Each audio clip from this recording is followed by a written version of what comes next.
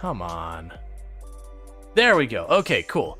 Alright, so sorry about that whole thing. I know it is a big distraction when all that happens, but it is what it is, that these things don't work very well, and they should work better.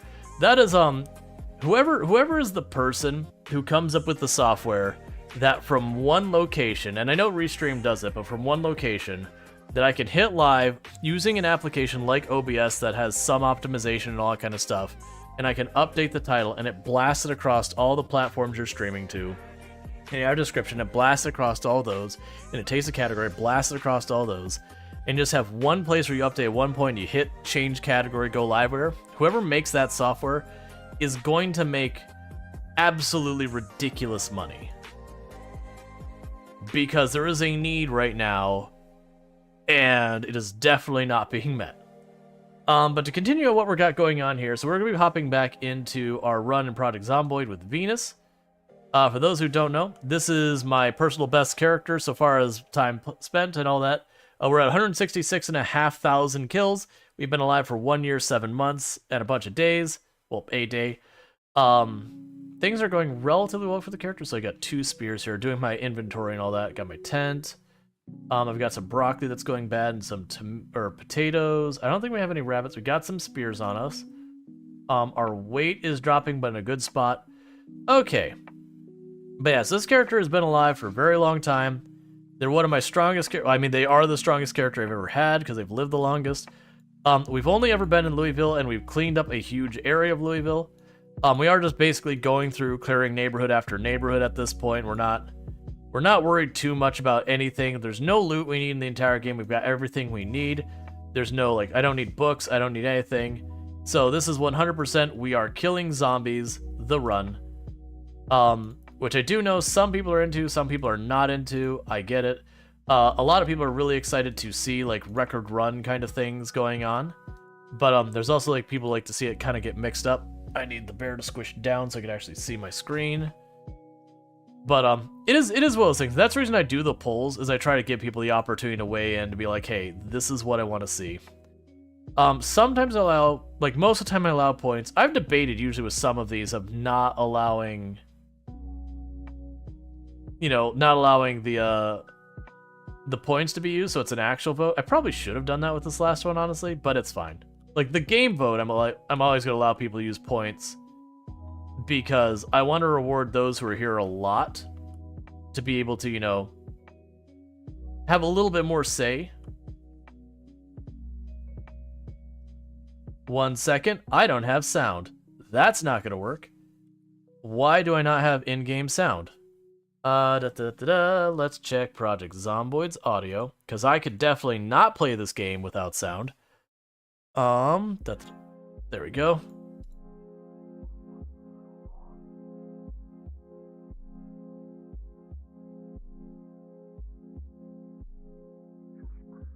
I think I had to reload the game real fast, so let's quit the desktop real fast and reopen the game.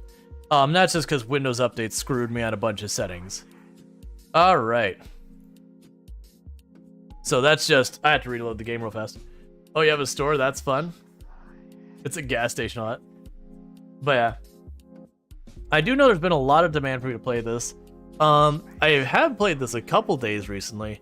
It is something that this is going to be a dip in the toe back into Project Zomboid. I do not want to bring this back in as like the main schedule thing until build 42. I burnt out real bad when I played this before. And as I mentioned, it's very difficult for me to pivot people who are into Project Zomboid to other games, because there's just no other game like it.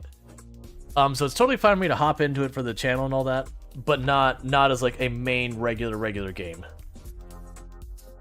It's hard, like, people into Project Zomboid, a lot of them are just into Project Zomboid. Not that they don't play any other games, but they watch Project Zomboid.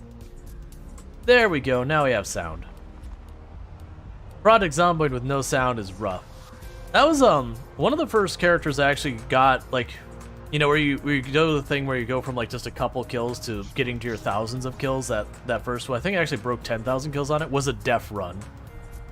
I don't think I will ever stream doing a def or a hard of hearing run again. Because playing Project Zomboid with no game sounds is really just bad for viewership. Because a lot of people like to lurk. And do you know what's not fun? A game you can't hear. It's really bad for viewing, especially lurking, when you can't hear the game at all. Because for those who've never messed with the deaf trait in this game, it literally is like going to the game sound and just like turning off your speakers. With the only exceptions of this sound plays, that sound plays, and there was one other sound. But like when you level up a skill, there's no sound. The zombies, no sound. Helicopters, no sound. Alarm, no sound. Cars, no sound. It's just silence and occasionally hearing as I open and close inventories.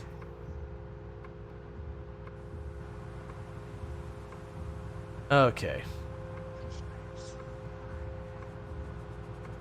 Alright, so we're going to be moving our way up here.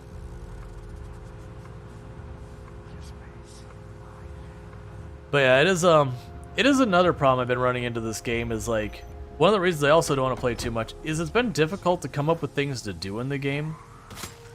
A lot of the people who keep playing the game, they're leaning heavily on the multiplayer side of it, or they're doing what I'm doing here, which is just make big number bigger. And that's kind of because we haven't had too much in the way of like mods or stuff that really changed gameplay, as interest in Project Zomboid on the large scale has kind of waned. There's not as many mod makers as there were before.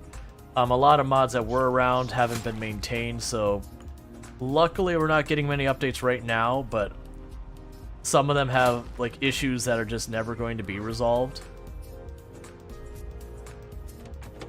And that's just kind of been the way it is for a long time. Kind of like how there was the NPC mod that existed in Build 40 that never got updated to Build 41. We have Hydrocraft never got updated, so as well as ones you can pull up, but it has lots of bugs and issues with it that don't really work with the Project Zomboid anymore. We're gonna see more and more and more of that as time goes on. And I do suspect personally that Build 42, while I expect it to like really pop off in the short term, I don't actually have much hope that the game will like be mainstream again anymore. Like honestly, Project Zomboid, how much it blew up in Build 41 was, one, the devs deserve it for the first thing. It's a great game. But it was kind of a good timing thing that a lot of the games that people were excited about coming out ended up, you know, delaying because of various reasons between like the pandemic and everything else.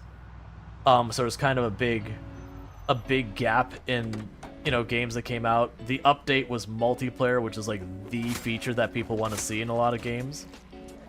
You know, even though I personally am not huge on multiplayer personally, like it doesn't mean that much to me. As far as feature goes, it is one of the most desirable features, you know, by people at large. So all of that kind of created a perfect storm for Project Zomboid to just really show up. I feel like without that, Project Zomboid would have been a very, very, very niche game you probably would have never heard of in, like, the big, wide world of things. Because I will say it is a niche game. That games that have permadeath that's punishing are a niche when it comes to what people play. Survival horror games are kind of a niche. Isometric games just in their entirety are kind of a niche. All of that means, like, the larger draw is less. But, all that said, like, it's a great game. I've got thousands of hours into it. If people ask me what's the best zombie survival game, I'll still say Project Zomboid. But, I don't know. I'm not trying to be pessimistic, I'm trying to be realistic that I think when the animals drop and all that, we'll see like a resurgence, but I feel like it'll be one of those ones that when a lot of solo games, when they have their big update, they're big for like a week, and then they just drop right back off. I have a feeling it's going to be closer to that than Build 41. Probably not that bad. I think it'll be mostly just the die-hard Project Zomboid fans will pop in and hang out for a little while. I do think it's a good update, by the way. That's coming. Like, crafting rework, that's been necessary. expanding the map, that'll be significant. I do think all of that is good stuff. I just don't think it changes the longevity of the game so much as like kind of giving it a fresh coat of paint.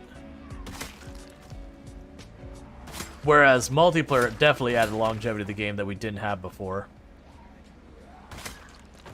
Well, not as much. Because by the nature of having multiplayer, there is effectively a chaos element of other players to keep things going.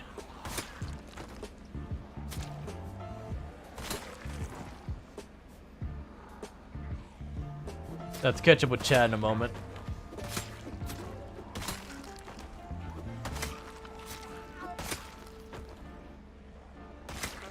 Okay.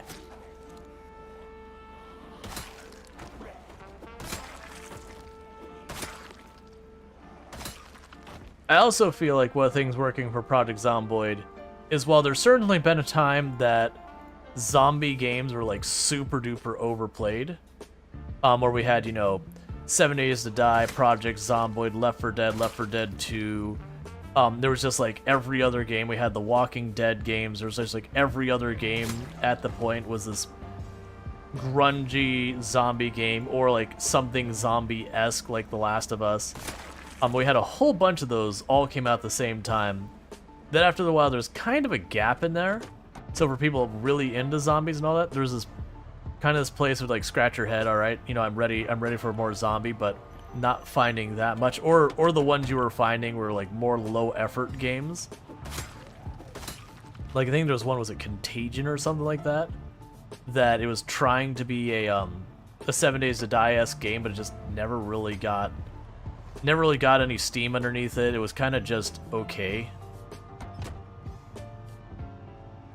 And then we had I forget what the name of it was. There was a game that's by a bunch of the people who worked on Left 4 Dead that they made a new game. And like it did okay, but it never really got the following like Left 4 Dead did. Like I wouldn't be surprised if we looked up the categories and Left 4 Dead 2 was outperforming it kind of thing.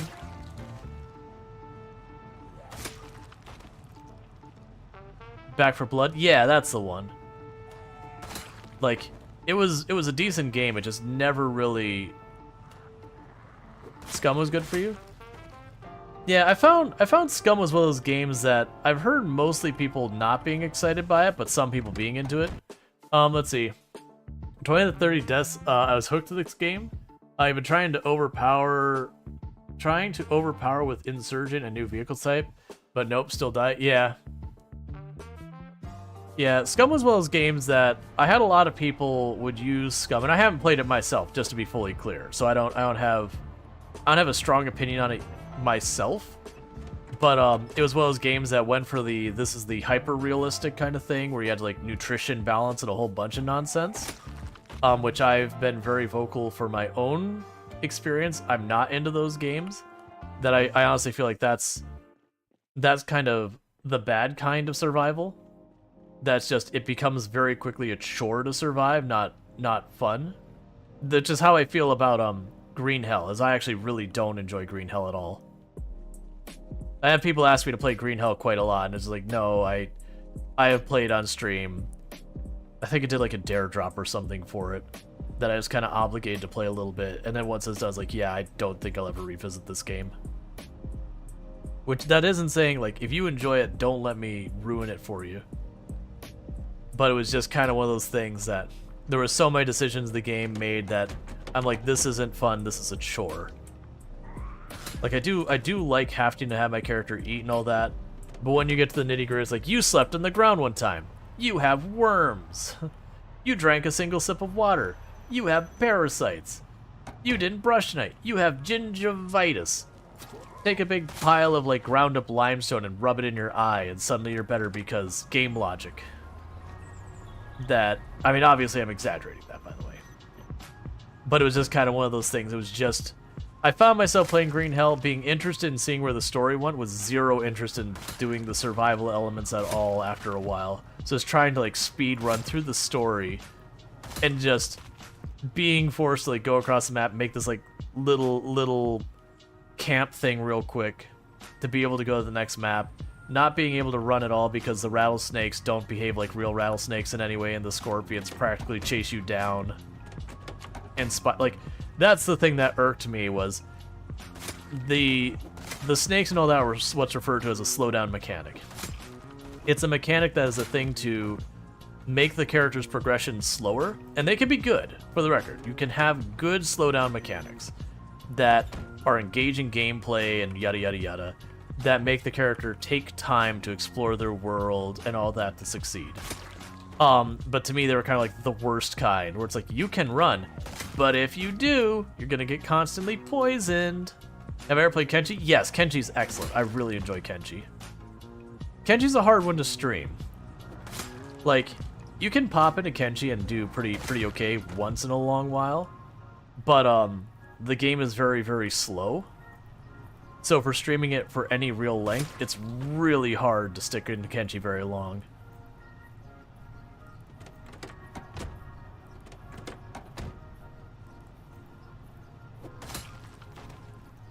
Yo, they make Kenshi 2? Yeah, they've had, Kenshi 2 has been in development for absolutely ever. They still post about it for a long time, but we haven't seen any significant progress there. Like, they're just like, yep, it's still under work. Here's a lot of things being reworked. Kenshi is an amazing game. It is a very, very janky game. A very janky game. But mostly the endearing kind of janky versus the I'm angry at this incredibly frustrating and broken game kind of janky. Have I played Space Haven? Yeah, I played Space Haven on the channel a couple of times. It's alright. My stance of Space Haven is that it needs more time to bake. It's like, it's on the right path, it just needs more time. It's not done yet. Let's see. And when they updated the centipedes in Green Hell, it was the worst. The orange are also terrible. You hear the complaint a lot, but you ran everywhere in Green Hell and you didn't have much trouble with snakes and scorpions. Yeah. You feel like the type of janky that, of course, become spaghetti. Oh yeah, like Kenji's the one where you go to sit down a corpse, and then your character like spikes them 30 feet in the air. Like those are the kind of the fun kind of jankies that, yes, technically on the very rare occasion can screw you, where you have a teammate you need to bandage real fast, so you pick them up and you run them away to go bandage them. And then you're going to put them down and you spike them to the moon, and now you got to go chase down the corpse while they're bleeding out. And that kind of stuff does happen, but not too often. The frustrating kind of janky it gets is its pathfinding is atrociously bad at times. Like, its pathfinding gets straight up awful at times. Where you'll be like, go from here to there, and you'll go scroll someplace else, and like, where's my person who's supposed to be rescuing this person? And you see they're just walking back and forth in the same path again and again. And you're like, oh my god, you're killing my people by doing this. Yeah, Kenji's the kind of gameplay you have 16 hours to make 30-minute YouTube video. Oh yeah, well, I'm probably even more than that. Kenshi is a really good game for YouTube for like an edited video. Kenshi is a really difficult game to stream. And I have streamed a playthrough that we did, a Tor solo run. That kind of nonsense. Kenji's also another game that's got a pretty strong modding community. I don't know how active it is nowadays, but they haven't made a major update other than like adding more languages to the game for years. So most of the mods are pretty okay. The big thing that's been a pain point is a lot of really popular mods went defunct, where they just weren't being maintained anymore. And so people have, taken over those mods and continued them, but failed to keep the balance of those mods. And just they start moving into mod pack kind of things, so you can't get the mods up to date on their own anymore. And that was a real big out for me, because they used to have all these mods that would add a bunch of extra factions to the game, because Kenji's one of those games that's clear they want to do way more and just didn't have time. So there's entire parts of the map that are basically barren of anything. So people made mods to fill in those areas. And it's a lot of those mods, went defunct, that the people stopped maintaining them for years. Because, they had played a bunch of Kenshi, they moved on, as you do. And as things changed and balance and other mods came in, they really needed to be cleaned up. And when they did, people just mod packed them in with a bunch of like cartoonishly overpowered weapons and all that. And it's really hard to discern what is and isn't a mod in the game. So even if you're trying to play without using all the cheesy overpowered weapons that people have added in through mods, you have to stop and be like, all right, let me pull up the wiki and see if this is actually like a unique, powerful weapon that is in the game by default, or it's just a regular mod weapon where the person claims it's entirely balanced and they're absolutely full of garbage. It just is what it is. But yeah, no, it is definitely a game. I feel like to a certain degree, Oxygen Not Included can fall in that same camp as well, where early game Oxygen Not Included is very good to stream and all that. That can be perfectly fine. Mid game Oxygen Not Included is not too bad to stream. But the moment you get into late game Oxygen Not Included, where you spend like the entire stream to partly set up like a nuclear reactor or something, it's way harder to make that work. And you can make it work. But it's basically the game almost not participating in the stream and you just carrying it with your own conversation and all that kind of stuff. There's a lot of games, and a lot of simulation and tycoon games do fall into that category. Well, more tycoon city builders, those that there's lots of downtime in those games, and even RimWorld can get pretty bad about it at times too. That there's lots of downtime that you have to come up with like lots of, not filler content, but you have to like really fill in the conversation just to stream it, because there's a whole lot of nothing going on in the game. That's actually one of the reasons why simulation works well, is because at all times you're doing something actively to progress stuff, even if it takes forever to get anything done. So like Truck Simulator, for example, you're driving around and you're avoiding cars and stuff, so there's always something happening. You're always actively participating in the game, even if you are literally just driving down the road. Same with Farm Sim. Like, yes, you could spend literally hours just plowing fields and whatever. And so as far as like large-scale progression, you're not seeing very much happen, which kind of is one of its charms, is watching the map slowly change as the person works on it.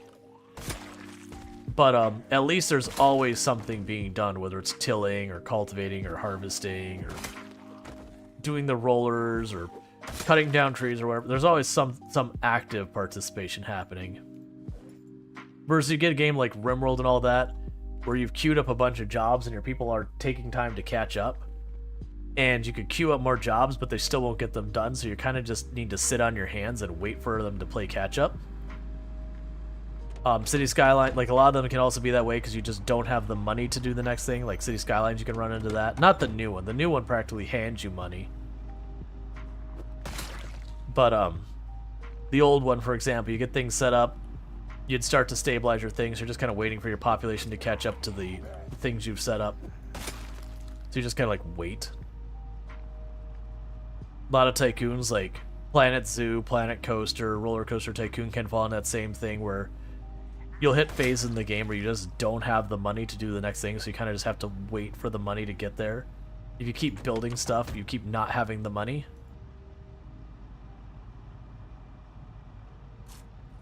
You put all City Skylines on medium and lower, it runs flawlessly now? Yeah, so for performance-wise, mine did fine. I never had any frame rate problems or anything like that. My issue is just full-on crash, the whole game dumping to desktop. And from what I honestly haven't been doing much research on it myself. I just don't have the time to troubleshoot every other game that has a bug for me, nor do I really want to. But from what people have been saying, there is like a known issue that they haven't quite pinned down. That's something to do with when the game is saving, that the game can like hard crash. So by having autosave on, I'm experiencing more crashes, but you know, because my game hard crashes, I kind of need to have autosave on so I don't lose as much progress. That they just haven't gotten it solved. Like something happens with the save, and the whole game just utterly dumps you to like rebooting your computer kind of issue. Because at first I thought it was overheating or a power supply issue, and I was able to verify, I have a tester, that the voltages and all that were right on the power supply. So I felt pretty confident about that. And then I also have, like, I went and I was watching the temperatures, And I definitely had it where it hard crashed where the temperatures were way, like, not even remotely bad. Like, they weren't even on, like, the warm side. They're just, like, okay. So I'm pretty confident it's not an overheating issue. I mean, I've already tried updating the drivers and all the usual suspects. Reseating cables, yada, yada, yada. But, supposedly they just have an issue right now that something about when it tries to save, sometimes it just straight up hard crashes the whole computer kind of thing, and I can't afford to stream with that. And I'm very happy for those who don't have that issue, because no one should have that issue. But it's been a real bummer because I was really enjoying those streams and they're doing pretty good until the hard crashes would start happening, and then people understandably would get left behind by the hard crash, or just dealing with having the stream, like having to refresh it every like 2 hours. You know, they go on and do other things, which is totally understandable. People leave when you're having technical issues because they want to see the game and they're not getting to see the game.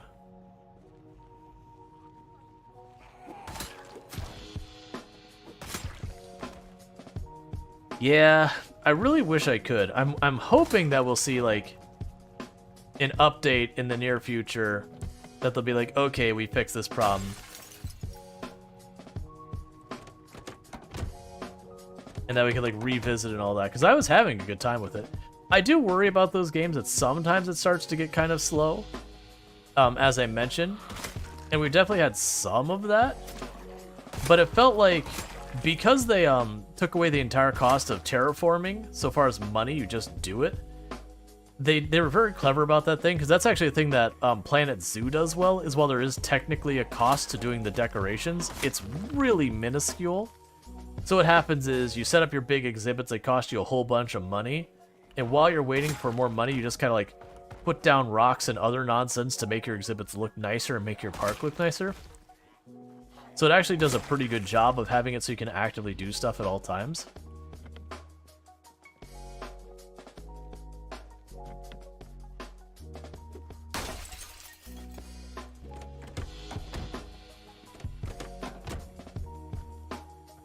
But because of that, we were able to sit there, and when it'd be short on money kind of waiting, I could sit there and like make ledges and all that to continue working on the stuff and all that. So there's still something active, because there's a lot of games, especially in the Tycoon area, that it's you stabilize your thing and then you fast forward the game for like the next 2 months while you wait for your money to recover, and then you do like 1 or 2 things and you fast forward the game to, you know, get enough money for the next thing. There's no real better way of handling it.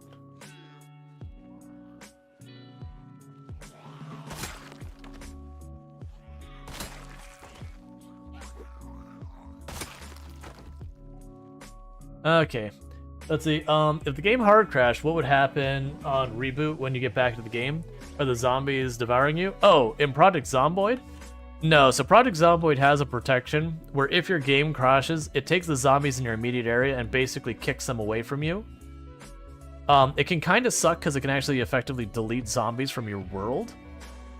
So technically, if you find yourself cornered, you could in theory have the option of, you know, just like deliberately crashing out the game. But I don't know. It is one of those things you also have to be careful, because the world, like where how it's changed in that, saves separately from how your character does. So you're gonna go into like weird situations where you hard crash and then you end up back someplace else in your map at a different time of day kind of thing. And it can do some really funky stuff.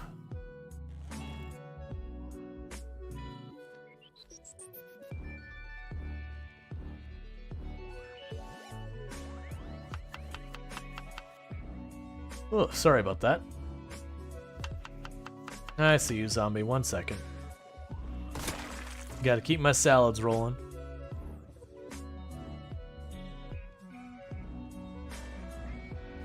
That street was just a dead end, so I didn't really want to bother moving the truck up and down it.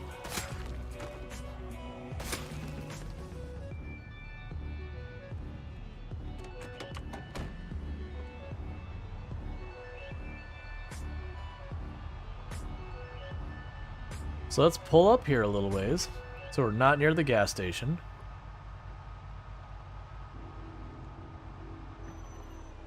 Oh, there's a tall fence around that.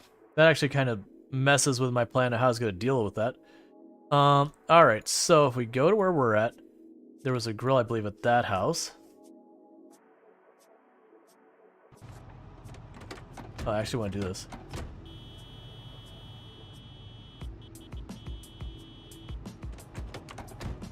Because my plan had been to just circle around the park and honk the horn to draw the zombies out. But if it has a tall fence like that, I can't do that because they can't get past the fence. Which is going to be an issue later. But that'll be an issue, like, once I've cleared out the area a whole bunch, what I'll probably do is just ignore the park itself until most of Louisville is clear, if we ever get that far. And just let helicopters and me driving around to that slowly draw some of the zombies out. And then once we start to, like, actually clear the area, we'll see what we run into so far as, why did you lunge that late? Okay. But, we'll see if we can't... sorry. Focusing on zombies. See if we can't, you know, draw everything out. Then we'll try driving around and see if, like, there's any navigatable part of the park anymore. Because I think those roads of the park are gravel and all that. They will actually have trees in them. I don't know for a fact because I haven't tried to drive through Louisville's park, you know, a year into the game or anything like that before. It's just not been a thing I've had a need for. It does seem like it'll be a place that'll be totally sketch.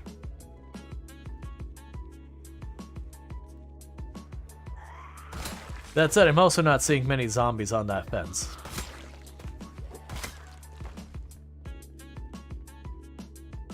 Alright. That said, it's not you can never come back with problems. There used to be an issue that, you know, supposedly is fixed, but they've supposedly fixed it multiple times, and sometimes it comes back and sometimes it doesn't. That when you're playing the game and they do a map update, that the zombies indoors all respawn. And I've absolutely had that almost get me killed more than once. But like I said, sometimes it happens and sometimes it doesn't. It's supposed to be fixed. But they had fixed it, you know, quote unquote fixed it one time, and then the next update it did again. And then supposedly it was fixed for real, and I haven't had it since that. But I've also learned to not trust it. So one of the things I will do is anytime there's an update to the game, I'll usually back up my saves, just in case I get BS killed in that way. Because that isn't, you know, player skill or whatever problem. Did you get level 10 spears? No, if I did, I would never use the spear again.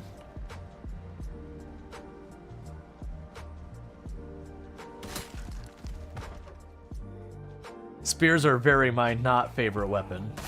They're absolutely my least favorite weapon. Like, there's no contest about it.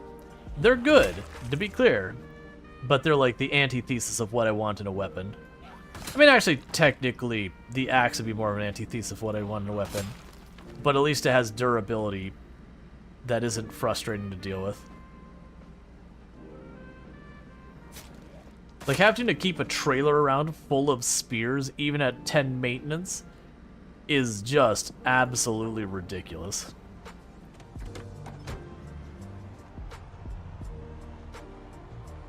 And I think it's fair, for the record. I don't think it's an unreasonable thing for the game to do, but it's just that the weakness of the spear is one I don't like dealing with.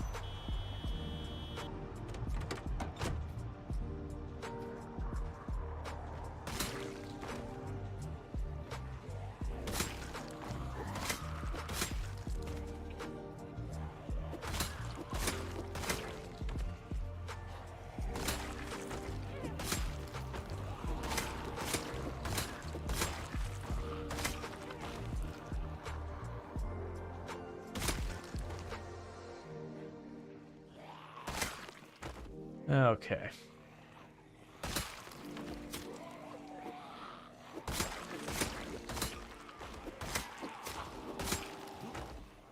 Oh yeah, we were right about to hit Strength 10 and Fitness 9. That's right. Like, that'll probably happen this in-game day, not even... Yep, there's Fitness 9. I was like, oh yeah, we were like right there at the end of stream. The last time we played. So yeah, it's Fitness 9, only one more point left in Fitness. For the record, we'll probably never get that. Because for all the work it took me to get to Fitness 9, it's almost that much, again, to hit Fitness 10.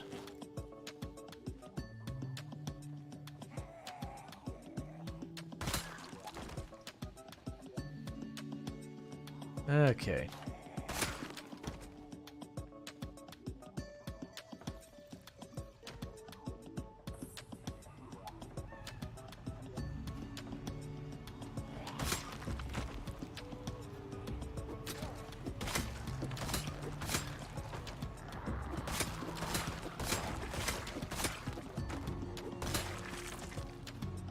All right.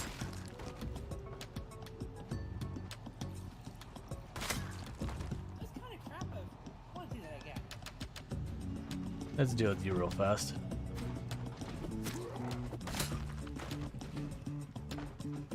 Just so you don't, like, de-aggro from the door and then end up coming up behind me or something. The front door there is getting hit by, I think, 2 or 3 zombies. I'll break it pretty soon.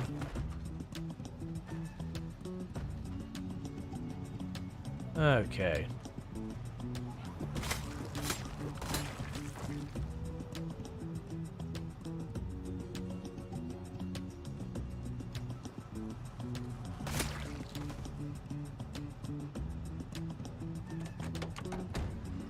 Alright, yeah, so if we look at our actual skills here, just catch people up. So we're at Fitness 9, we just hit that.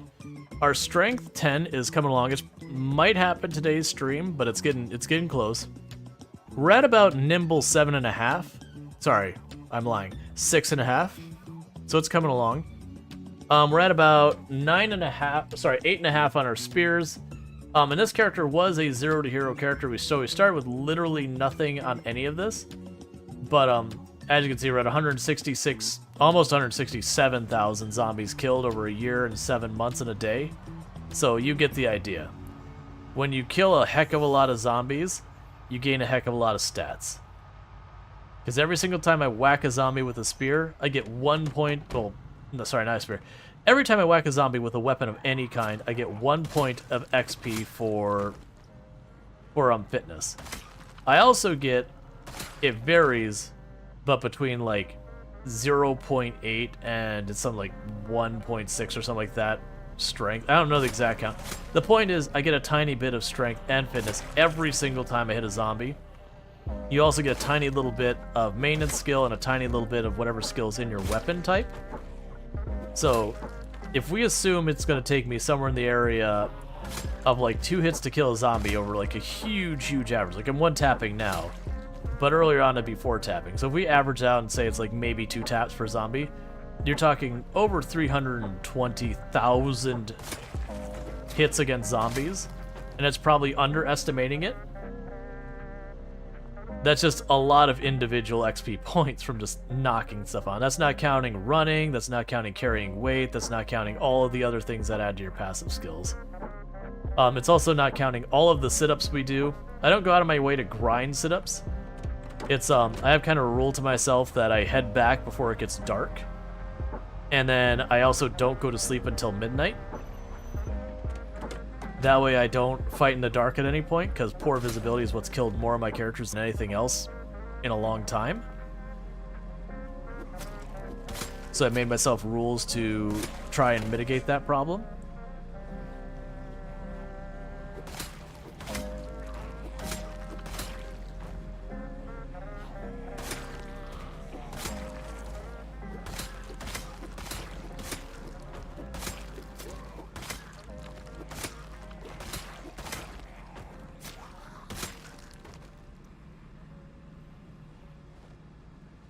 Okay.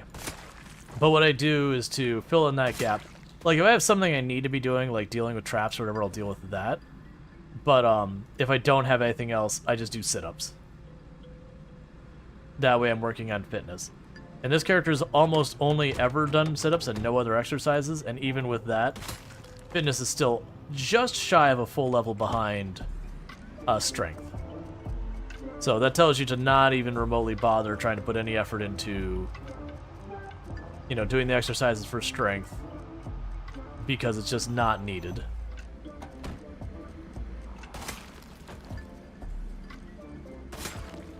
Your strength will get there. Your strength just has more stuff that passively builds it up than fitness does. You walk around with a nearly full inventory, I think it's like 70% or something cut off. You're gaining strength passively very slowly just for walking around.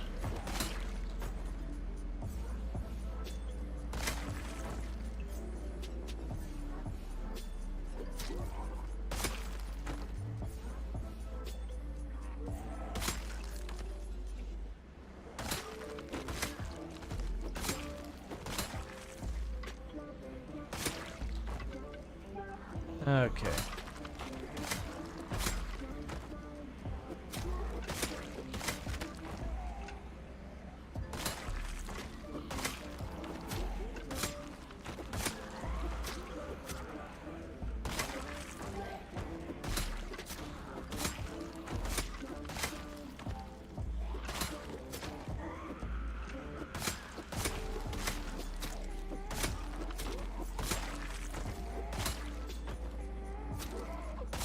Okay. Got a pretty steady movement of zombies here.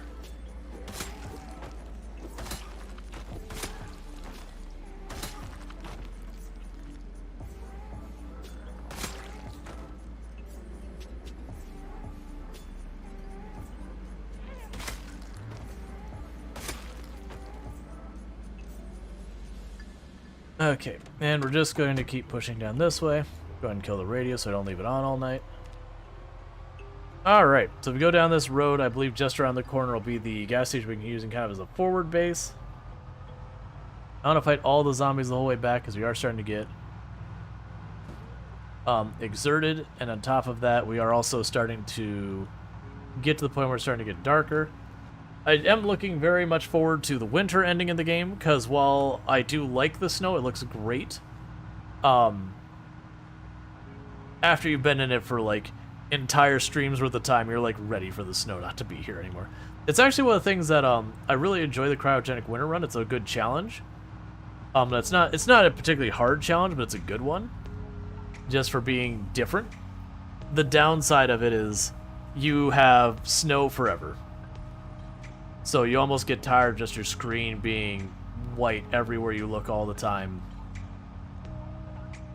So it's good to like pop in for a while, and then you're like, okay, I'm ready for it to be green again.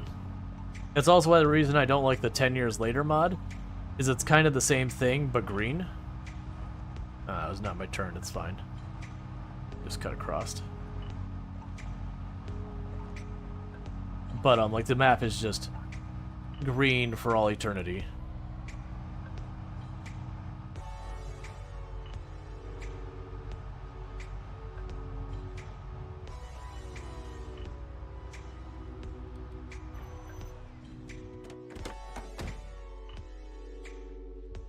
Alright, make sure we don't see any zombies nearby.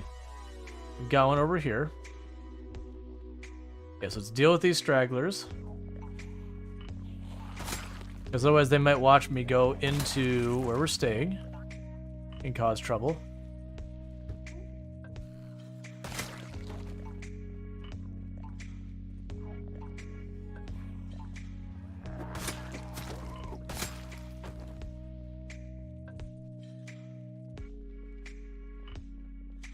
Okay, we should be all clear. Well, there's not like, oh, there's a zombie right here. Can we get through the fence so I don't have to walk around? Thank you. Thank you.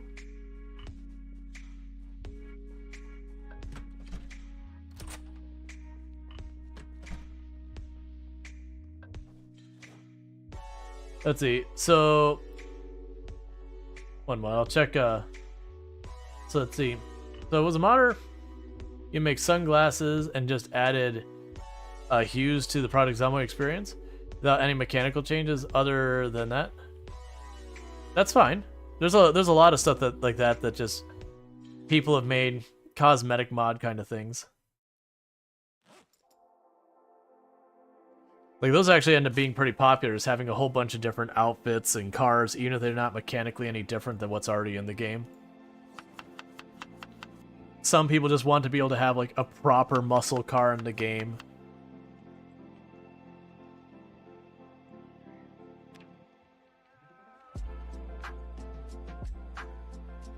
Okay.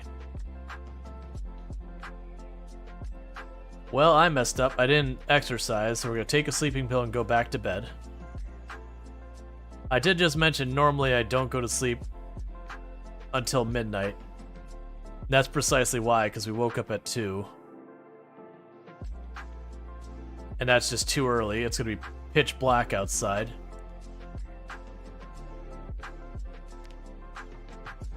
Alright, so we just took a sleeping pill and went right back to bed.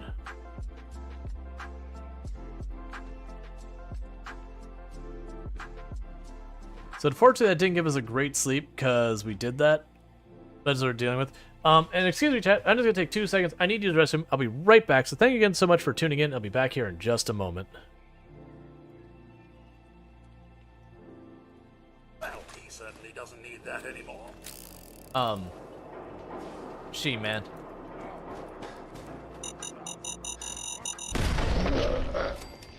Nicely done.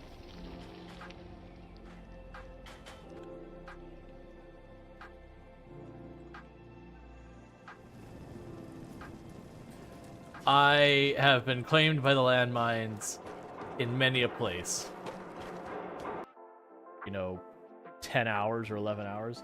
That would have been hundreds of dollars of water. Sentient Cookie says, I heard Steve and was like, what? About calling me? I think you need to tweak the camera a little. Oh, yeah, no, it's the cable. I need to adjust this. Because what happens is, I like this camera, it's the I don't remember the name of the camera. Something has happened in our world. Something is really bad in our world. Oh no. What has happened here?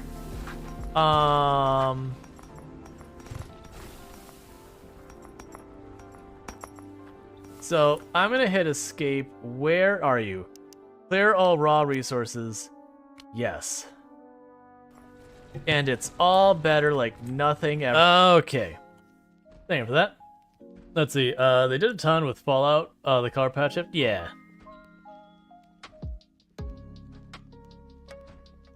We have zombies at the back door.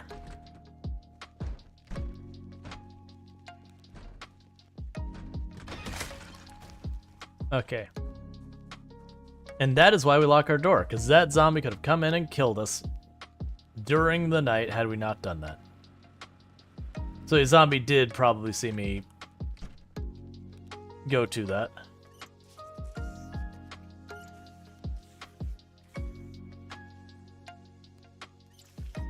Alright, the sink is empty, so now we turn to the toilet. Generator's fine, and top you off.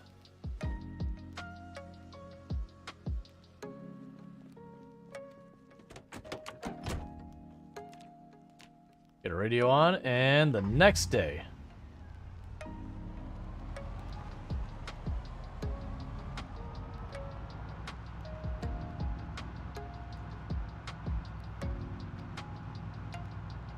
All right. And little by little, we clear the town. As you can just notice, like, it's fascinating at this phase. We kind of just go to the next rally group, kill them where they are, and then move on to the next place, and just do that again and again. Versus like letting them all bunch up, we just basically actively hunt them where they stand.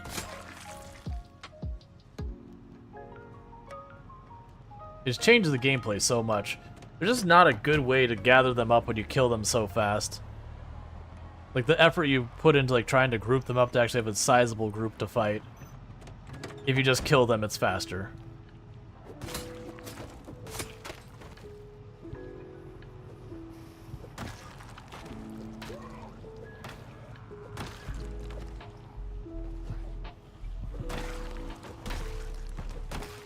We got 2. prime a set of spears.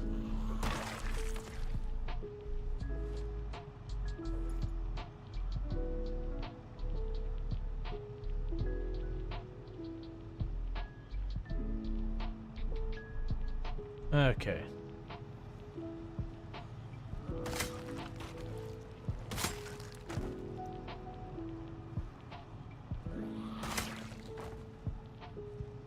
I do kind of wonder if I just drove up the coast, what we would find. You know what? Let's run back to the gas station and turn off the generator while we're not going to be there. Because I'm kind of wondering if what I might do is just switch where we're fighting in Louisville. Just to kind of mix it up a little bit, because we've been on this east side of Louisville for a long time, because that's what we had voted to work on, was to work our way up the east side of Louisville the last time we had focused on that. And it's just kind of one of those things that it takes so long for all these things. Oh hey, that was a zombie trying to stay still and get me. I hate it when they do that, because it's actually been effective on me a number of times.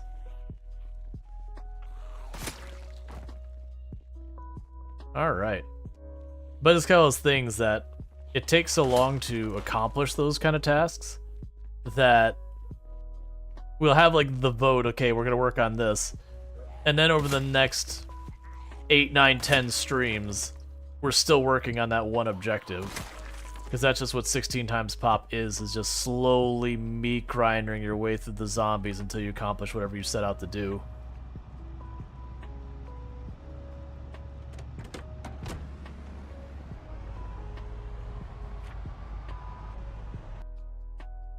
Because I could see going back to like messing with this run up this side here. Because we've been just clearing up this area, and we're ultimately going to have to switch to the other side anyways. I feel like we're thinning this area out, so maybe we keep the focus just to get that. Because I don't know where the grid is so far as I feel like this is a cell, that is a cell, this might be a cell, this might be a cell. It's kind of hard to tell without actually having like the map of where the cells are.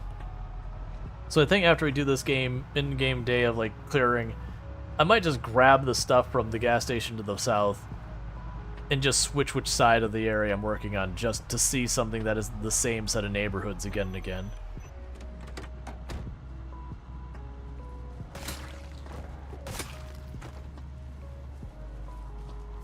Plus the river provides a hard border. So, like, as I clear the zombies out there, I never have to worry about zombies wandering in from Riverside, because, you know, they can't swim.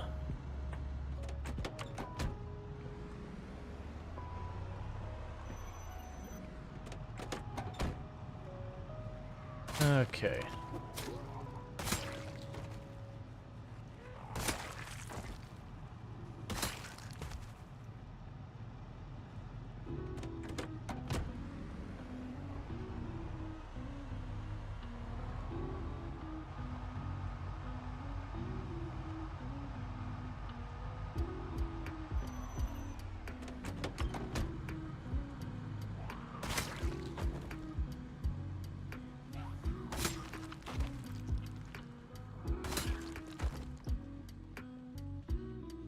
All right.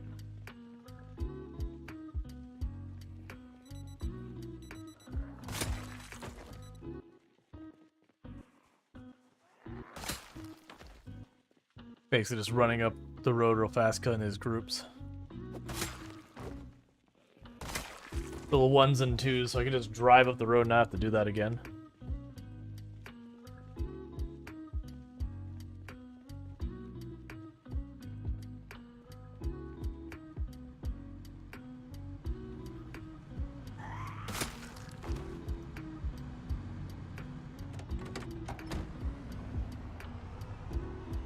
I also don't know, like, if I wanted to go to a different location just to explore a little bit. There's really not a place to go.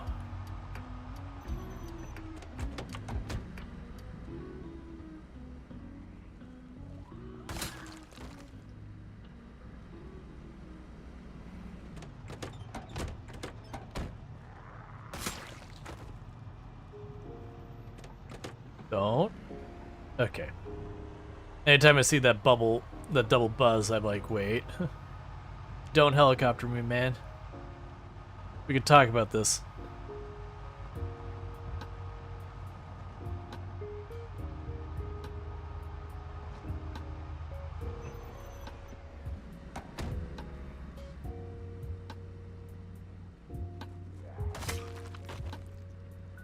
Part of me, and this is not a good idea, part of me just wants to, like, not even push carefully, just, like, run the vehicle up the west coast by the river. See how far back I can get there and actually fight from it. Not like full-on suicide the character kind of thing, not like that level of risk. But definitely push farther back and see if I can start situating in like the top northwest corner and push out from that location. One, to give me some bigger groups of zombies to actually go after, to keep it interesting. And then two, because again, then I have two different fronts the zombies can't come from. Like the Bat Warehouse. Yeah, I'm not talking about like the specific buildings, just trying to go like all the way northwest. I actually don't remember where the Bat Warehouse is, it's been so long. But just go up there, get like proper groups of zombies to fight. Kind of have a place I'm like pushing into more. This because of how long it takes for everything going on, how fast we kill, it doesn't have the same combat feeling that I'm used to where you're pushing through the big groups. It's just kind of like killing 1s and 2s and 3s and 4s and 5s, which is fine. Strategically, it's the right decision. I don't know. It needs to spice it up a little. So I think that's what we're gonna do is grab a bunch of the potatoes, shut down the generator, run over there real fast. I say real fast. Run over there like the next in-game day, like see how far we can push up where we're like not pushing into where we're going, oh, this is just too dense. Hop out, let the truck run to just draw the zombies into one giant mob and start clearing it out over a couple of in-game days and try and just push into the back corner. Who knows? We might go out there and see it's just the zombies are so thick there we go, hang on, we can't do this. And just not bother. It is a completely an unnecessary risk that does put the character in danger. But I don't know. This just grinding the zombies where I kill them as fast as they show up and then move the car and then do it again. I wanna do something to mix this up. Keep it fresh and interesting for myself.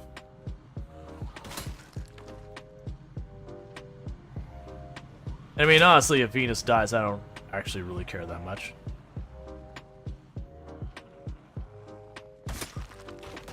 Like, the only reason I still play her is kind of make big number bigger. That's basically it.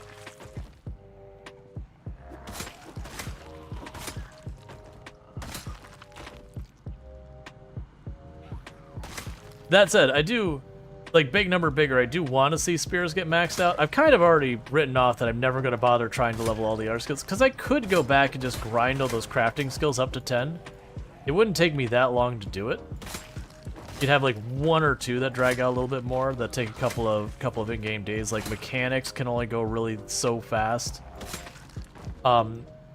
First aid wouldn't be too bad. I would definitely not want to fight while I'm working on my first aid skill, because just the way you do it is you end up like just mutilating your feet again and again and bandaging them again and again until you're at 10 first aid. What skills did I even work on? Yeah, so we're already working on trapping. Like, that's the thing. I feel no desire to put effort into farming, trapping, fishing, or foraging. And the reason for that is just continuing to live. Those will all level. Electrical is incredibly painful to level, but does passively happen repairing the generators. Realistically, to max it out, I am just going to have to sit there and just go house to house to house, taking apart everything, and it's going to take an eternity. It's one of the worst skills to train.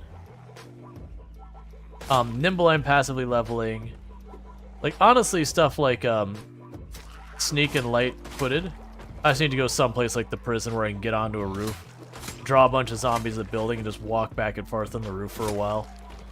That's actually where we got the points we do have, is we did end up in that situation at one point where like, oh, this is just a good place to grind this, so I got what levels we had, was like 5 or 6, all in like one or 2 in-game. I think it's just like 1 in-game day, just walking back and forth, like low effort.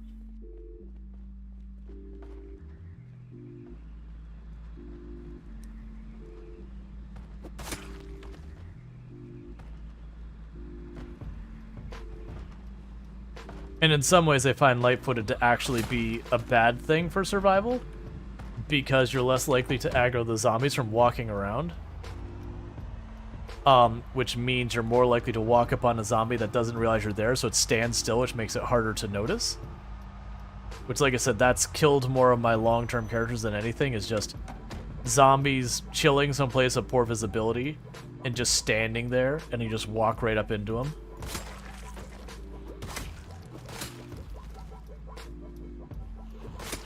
Sneak only matters when you're sneaking, so I don't really care about that one or the other.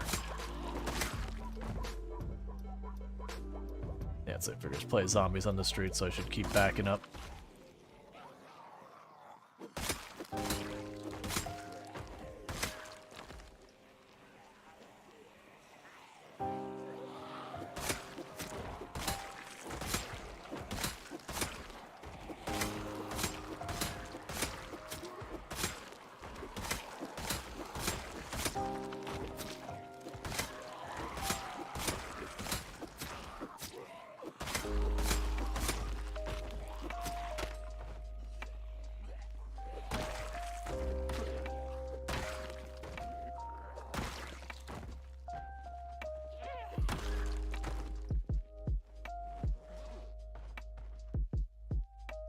And juggle the spears again.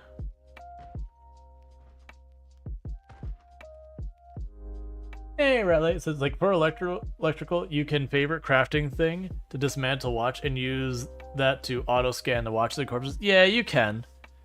It's still super tedious. I'm not too worried about it. There's way more than enough materials in the world that even if I just walked in... Like, 'cause there's some places you can go that have just bunches and bunches of TVs and all that. You can get pretty okay stuff. There's places where you can find a bunch of phone booths that are pretty okay. So you can just literally run around through the towns and do that. It's just so monotonous to go every single house. Okay, let me take apart all their radios and televisions and... Okay, we've got this house sorted. Go to the next house, repeat the process.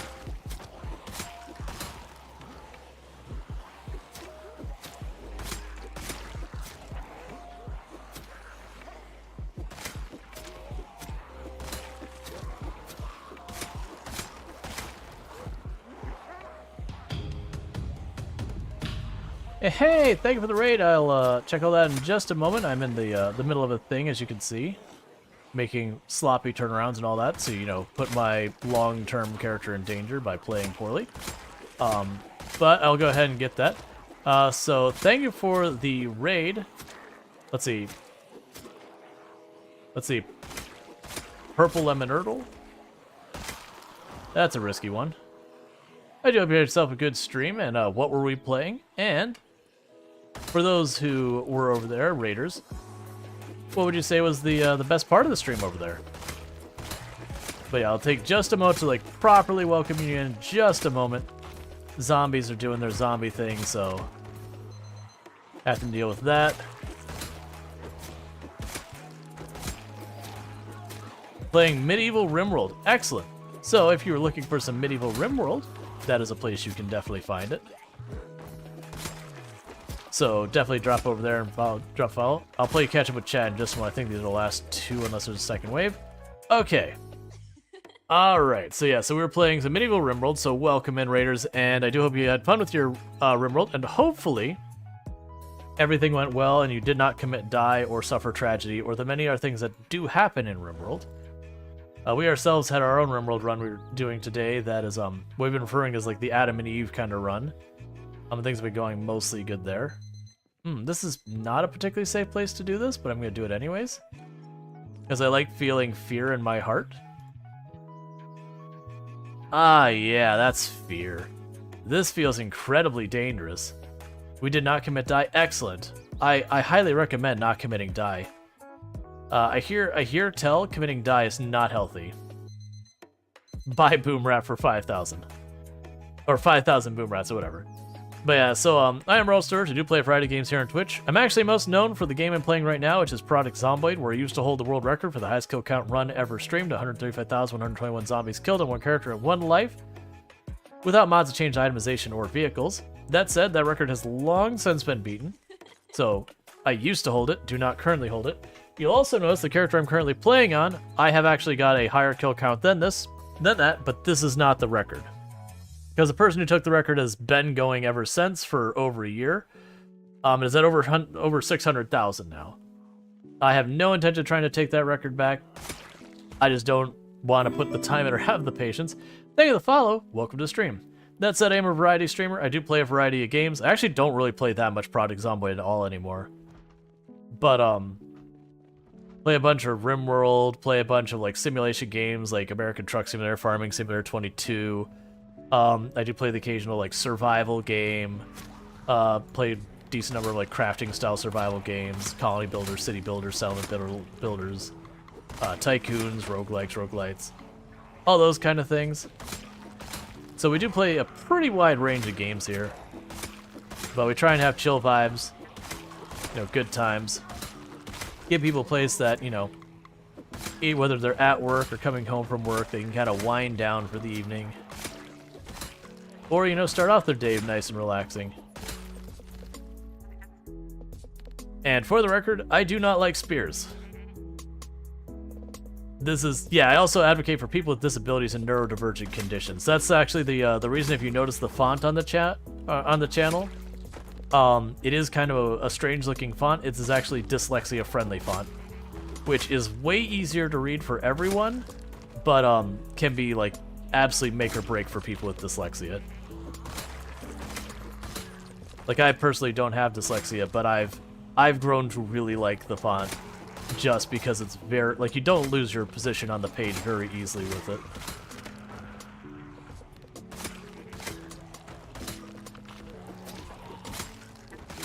And you might be wondering, is like, what is this maniac, and why is their character able to just walk absolutely through all of these zombies without having to stop at all? That's because while this character did start what's referred to as 0 to hero, which means, for me at least, this screen starts completely empty, 0 strength, 0 fitness, and everything. After 167,000 zombie kills, you get pretty jacked. You get pretty swole. So in our combat skills, literally the only combat skill I have not maxed out is spears. So where I mentioned I don't like spears, the only reason I'm using it, it's all I have left to level as far as my weapons go. Everything else is maxed out.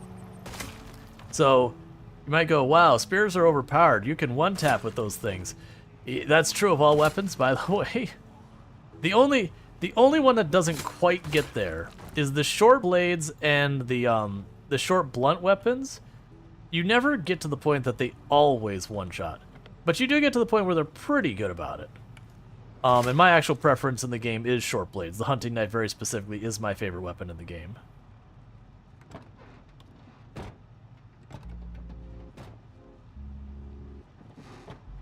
And I actually don't really care about loot, but there is a Guerrilla Radio magazine that's very rare. There's actually 3 of them, and I've already found 2 of them in this run.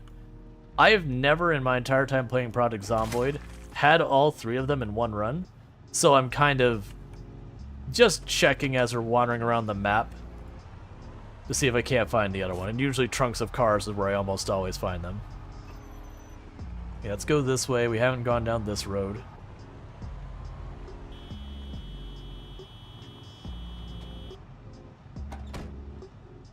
Okay. So basically just drive the really loud car past all the zombies in an area I haven't cleared, make a bunch of noise, all the zombies in the neighborhood come out to play, and then we kill them all. And then we move on to the next neighborhood.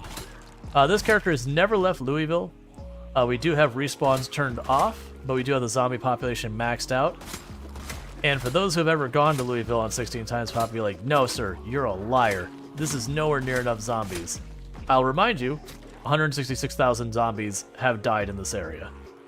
So I'm about 1/3-ish, if we're being a little bit generous, through just the one city.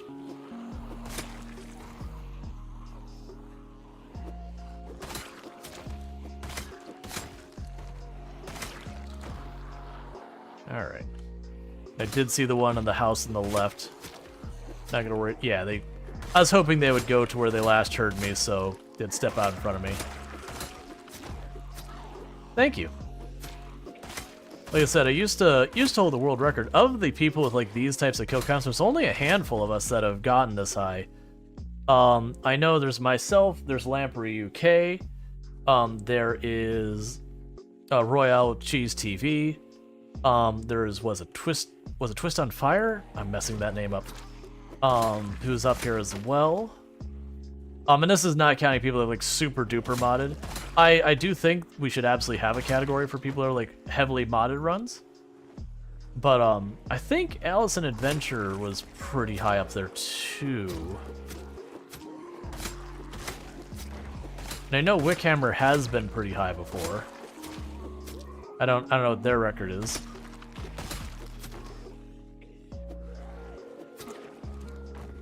Alright, you have yourself a good lurk, and thank you again for the raid. And I do hope you have yourself a good... I think you said you're stretching. Sorry, I'll have to wait till the zombies are dead to get myself enough time to properly catch up with chat. You gotta lurk, food... Yeah, absolutely, do your self-care. Strice the Mage says, if you were to go at it for 12 hours a day, every day, how long do you think it'd take you to completely clear Louisville? To give you an idea... If we can just do the math real fast, so we're not going to count like any of the downtime, like me talking to you like right now would be downtime from the game. Just the in-game timer. A day takes about it takes about 30 to 45 minutes in actual playtime. The day length is 1 hour, but you fast forward and sleep through part of it. So take the amount of zombies we killed is about roughly 1/3 of the population of Louisville. It's slightly shy of that. And so take that 1 year, 7 months, 2 days, multiply that by 3, and then multiply that by 30 to 45 minutes. And you'll get a pretty dang close estimate. Now, technically, it'll be more than that for 2 reasons, which one of those reasons is, as I said, it is slightly less than 1/3 of the population here. Just a little bit less than that. But the other reason is as I get closer to clearing the city, it becomes harder and harder to find the remaining zombies because... You know, I've cleared all the dense populated areas, and now I'm just looking for, like, the scraps of zombies here and there.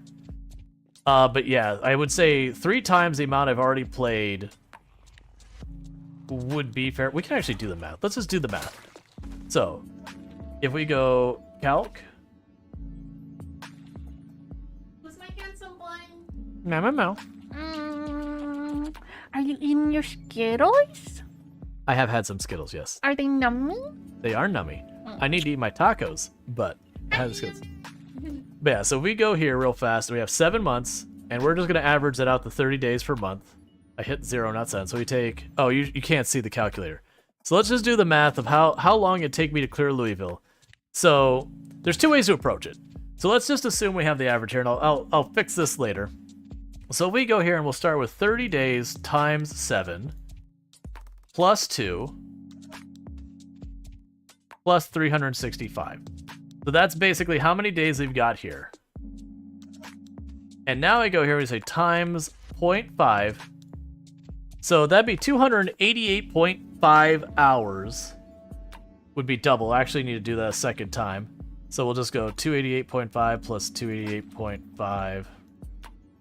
So we're talking to clear Louisville from the very beginning would be somewhere in the ballpark of the low estimate being 865.5 in-game hours to clear Louisville on these settings. And that's the low. It could be if we switch from 30 minutes to 0.45 to 45, so 50% higher.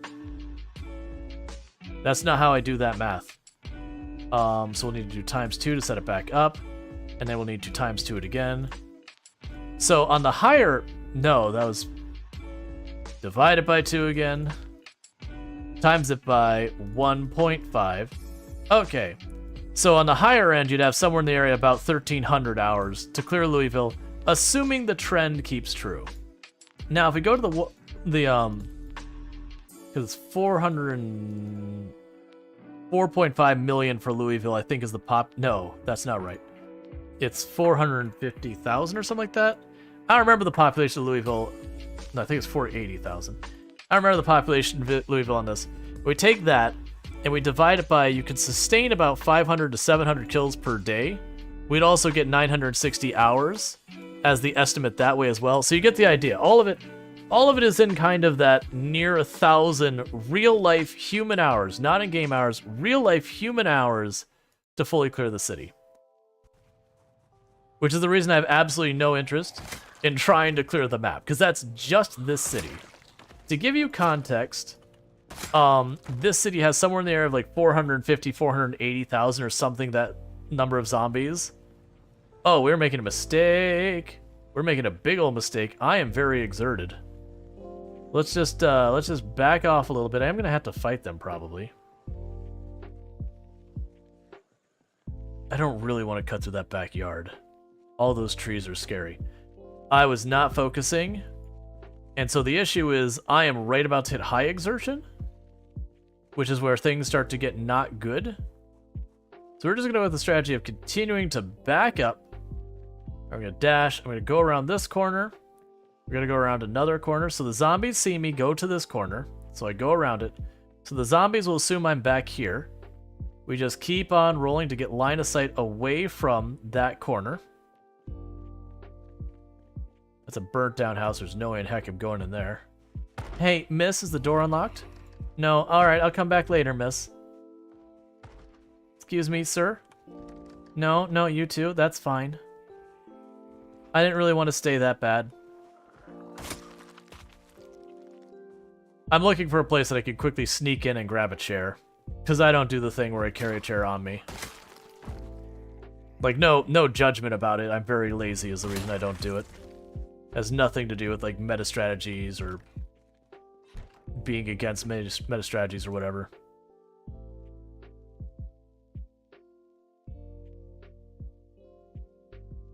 Okay. Do we have an emergency chair down? No, not here. We've been killing stuff so fast that I haven't had much use in taking the time to put down the chairs. It was just in that specific case I wasn't keeping a close eye on my endurance because I was doing math, and math is hard.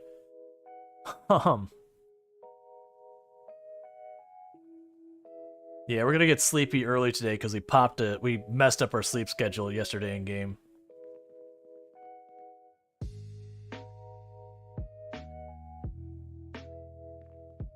I don't actually care that much.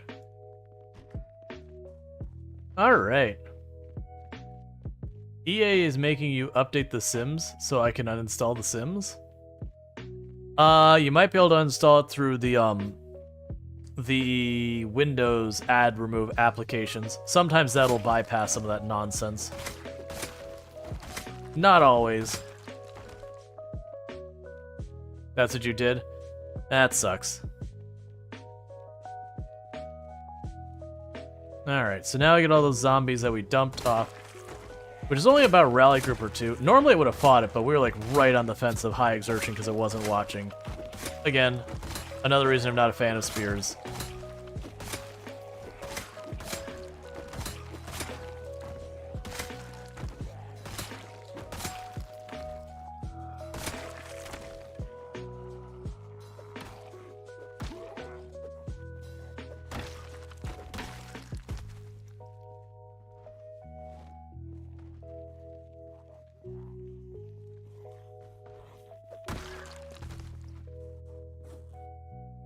Okay. And we're almost out of spears. So reminder, I started the in-game day with, what was it, like 12 spears on us?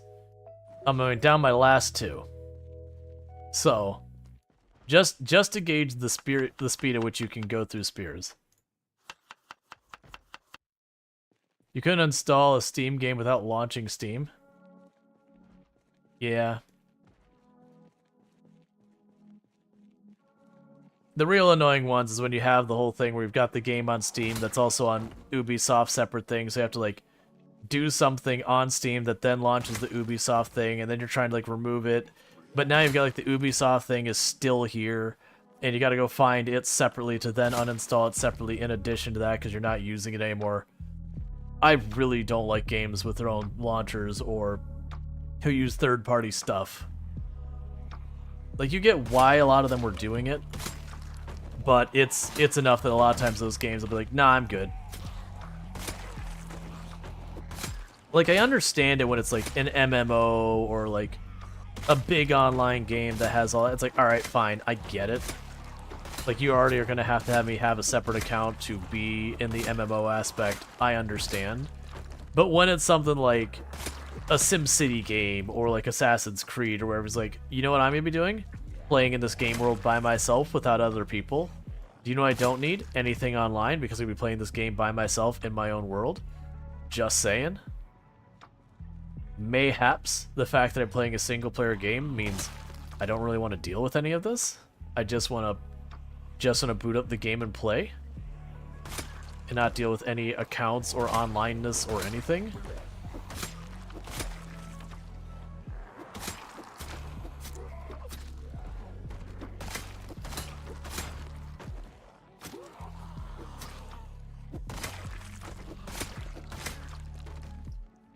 I saw one more. There's one up there. Alright, let's go tuck over here. There's a chair right there. Let's go get ourselves a strategic chair.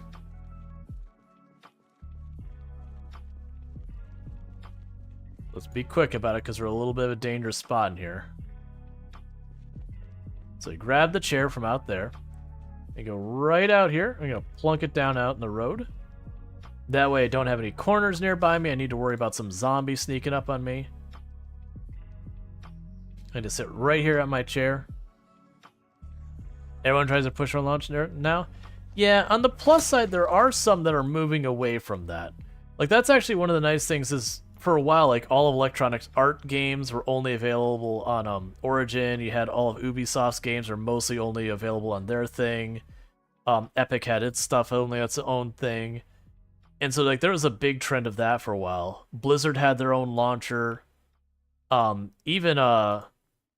Bethesda had their own launcher, like for Fallout 76. I honestly think that's one of the things that also just added on to the things that made people unhappy about Fallout 76 was the fact that it was one of the first games that required the Bethesda launcher as a non-optional thing. Whereas I think the only other one was Elder Scrolls Online, which again, MMO, people are a bit more forgiving about that kind of stuff because you understand you're going to have an account.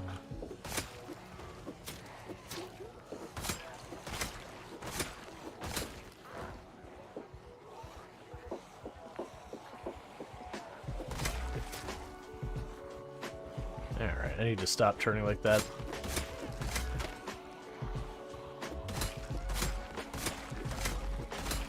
But, there has been a trend where, like, Electronic Arts started bringing all their stuff back onto Steam itself. Ubisoft started bringing their stuff back onto Steam itself. Bethesda started bringing their stuff back onto Steam itself. That people got so tired of it that they're pushing back. Like, Epic is still doing it, because that Epic's goal is they're trying... Hey, look, a katana.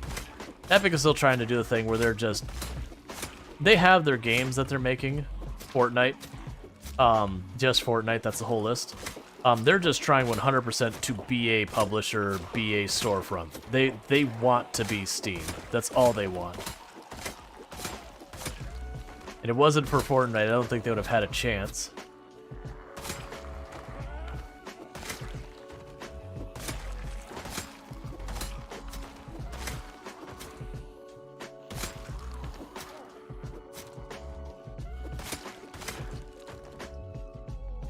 Alright, where'd that katana go?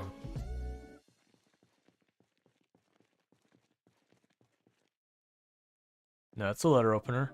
The katanas are usually really easy to spot. There it is. Yeah, the katanas stand out really well most of the time.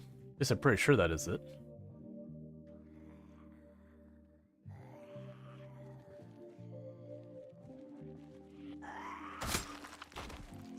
Alright, I'll catch up with Chad in a moment. Just trying to find this katana before we get too far.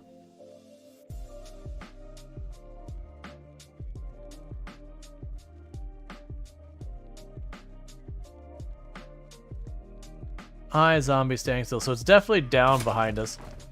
Let's recoup our endurance and let's go find that katana. Alright, let's see. I don't think that's fair. I'm hugely anti-Epic Store, but they own Unreal Engine. That's impressive. It's owned their dev teams. Yeah. But it's like the thing as, they own Unreal Engine, but as far as like games that Epic is coming out with itself, that you know, like Epic is coming out with like new games. Like Epic in the past absolutely made tons and tons of games, like Unreal and all that.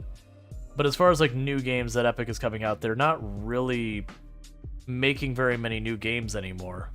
But that's true of Valve as well. Like how often do you see Valve pop out with a proper first-party Valve title? Like the storefront is just more lucrative for them than making their own games. Because we had like, what was it, the Half-Life X, was it Half-Life Alyx or whatever it was? The VR one was the last one I can think they came out with. And that was after like years of nothing.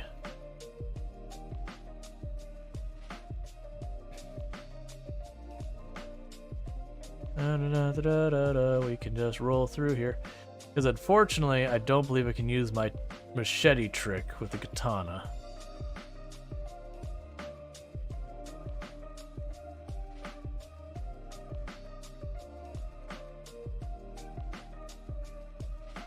Like, normally what I'll do is I'll take the time as when I have one of the katana. There it is. Now with the katana, what I'll do is I'll step off to the side to get it out of the pack so it's easier to find. But so you haven't checked it in a while, but when you looked earlier, I think looked DLC or one of their free games. Didn't have a shopping cart at all. If you wanted to buy the game and all DLCs for it, you had to be 4 different individuals versus... Yeah, no. Like, Epic Store has a whole bunch of pain points. Yeah, Steam is kind of... Steam's kind of printing money with their virtual items in the Steam market. Yep. Oh yeah, no. Steam is like super lucrative with the way they handle their store and all that. There's a reason why Valve puts all of its efforts there.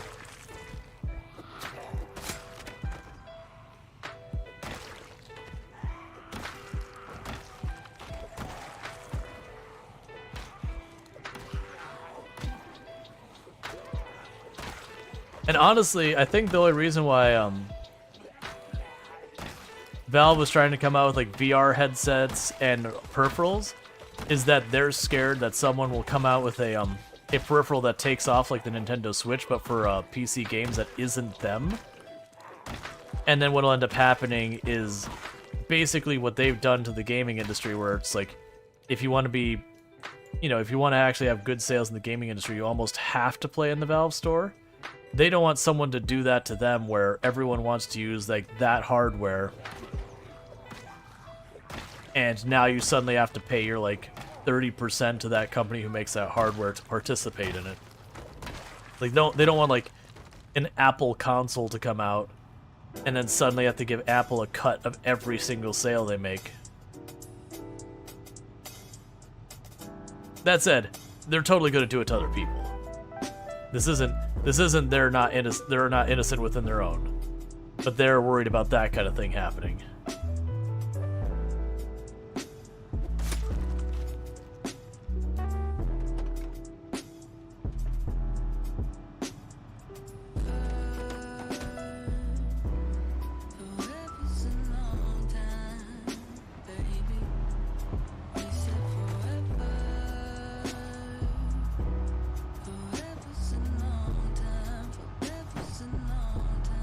That was not smooth. That's a good way to die in this game. To get caught up on the fence because it's being impatient. That's fine. Let's see, spending that much to promote a platform, but not the money to make the platform on par. Yeah, no, that's my big beef with the Epic. Like, the platform I'm not a fan of in general. Like, it's not anywhere near as feature-rich or in good place as Steam is. But my bigger issue with them is the exclusive deals, where they're just like, take a game that's promising, they're like, yeah, we'll give you $1 million to put this on Epic only, or whatever the amount is. And I don't blame the devs for taking it, especially when it's a game that they have no idea how it's going to do. You could not take the money, and then your game is a flop, which is what most games do, for the record. And suddenly you're financially in a bad shape to the point that, you're going to shut your studio down. And then here comes Epic rolling and says, hey, I'm going to just dump my wallet out here on the table to give you the full amount of money you hope to make with this game, and you can still make money on top of that if you want. It'd be dumb on the devs' part to not take that from, a business standpoint. You can talk about, like, integrity and whatnot, but even then, I would still say, yeah, no, you should do that. Keep the lights on, keep your people employed. Let's see, that's also their hopes. They'll have free games that you'll have to buy. You'll then buy the DLC from them. It's not like a common case either. Yep. The very last routine says Rimworld and eating without a table was listed as a reason someone went on a murderous rage against the main builder. Yep. All it does is it takes like one of the immediate things that is a negative and it chooses them at random. Not even what the worst one is either. So you'll have times where it's like they went on a murderous rage because they were cold.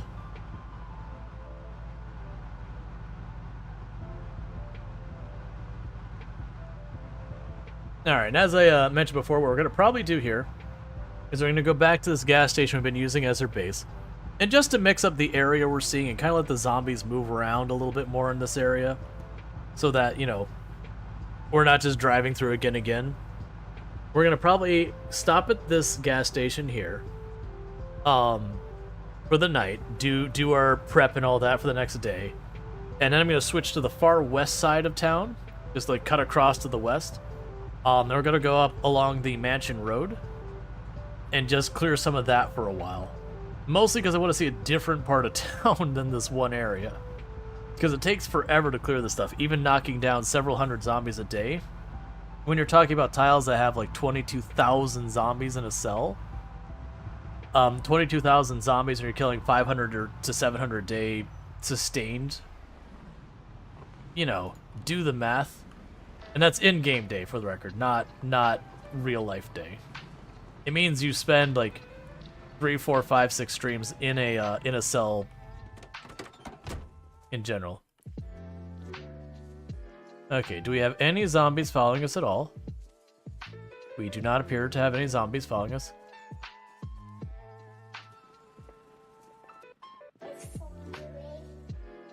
Let's see. Valve could prohibit the use of third-party launchers of games sold on their platform and screw over companies like Epic and Ubisoft. But why would they do that? They make money on every sale on Steam. Yeah. Well, no, and it's also a thing, like, why would they do that? Because Valve doesn't look bad with Steam in that. Like, Valve is just running their platform like they've always run it. It makes the other platforms look bad. That, you know, you have to use your launcher to launch your launcher's launcher. So Valve's just like, hey, man, you bought the game here. You expect that. Versus then, you know, instead of launching the game, it launches the launcher, and you get where that goes. Thank you for the follow. Welcome to the stream. Does Valve loves the bad PR that generates from their launcher? Sure, absolutely. They should. And I get the motivation from the other platforms why they want to be able to run their own. They don't want to give Valve its cut. Have you ever played Ark? I have. Admittedly, I never gave it a really good fair shot. Just because it kind of came out the same time that every other game was coming out, was a survival that you punch tree. So I played it a little bit, but I just never got into it because it felt like kind of the same game but dinosaurs, which is unfair to it, to be clear. I do realize that. But there was a lot of games in that survival genre that just, I was big in them for a while, but after like the 8th, 9th, 10th game of that nature that came out right back to back, I was kind of over that. And then not even counting like all of the different survival games that came out at that time frame that wound up never becoming anything, that they were just okay. Because there was a lot of those. There was a whole lot of those. You never got into the old one with the new one? Wow, my time just flew by. Yep. I've heard good things about Ark. It's just a lot of those games like that. So for me, one of the problems with Ark is, to me, that feels like a game that you really do want to play with friends. And that's true of a lot of those survival games that I mentioned earlier. So kind of survival games really meant to solo, and then there's survival games that are really meant to kind of community. And Ark feels like one that you community. Like taking the time to tame half those dinosaurs by yourself. Oh my goodness.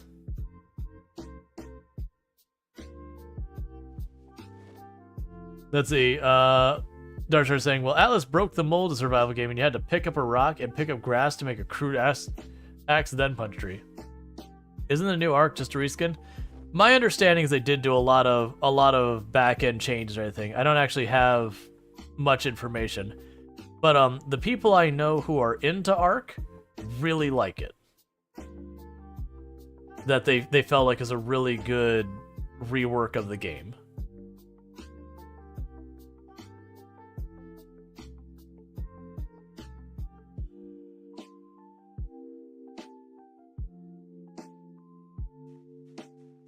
That's fine. So I made in our batch spheres. Generally, the most time when you hear people say, oh, it's a reskin, usually it's not a reskin.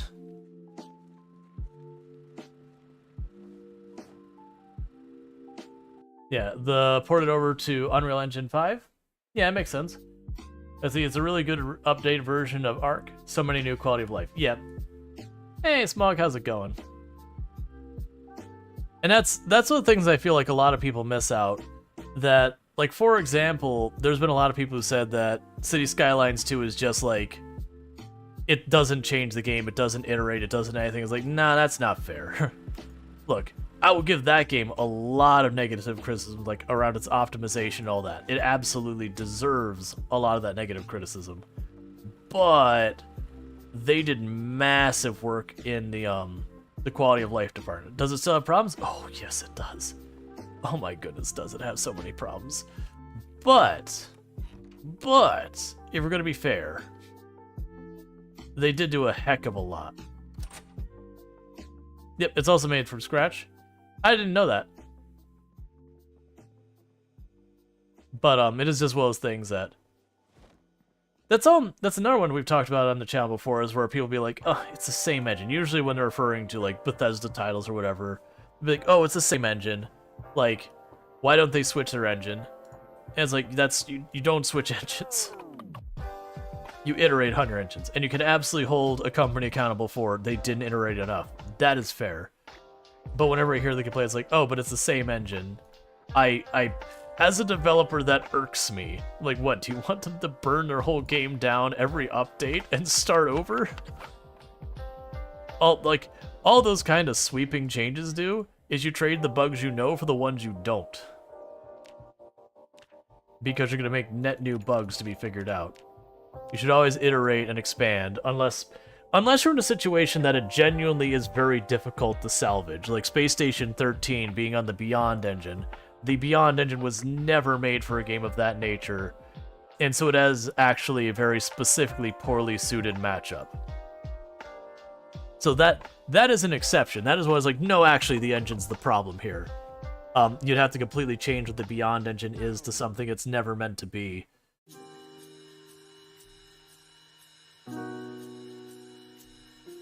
UT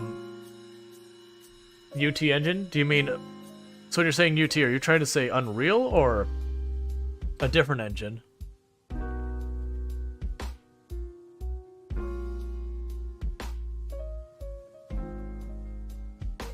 Okay, so I can actually pick it up. I was a little worried because I had enough weight. There's a good chance it was... Oh, never mind, I'm fine. Alright, so we'll sleep here real fast.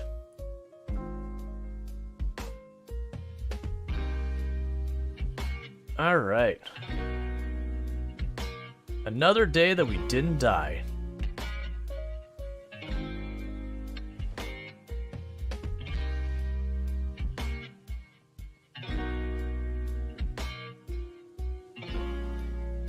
Okay, grabbed all the potatoes we can. How is our weight looking, by the way? 81? That's fine. Unreal is a shooter? Yeah. Yeah, I'm familiar with Unreal. Unreal Tournament. Unreal Tournament was a 2002 or 2000 or whatever year it was. Alright, how are you doing? So you're fine for right now. I'm gonna leave you running so that the rabbit and all that stays good in there.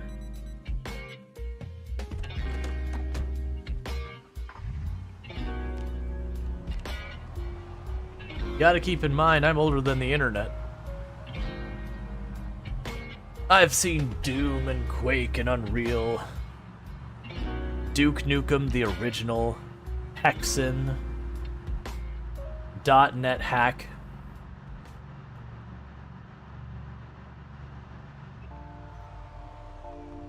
Back in my day, we had to go and get the manual for the game, and we'd go to play the game and say, look at page 34, paragraph 4, sentence 2, word 6, and you have to type that word into the game as copy protection to show that we owned the manual and therefore supposedly we owned the game, and it wasn't like apparently someone would just write that information down.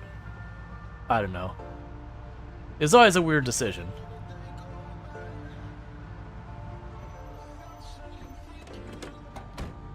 Or they do that weird wheel thing where you have like the 2 or 3 layers of wheels that Dungeons and Dragons like to do. So the game be like, okay, match these 3 symbols. Or sorry, 2 symbols, and you have to match the symbols and then look for the symbol with the little window in it to find what you need to type in, like the number or whatever it was, for the word. Again, and if you got it wrong, the game would kick you out. Or Leisure Suit Larry and its age protection thing, because they consider it a mature game. And so it would ask you, like, questions about, like, who ran for U.S. presidential office in some random year, or, like, nonsense like that. You know, stuff that no kid would be interested in or probably knowing. That even as an adult, you'd have to scratch your head and go, I don't know, man, that's been 20 years ago. Who the heck did run for office in that year?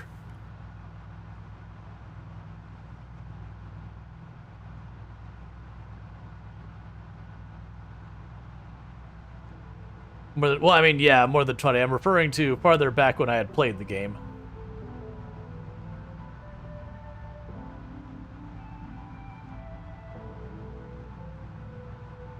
$18 plus?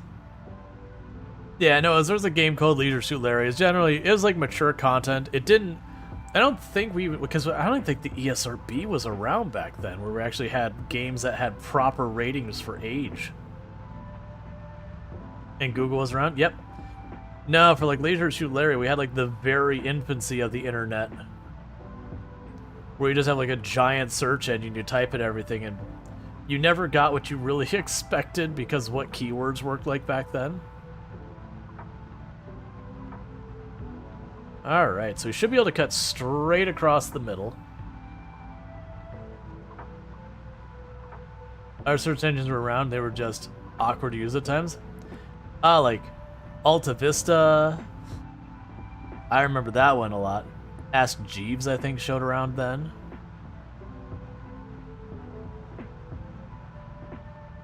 Yeah, no, it was a way of trying to verify you were old enough to play the game. Well, new plan. Helicopter day. Alright, so we're around here. Where are we taking this helicopter? Where are we? We should be around... Oh, we're down in this main drag. Maybe up here? Just go straight up the main road as far as we can manage before stuff goes down. Yeah, so we'll just go this main road and just going up that way. Let's keep you all in the back alleys of the internet earlier was. I mean, the real danger in the old internet was trying to, like, there's no any type of filtering so far as content type and all that. So as a kid at the time, you'd be like, I want to look up swords. Swords are cool. And you'd type sword into the search engine. You did not find what you wanted. I will phrase it like that.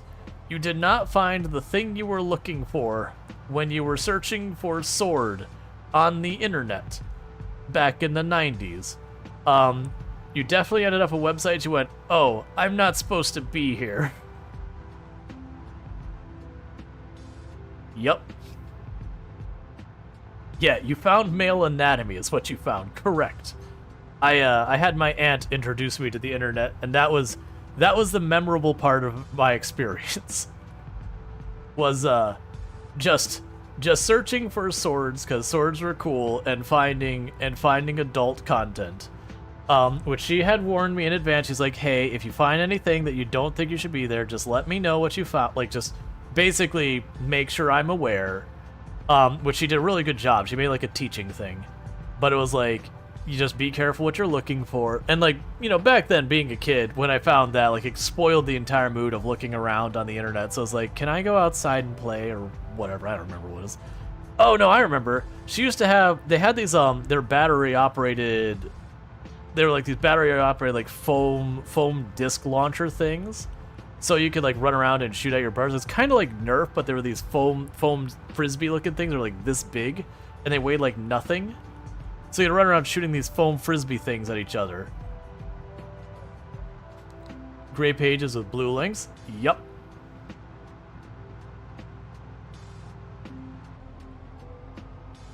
Alright, so we're gonna go ahead and turn off the radio. We already know the helicopter is coming.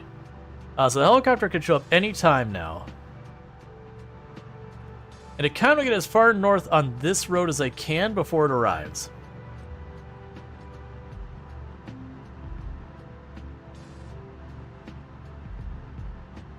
Man, I definitely remember that experience. Like, when she handled it well, it's like, hey, when you're looking around, you may find stuff that you don't want to see. You're not in trouble if you find it. Just, like, let me know.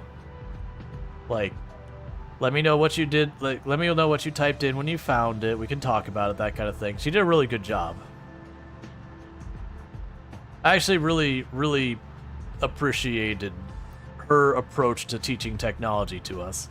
Even though there's, like, only 1 or 2 times she actually did that because, you know, we lived in a different state and everything at the time.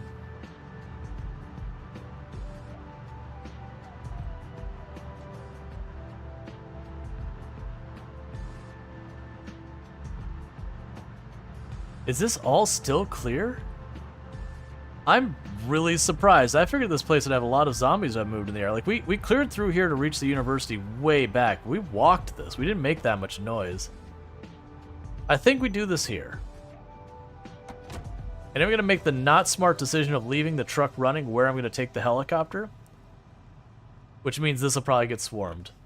Let's see. Nethra says, honestly, pre-Google and somewhat early Google, you had to be careful about what words you use. Results were some of the sort of merger results of individual words. And any word had a common meaning that you're trying to use. Usually had tons of junk. Yep. Oh yeah, no, like...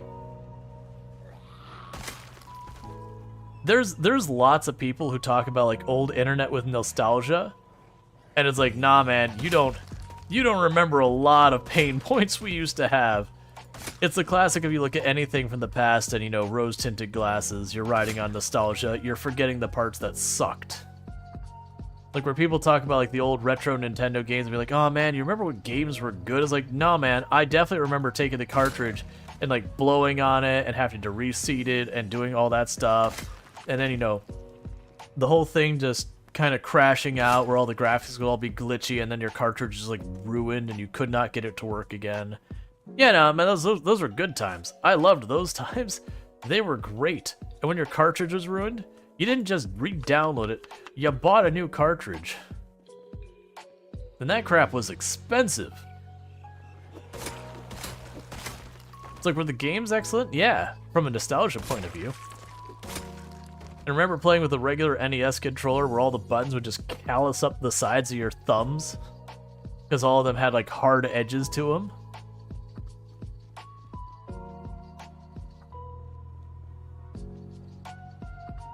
Like, don't get me wrong, I had some wonderful games that I loved that I played back then that I still have a fond place in my heart. But then you go back and you play some of those games, you're like, oh, this is not as great of an experience as I remember it being. Did I check electronics these? I feel like it did, because that car's windows smashed in, which makes me think it was locked and I went through there. Yeah, now I went through all these. Oh, yeah. So yeah, like, I had run on foot throughout this college campus going for books.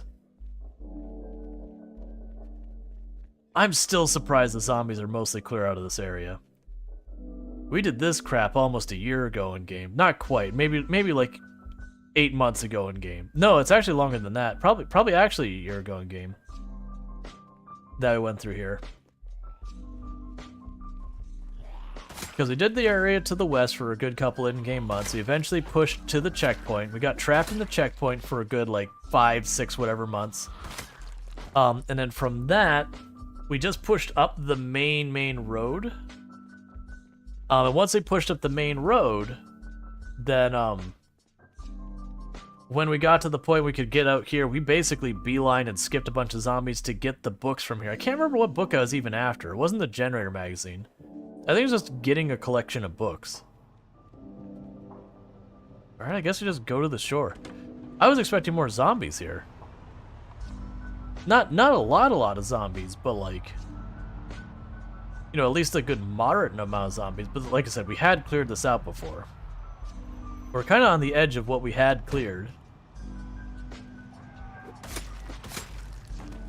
Am I still in the range that the, let's check something. No, it's probably, so there was a bug a little over a year ago in Project Zomboid that the zombies could hear you way farther than you're supposed to.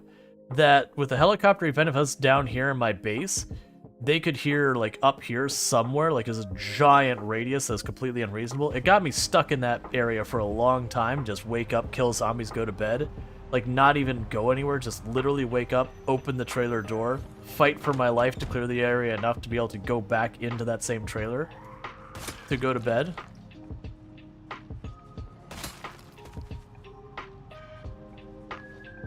So like this whole, like the whole area around it, once the bug was fixed, just kind of was vacant of zombies because there'd been this protracted war in that area. But this is kind of pushing past where that should be a thing.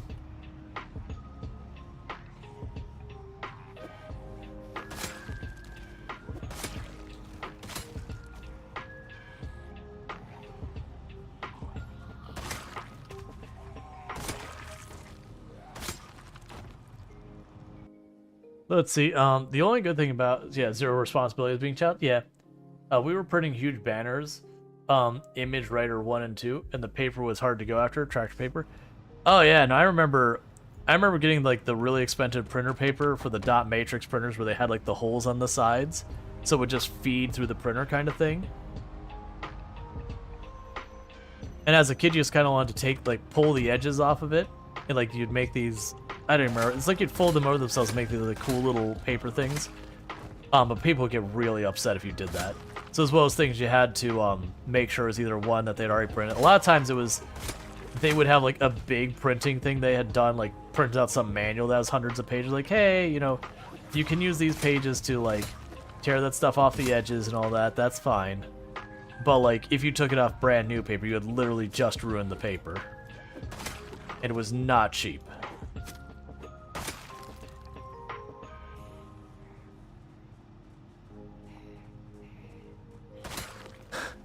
Back of the printer would be like, meow, meow, for like 30-40 minutes at a time, printing out like a couple of pages. And it would slowly get more and more faded as the printer's ink got low.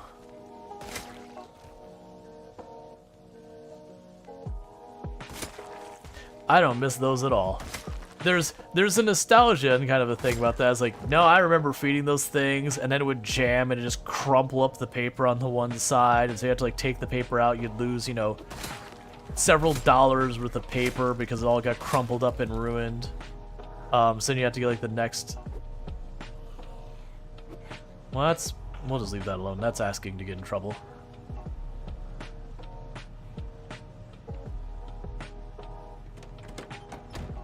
Let's see, if you want to feel old, just use a printer or fax machiner to this day. Such a pain. Yeah.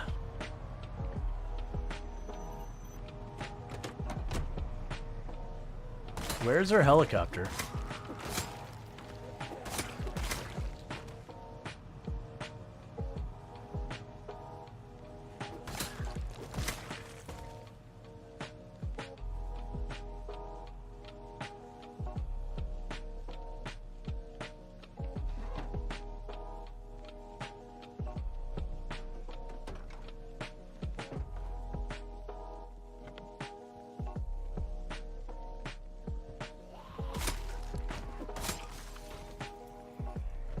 Okay, the zombies are all starting to work their way out of the building.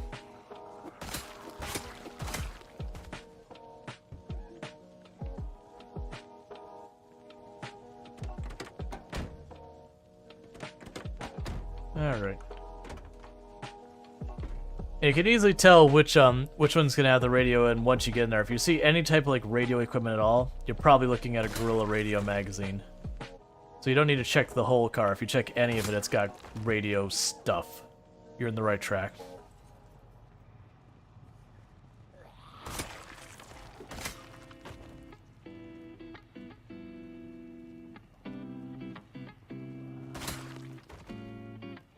Okay.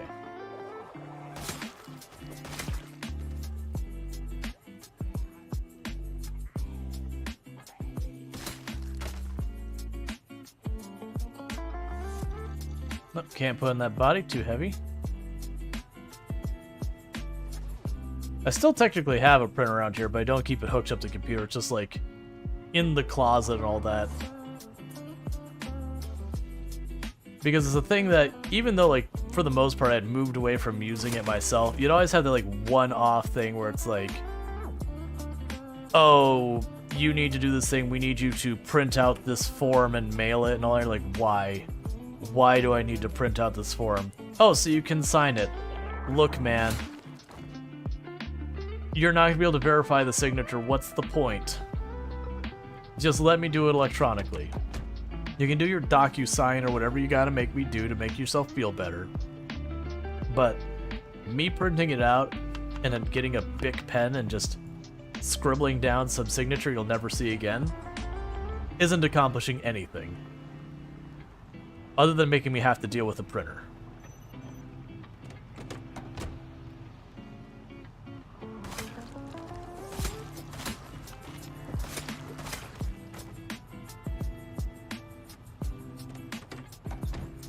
Printed out forms? Yep. Yeah, no, they haven't done it in a while, like in the last 10 years, but I know I definitely had to deal with that since we moved into this house. That's been like a little over 10 years now.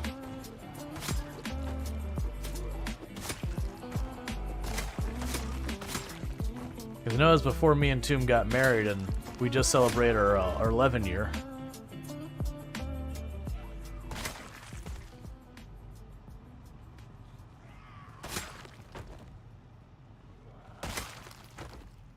Or basically the next day takeoff, plan taking her out to a nicer dinner or whatever. Because we were traveling and all that for a bunch of that stuff.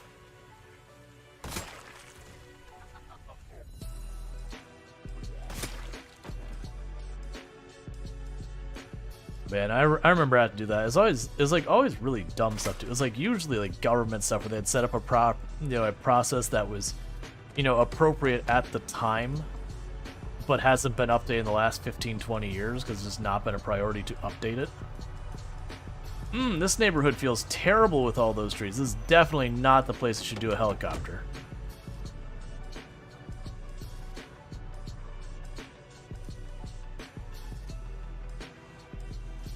Backs are still used for hospitals. Yeah, they also use them for HR too.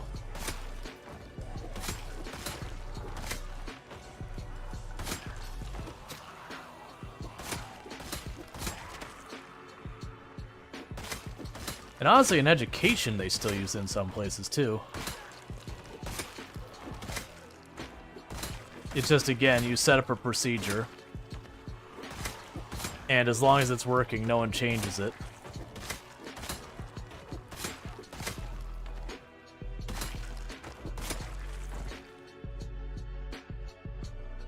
Then it starts to become more of a hassle, a problem just to deal with it. Let's see. Still remember Netscape? Yep. Oh, you're saying Quebec is outdated. No, it's still a thing in the US. I don't know about Europe. I can't speak for that. Like, even some employers will still require fax stuff. Like, not for hiring, but like, you'll go into the office and there'll be some form you need to fill out for like insurance or who knows what. That the HR people have to fax off to like whomever the other party is, kind of thing. It's always like you see that and you're like, really? It's gotten better because most of them just don't want to deal with having the extra phone line that the fax requires. But it's just always those things you scratch your head like, really? We're still doing this?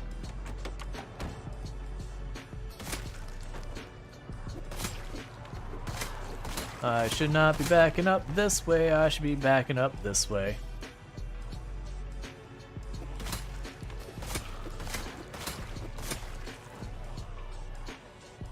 And the reason for that is I've cleared back this way, we've made noise. So the amount of zombies we'll see in this direction will be less than the ones that, in theory, should be less than the ones in a way that I've not gone, so who knows what zombies we'll run into.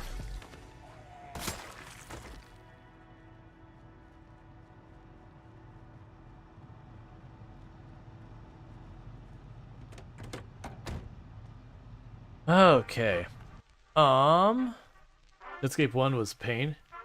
Yeah, you don't remember how to use one, haven't used it for years.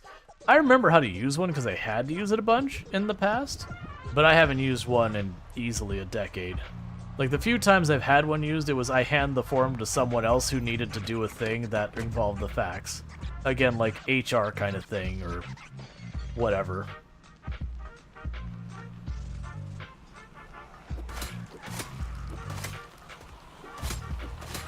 I feel like as a thing that there was a the resistance to electronic record kind of thing, that they kept the fax in there because people wanted, you know, a physical, quote-unquote, tangible copy or whatever, as if the paper one was somehow not as good, valuable, or whatever.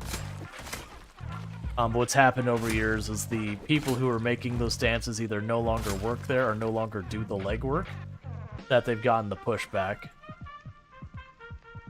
Which is good, because honestly, it's a whole big thing. Because usually what happens is they want the physical record, and then the very first thing they do when they get the physical record is they scan it in to put it in their computer, and then they don't need the physical record anymore. So you're kind of like, well then why didn't we just do this electronically from the start? Like, why did we have to, you know, cut up a tree and make this a whole big thing? That we have to involve like 3 or 4 expensive pieces of equipment just to facilitate what ultimately is just me signing a document that's going to be stored electronically.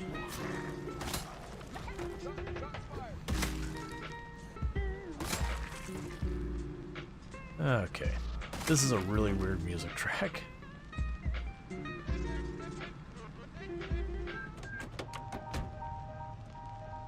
Let's see. We gave birth to Mozilla. Yeah.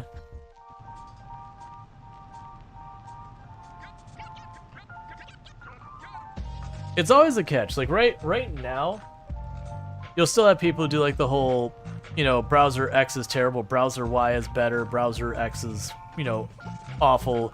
Why would you ever use that? These days, for the most part, it doesn't matter. Like, it used to be a big deal that there was certain standards supported by some browsers and not the others. And while you have a little bit of that still exists, it's mostly not as big a thing. Like, honestly, Chrome was the outlier in a lot of stuff towards the end, where they were trying to push their own tags and everything, and trying to get other people's not supported to, like, just control the standard. But, the other ones just kind of bullied up against Chrome and was like, look, everyone else has agreed on this.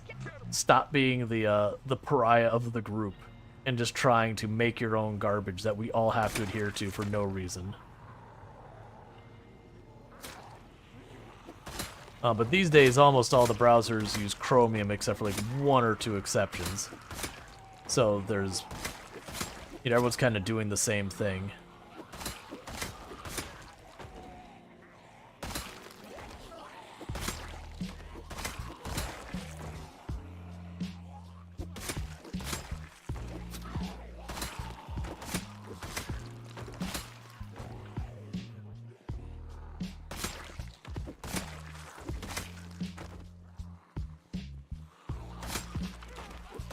Alright, looks like we're quickly getting to an evening helicopter, which does not excite me. There it is. Could have been worse. Could have been a 7 o'clocker.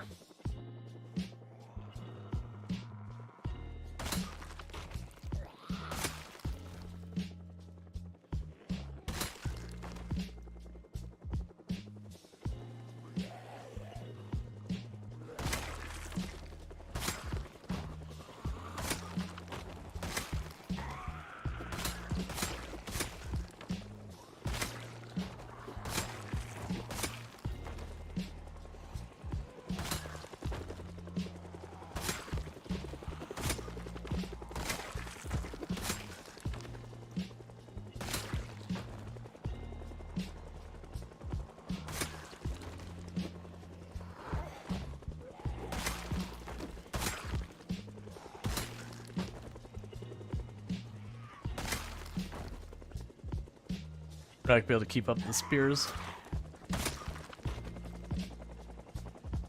Ooh! Look at that car over there. That's what I want to see.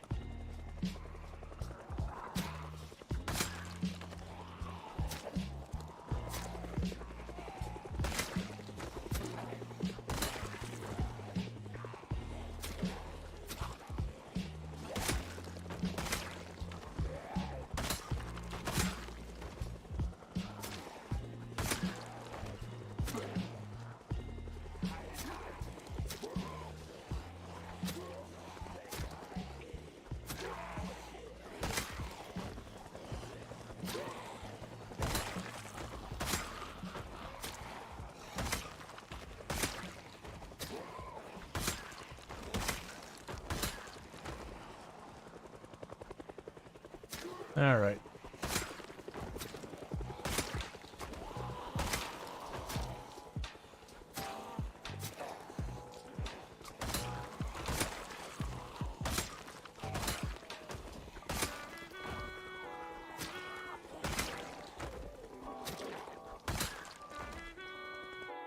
Okay.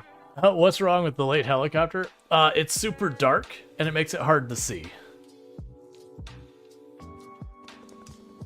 Like, that's a big thing, is the thing that gets you killed later when you get to these levels is, visibility. So anything that hurts your visibility you want to avoid.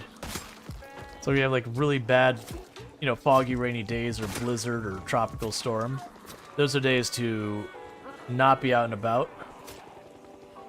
And also, like, nighttime in general.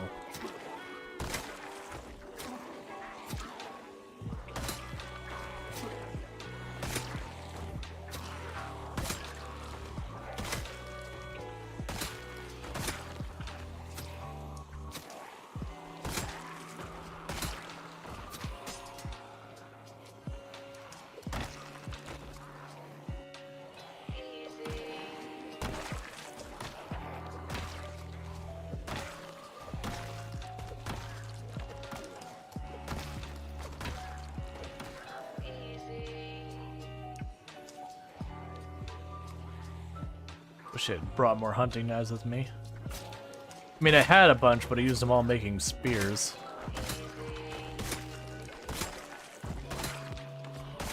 So I switched from my favorite weapon category to ruining those for my least favorite weapon category. Alright, you're going for a 3-passer, I see. Not just doing a helicopter, doing a spicy helicopter for finally. Been a while since we've had one that actually did a couple of passes.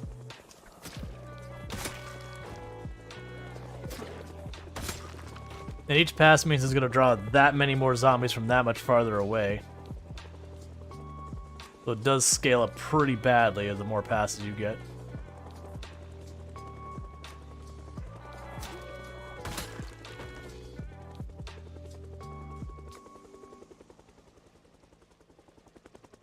We're just spotting our hunting knife with these. We haven't been watching very carefully in a long time.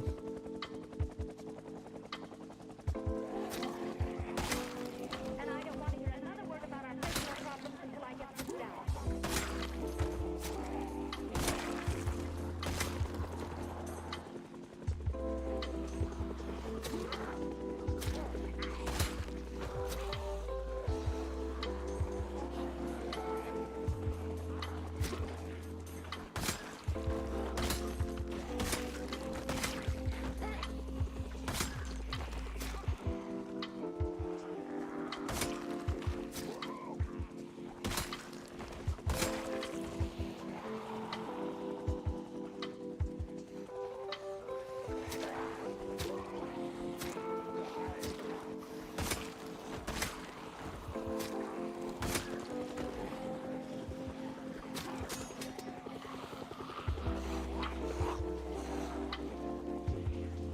Oh, come on.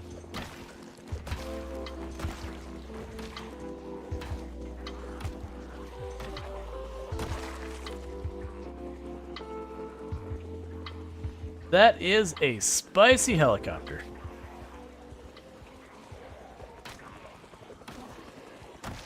You know what we're not getting back tonight? Our truck.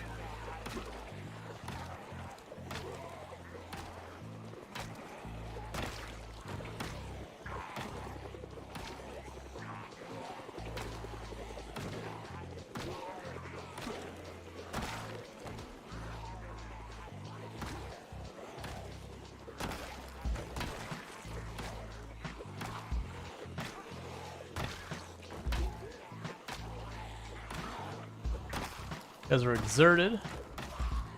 There's going to be a lot of zombies there, and I do not have weapons that I could do an endurance fight with. I mean, the nightstick's not bad, but I only got, like, one that's non-bad disrepair.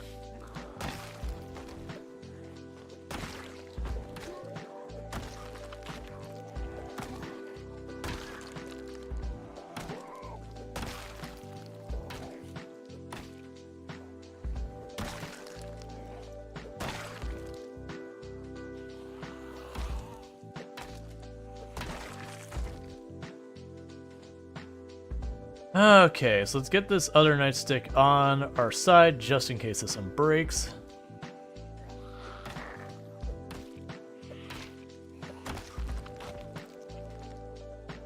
Alright, I got some chairs to rest in over here.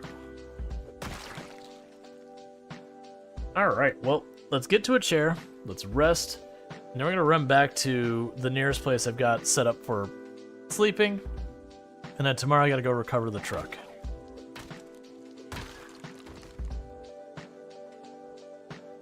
The truck should be absolutely swarmed.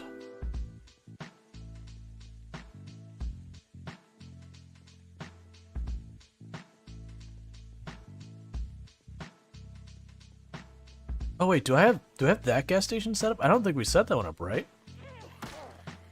Because that's how farther we go, that'd be easy. What about my car? Oh yeah, I mean the truck we were driving, yeah, that's gonna be completely covered, but that was not unintentional. Is the truck running? Yes. So zombies will just, a lot of them will hang out by it. It's no big deal. It won't be the first or the last time or the 5th time or the 1000th time that that happens.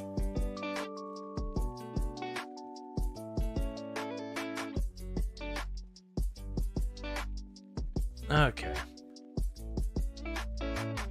So I've got marked on my map that I've got a base slash a posture check, yeah.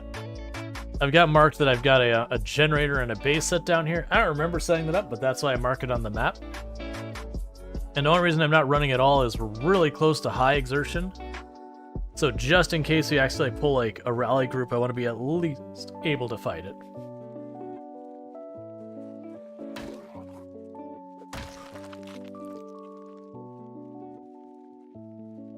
Alright, that is literally a rally group.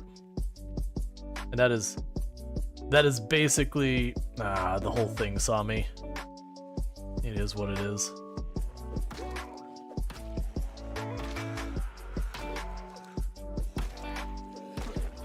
Really wish I still had my hunting knives.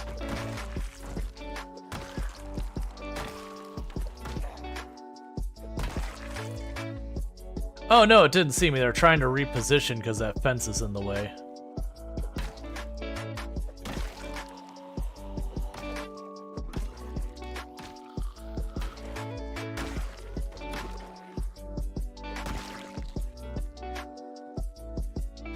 Try cutting down this way, because there's the gas station.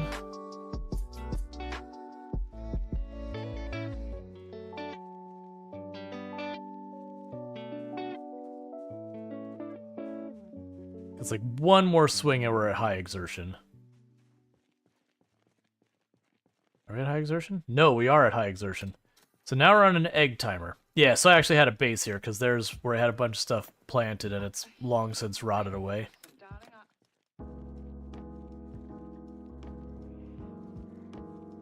Which location is this? Oh, is this the giant grocery store we were living in for a while? Yeah, let's really hope they didn't compromise this place, cause...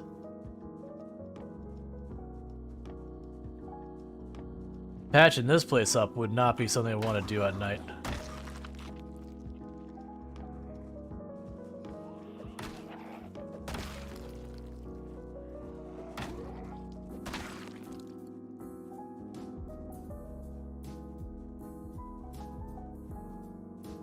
Okay, those windows are all still boarded up.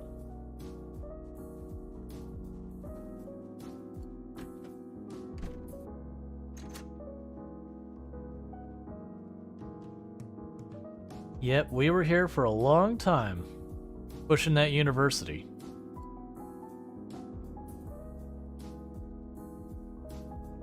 Okay.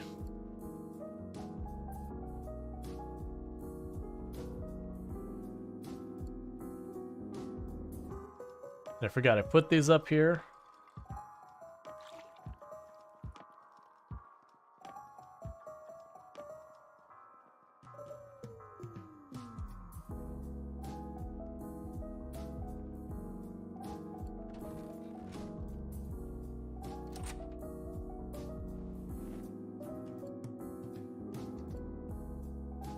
Okay, so you got multiple layers of defense.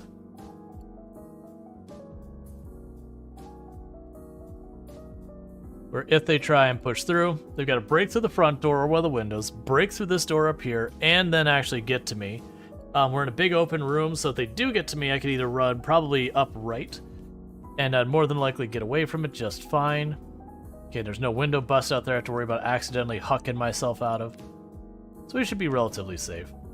I don't like running into these places when it's dark and I can't really tell how the situation is, but I don't want to walk the whole way back, and this should be plenty safe.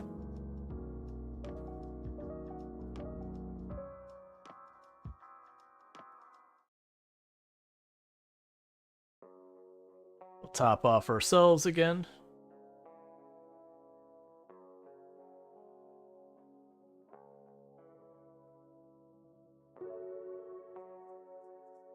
Okay.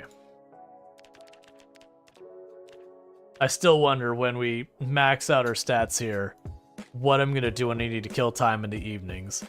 Because sooner or later, like, assuming this were to continue and we don't die or whatever, we would eventually hit the point that we've maxed out all skills we can just work on in here, that we'd have nothing we can productively do.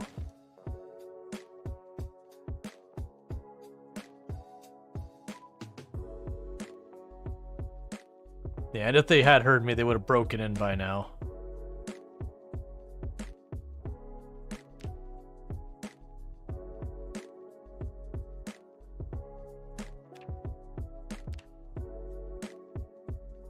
It woke slightly earlier than I want to.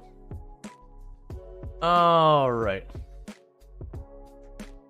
Let's get that spear back out. And sadly, that's not actually what I want to do. I want to put that on my back. Put that in my hands. And sadly, this does mean I do not have spare weapons here.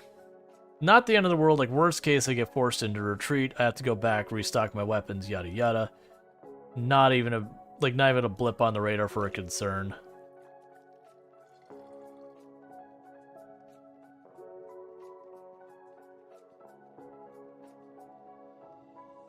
Okay, but before we do that, I really need to use the restroom again. So what I'm going to go ahead and do is I'm going to pause for a moment, put up the away screen, use the restroom real fast, eat one of these tacos, and I'm going to get right back to it. So I'll be back here in just a minute, so thank you again for tuning in.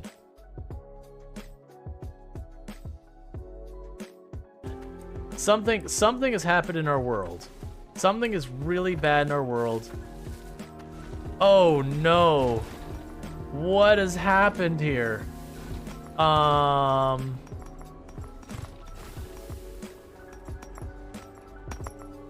So I'm gonna hit escape. Where are you? Clear all raw resources. Yes. And it's all better like nothing ever happened. Well, he certainly doesn't need that anymore. She-Man.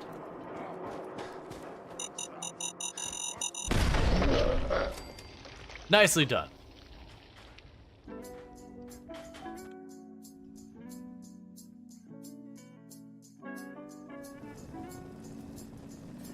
I have been claimed by the landmines in many a place.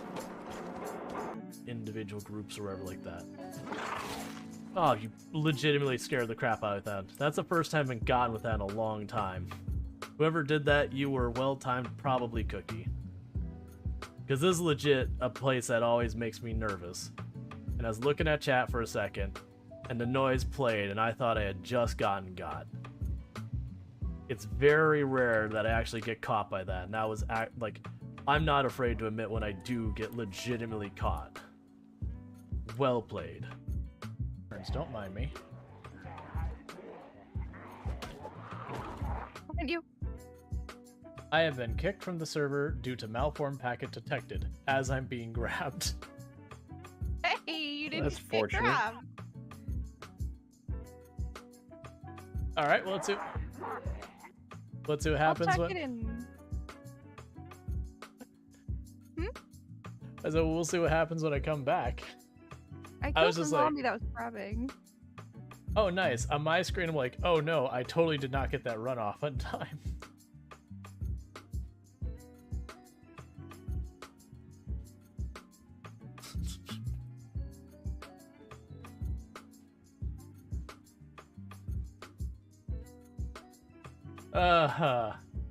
That is a fun sticker placement.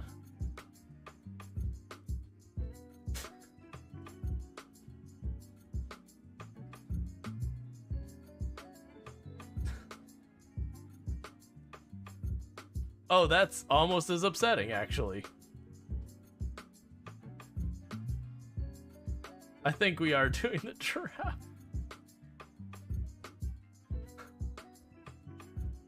Like, And mine to toss alone. side quest beach offensive.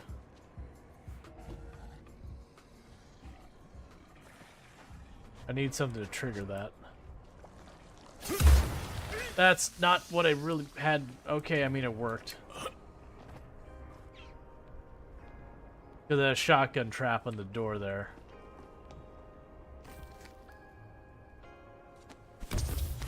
Keep the threat on one side of me.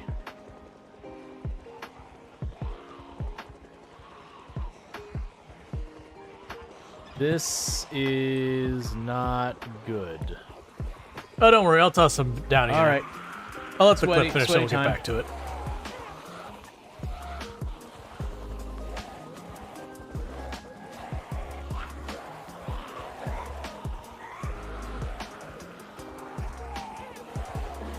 This is really bad. That's that. All right. It's a fun clip. Just want to let that play out. I do see you got a group of zombies out front, chilling, saying, "Hey, like, how's it going?"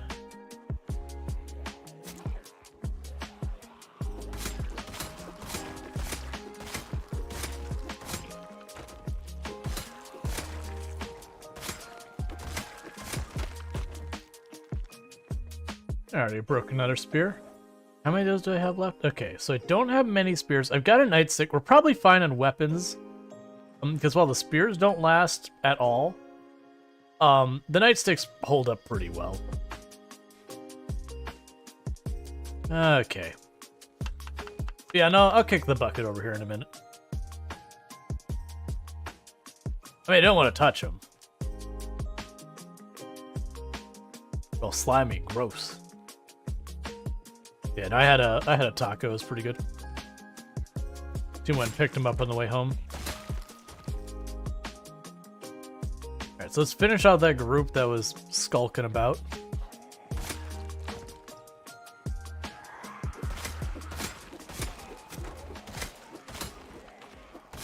One other thing I liked that we were doing in City Skylines, when we were playing that, is the whole thing we were voting saying like what we were working on. And it felt good because stuff we would work on as tasks, you know, we had assigned it, take anywhere from like half an hour to 2 hours to get done, and then assign the next one kind of thing. So it felt like it had like a nice cadence to it, versus stuff like this kind of situation, where it's like doing anything in town like takes multiple streams, is not, there's not room for that. And even RimWorld's kind of the same way where you assign something, and you can go and it'll take more of the stream to do it sometimes, depending on what it is. Any thoughts of what you'd have to remove the bowl cheese? So what I would actually say is, I wish what they would do with food is not have it where just prepping food makes it happy, unprepped food makes sad. I would make it so eating the same things regularly makes your character sad, whereas mixing it up makes them happy. And then mixing it up, cooking can be a form of mixing it up. And I'd also have certain things do just make you sad, like eating a raw potato should make you sad. just, you know, straight up pick potato, bite into potato, your character should be... Face back to the lovely noises of squish SQ wash of Zomboid to relax before bed lol. Alright, Zoeside. Yep. But, I would make it so just like eating a raw potato would make you sad. Eating raw broccoli would make you sad. Like, carrots maybe are okay or whatever, but you get the idea. So, like, prepping stuff would, you know, make something that would go sad and all that, make it better. But so, like, taking, you know, the bowl and just hucking a potato in it shouldn't do much for you. But, like, then, you know, salt it, you know, putting salt on it or doing a bunch of different veggies, that should actually make you happy. I've also said I would like the happiness and sadness in the game to be stickier. So more like weight gain, weight loss. Where it's not just, oh, I did a sad, let me eat a couple of salads, okay, I'm right as rain. Or just the same of, oh, like, I ate one thing that's stale, suddenly I'm sad. I would want it to be a much more gradual build up, build down kind of thing. I also personally feel they should make the, There's nothing wrong with raw broccoli? I mean, we're talking raw broccoli, plain, no salt, no pepper, no nothing. Maybe not sad, maybe bored. Like, literally you're just eating a bowl of broccoli. No anything to go with it. No, it's not a side. It's your whole course is just like a full pound bag of broccoli. Yep, no dressing. That's fine. And I also talked about, I would, and when I say talk about, this has been like a year I talked about it ago. I would like some of the traits to be stuff like have traits where, you know, you have a like a vegetarian trait where if you eat the vegetables and all that, you tend to get more of a mood bonus, or like the penalty for eating raw food isn't as bad or whatever. But on the other hand, if you eat stuff like meat and all that, it upsets your character. Like, you'd still be able to eat it, just your character would not be happy about it. Which would have to adjust the way you can gain weight in the game, because otherwise that'd be... You'd just deal with being upset, because the only way to gain weight in the game is, like, ice cream, butter, and that kind of stuff, or oats or whatever. Or, you know, fishing and trapping. So you'd have to be able to gain weight realistically farming, which you can, but it's super tedious just shoving one cabbage in your mouth after another as fast as it comes up. To just barely be able to do it.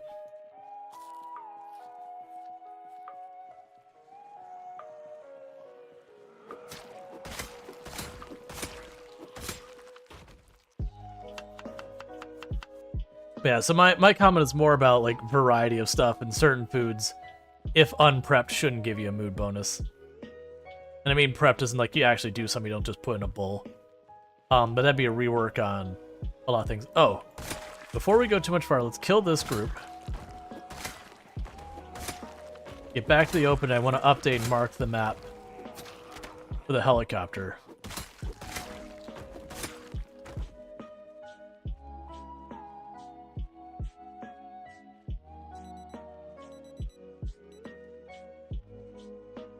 It's not.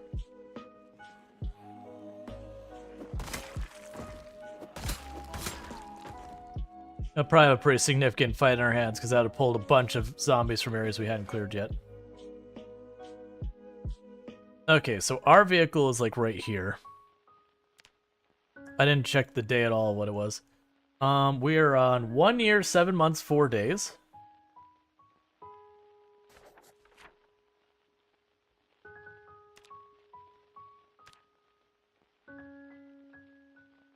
That would be 42nd.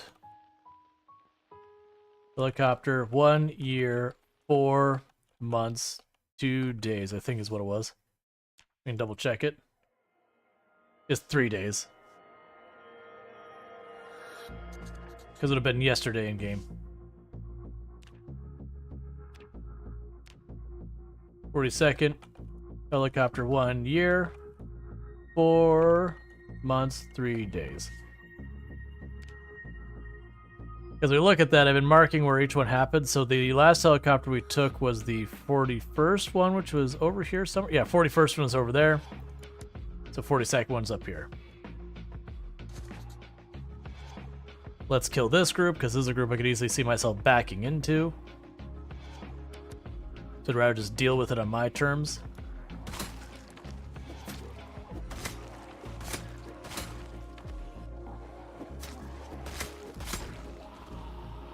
What got you back into Zomboid? I mean, about 4 or 6 weeks ago, we did a vote, and I just put Zomboid as an option. And then 2 days ago, there was good friends of the community who were doing a Project Zomboid stream that they're kind of intermediate, newer players. Like one of them was a very, very, very new player, and the other one would be more intermediate-ish. So far as the time they put in. And so I kind of wanted to bring the Project Zomboid community to them because they're doing something special, so I hopped in for that. And I haven't really known what I wanted to play lately.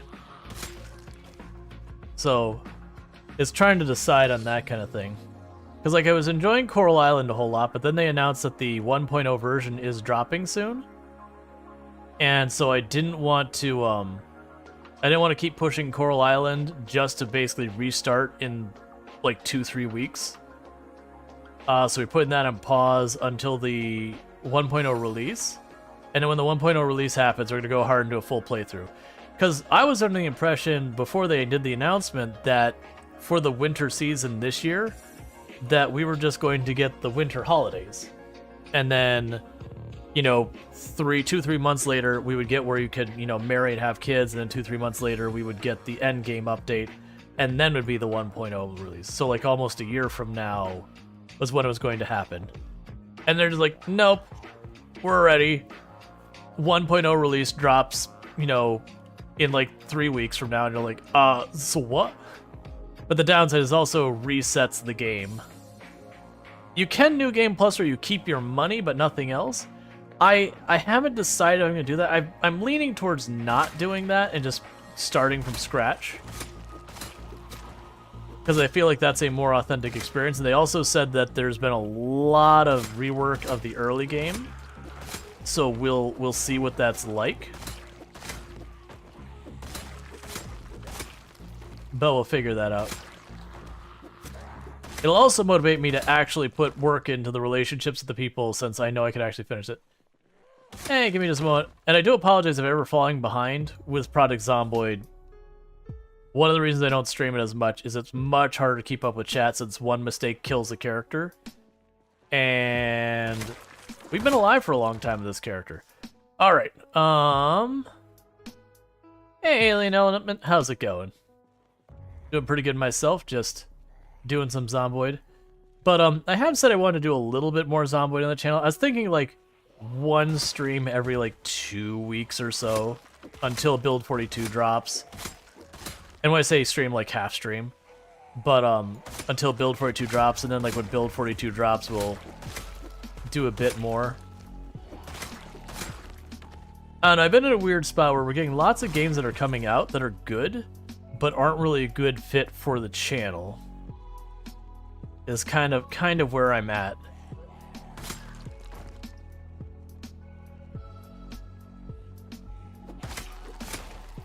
Like, and City Skylines 2 is the one I've been really looking forward to, so I've been like kind of really let down by the fact that it crashes. And again, we're saying crashes the computer, not just crash the desktop. Crash the desktop, I could just ignore, you know, while it's still annoying, but like once every 2 hours with updates every saves every 5 minutes, I can live with that. All right, so I need to find a place I can plunk down a chair to rest. Have I ever played Don't Starve? I have played the original Don't Starve a decent amount way back. I did play some Don't Starve together, but never really got into it. Just didn't have someone I was going to play with. It's a good game, but I never really got big into Don't Starve. Like it's a fun game. I like the art style. It's kind of different, but it's definitely a solid game.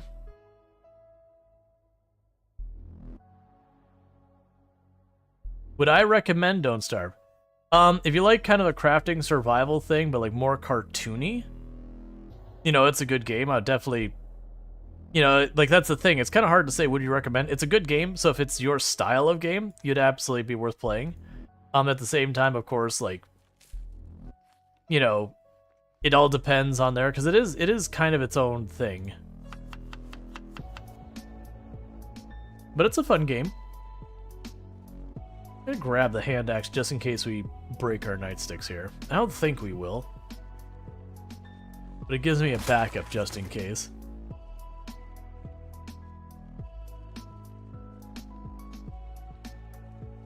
You know, where I mentioned earlier that no first-person game has done well on this channel, that's not true. Subnautica actually did well. Subnautica was one of the ones that was kind of a standout game that it had streams where it did like lukewarm, and it had streams that did really well. We already played through, and there's not really a reason to ignore one. I still have all the VODs recorded for that one. I was going to edit them up, but I'm honestly thinking for as long as it's taken me to actually go about... Oh no, I remember the reason I need to end up doing that. Because that was before I was manually splitting the recordings and all that. Which I'm not doing now, I'm just streaming this to YouTube directly. Like, I'm just going to leave the VODs up, that's just what it's going to be. And then I'm hopefully going to find time to properly edit the occasional video, I hope, maybe. You have 2 days to decide for the things? Well, I mean, how good's the sale? That's kind of the bigger question. Let's see, Don't Starve is definitely dated entry in the survival crafting thing, but still enjoyable. Honestly, it has one of the best, if not the best, additional sanity system. Yeah, the whole thing where you like the ghosts and all that show up or whatever, like whatever shows up. It feels pretty good in the way they've done it. Versus a lot of games I find outside that, if they have a sanity system, they're usually like the super duper serious survival ones where like they really go over the top for like all sorts of like really gory jump scary things that I don't know, like it works. It's a good system to have in those games, but they're just not kind of the things I'm into.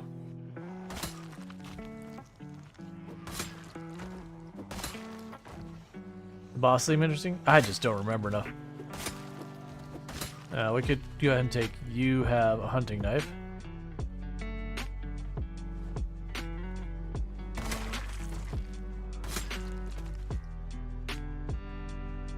Pull the next group.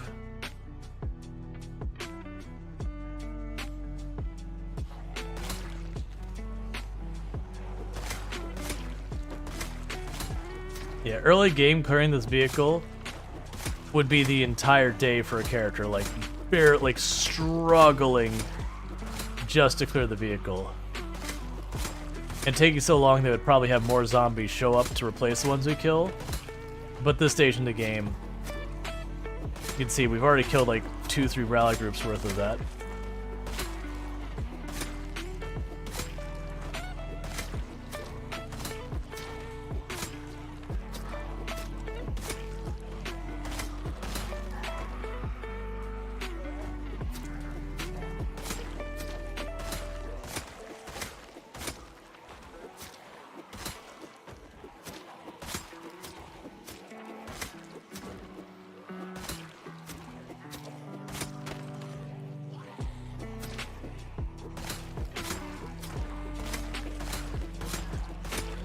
Already halfway to high exertion.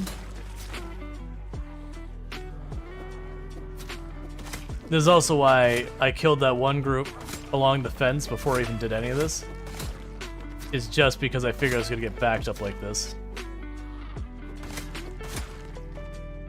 Alright, so I got one more.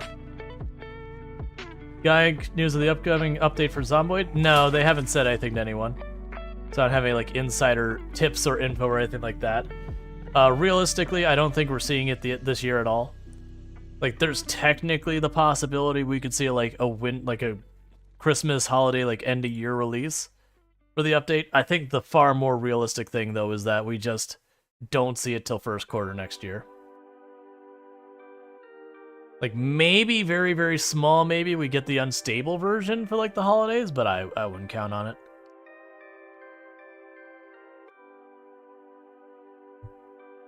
And that said, it could also go much longer than that. Indie Stone has a very, very long reputation for it's done when it's done. They don't set deadlines. They don't announce dates way in advance. You just sit there and wait patiently, and you don't hear anything until they're like, okay, it's a month out or whatever. Like whenever they're getting close, they'll be like, all right, it's almost ready, so we will try and have it this day. So it's kind of the comment I was making to people basically last year when people were there were people convinced that the update was coming out the beginning of this year or like the end of last year kind of thing. And it was just kind of those things like, yeah, it's not happening. But I had originally guessed that it would be either summer this year or end of year this year, and I keep kicking my predictions farther down the can well in advance because I'm not hearing the things that they're wrapping up. Is it the NPC one? No, this is animals and crafting work. They are adding more to the map. If you're waiting for NPCs, you're going to be waiting probably like 2 years. Like, we're nowhere near NPC update.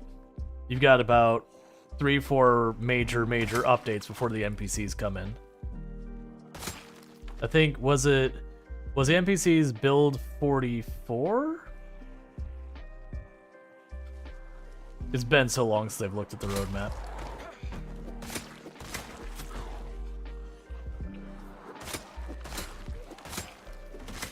Project Zomboid as well as games. Just play it like now. Like if you're waiting for an update, you're gonna be waiting forever. Just if you want to check it out, play it. If you've already checked it out and you're waiting for the update, you know, I guess come back someday. Alright, so we're almost broken all of our spears. Let's see, your remaining animals, you just said NPC out of not knowing anything. It's all good.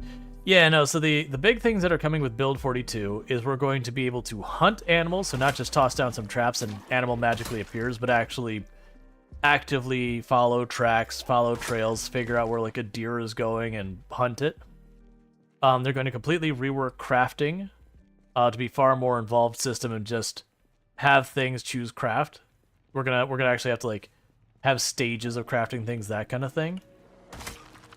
They're also adding basements to the game, which is terrifying and awesome sounding. It's actually one of the features I'm looking forward to the most. They're going to make it so... Oh, let's see if I can remember. I think it was they can do 64 floors in a building. That's counting ground floor as one.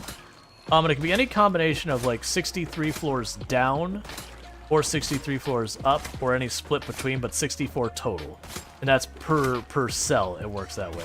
So if a cell has a basement that's 63 floors deep, it means you couldn't have a single building that was a 2-story building, because technically that would go over the 64. I think it was 64. Could be wrong about that number. It's something like that, though. And the interesting thing about the basements is they are effectively procedurally generated in the sense that they'll have a bunch of placeholder basements, and certain buildings can have a basement. And there'll be effectively a roll of the dice on does it have a basement or not this playthrough, and if it does, which basement will it have. I'm really hoping they put something important in the basements to give us reasons to risk it, because otherwise it'll kind of be just a waste of time. It'll just be that place you don't go because it's incredibly dangerous, because one way in, one way out. You can't like knock out a wall or something to give yourself an alternative. It's underground.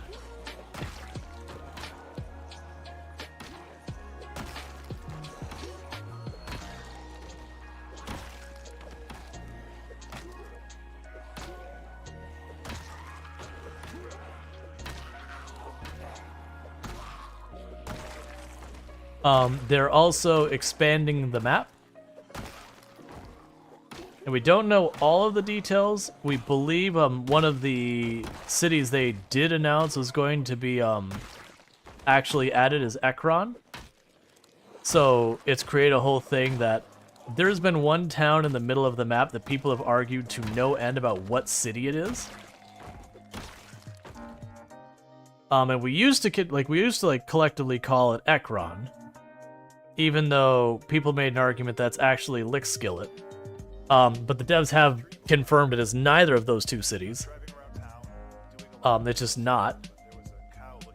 And since they're adding the actual Ekron, it's created the problem of now we have to go and come up with a new name because, you know, there's going to actually be a town called Ekron in the game. So far, the internal name that the devs use for that city is Lake Phallus because the, it's actually Lake Phallus because the lake, you know, it looks like something. But I deliberately mispronounce it Lake Phallus because, I don't know, Lake Phallus sounds very childish.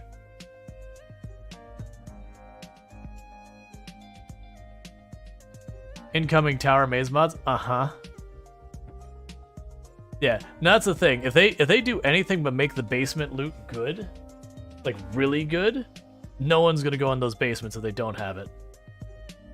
It could be Ekron and not Ekron. Oh, I'm sure people have different things.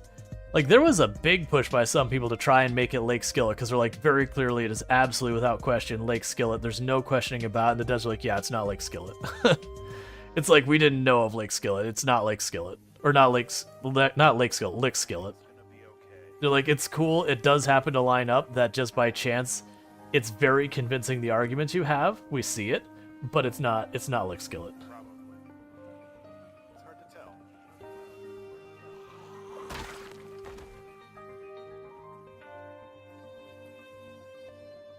Well, the problem with calling it New Ekron is there's actually a mod called New Ekron that puts itself in what we used to refer to as Ekron's position.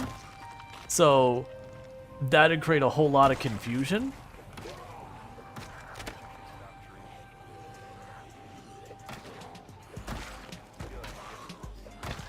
I mean, I think going Lake Phallus is fine. I want to say I think they said it would actually like Lake Phallus wasn't actually modeled after any actual city in rural Kentucky. It was just kind of, there was this empty spot in the map. They're like, yeah, there should be something here, and so they kind of just made a town that basically kind of fit the rural Kentucky design. So it wasn't any specific town. It just kind of was sort of like the towns in the area, the little one intersection towns that have, you know, a couple dozen people living there.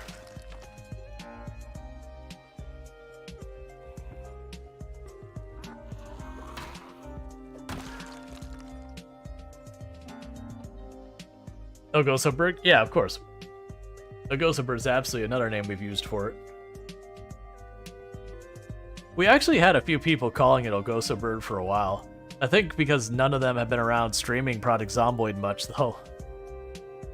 Wonder how many people even remember.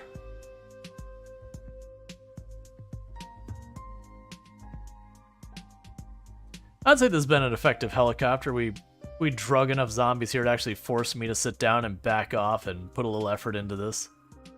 Something we haven't done much of lately.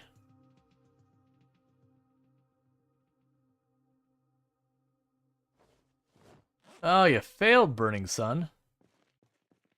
You're pretty bad at Project Zomboid? It happens. Brian's like, well, that defeats the purpose. Yup. Yup. I'd say we've killed a couple zombies on this road. This is nowhere near as dense as we've had.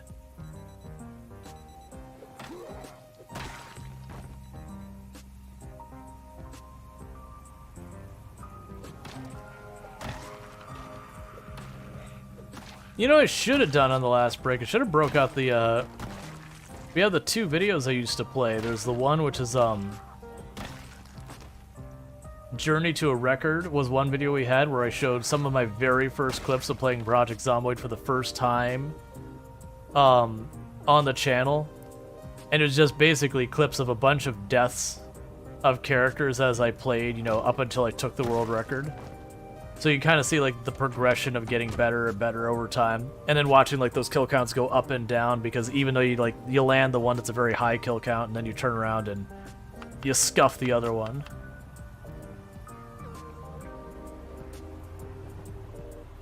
Okay. And we have pulled a block forward. We're gonna honk our horn and draw everything in. And do it again. Yeah. I should have grabbed the spears of the trunk, but it's a little late for that. We have already honked the horn.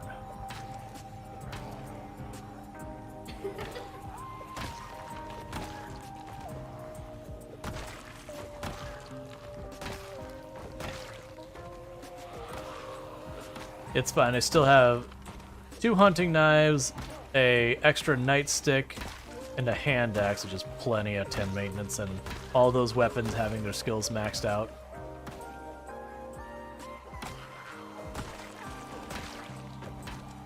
Oh, and the only reason we're queasy is we're standing at a giant pile of bodies and walking around. We haven't been bitten, we aren't poisoned, we didn't drink contaminated water. It's just being around the bodies will make you sick over time.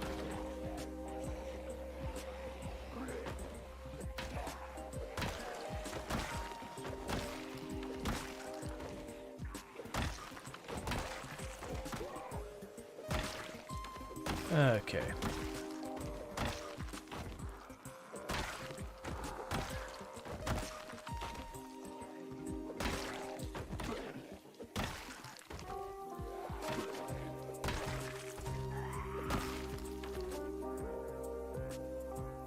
All right. Actually, let's go in his backyard. Never mind. They're gonna keep pathing around the fence. I was trying to find somewhere to be away from the large number of corpses so our sickness doesn't keep getting worse. It's fine. We're already mostly through the day and we haven't even reached the point of nauseous yet. We're still at just queasy.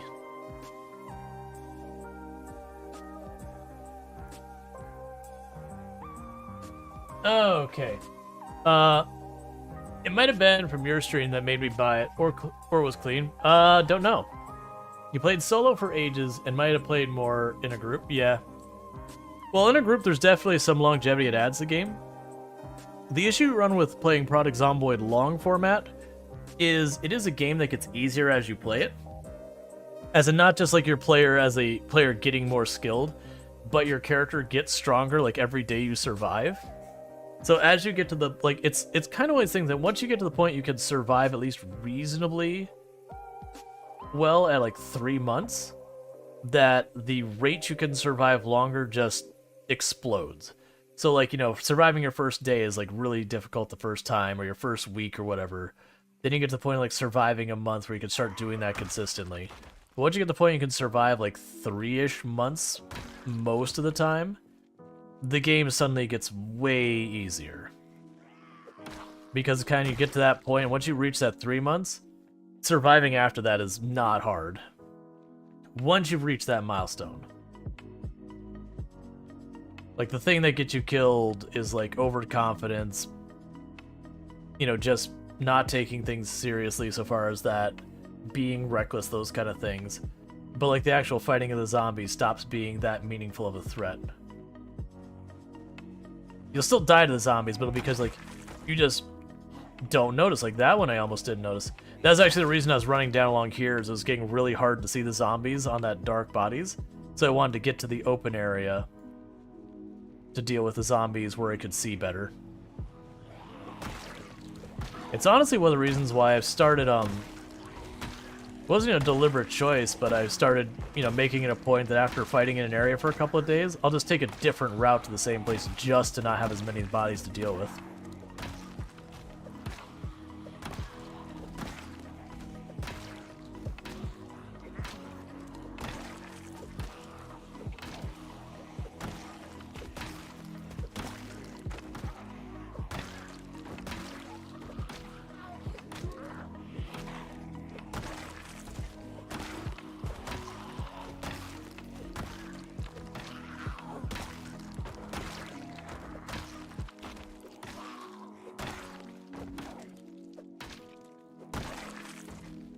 Alright, time to back off and rest again.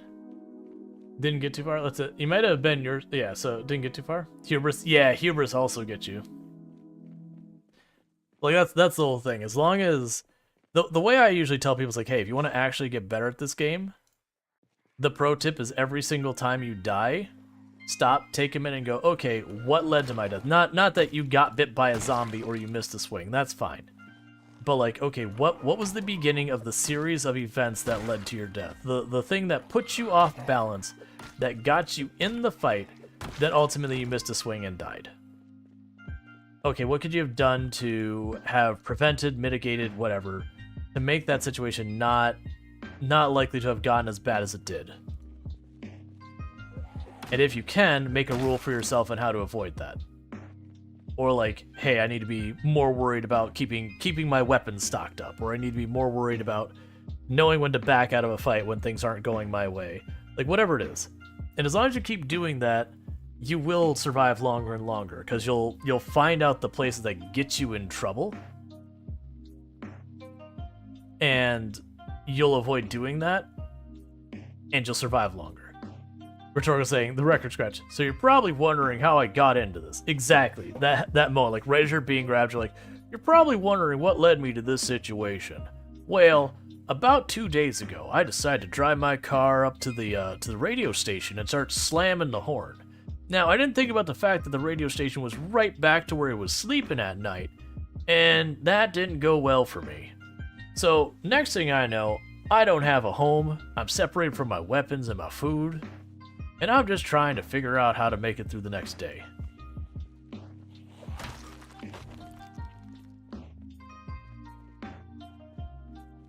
Okay, and that's also the reason I'm jogging over these buys, is I actually don't recommend running everywhere. But where it's hard for me to see zombies on there because like everything else is white around it. So it's easy to spot the contrast between where there's snow and bodies. Because of the high contrast, it also has the other thing of making it so the stuff that isn't as high contrast, like seeing a zombie body in here, is much harder. Because it just blends in with the rest of the dark part. So I jog that way. If I do run into a zombie, I nudge it out of the way and then I can, you know, do what I gotta do to survive the situation. But at least I don't just get grabbed and die right on the get-go. Because we're also not wearing that much protection. Like, I'm not wearing a bulletproof vest, I don't believe. Actually, am I wearing... I don't think I am. I'm not wearing a bulletproof vest or any of that stuff. For me, the overheating and how it robs you of...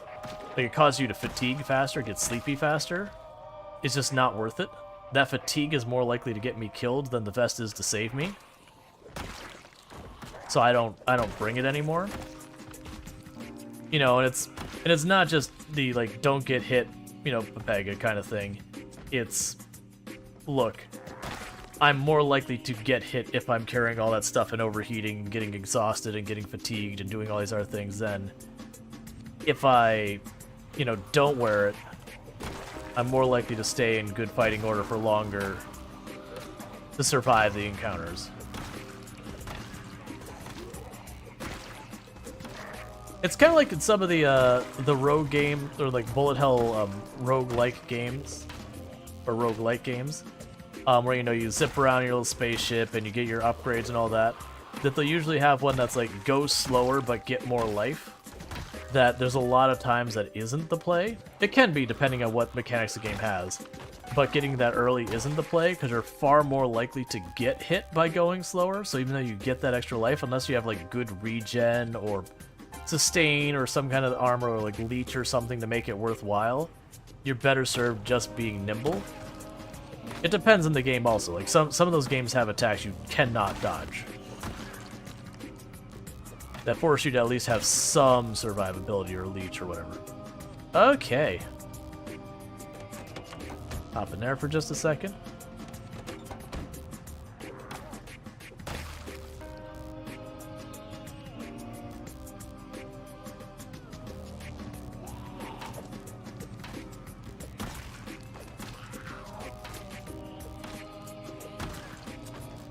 Before I forget, let's go over here.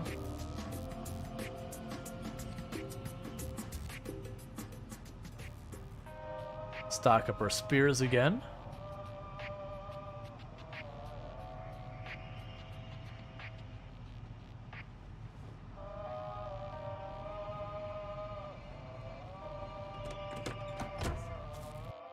Wifey.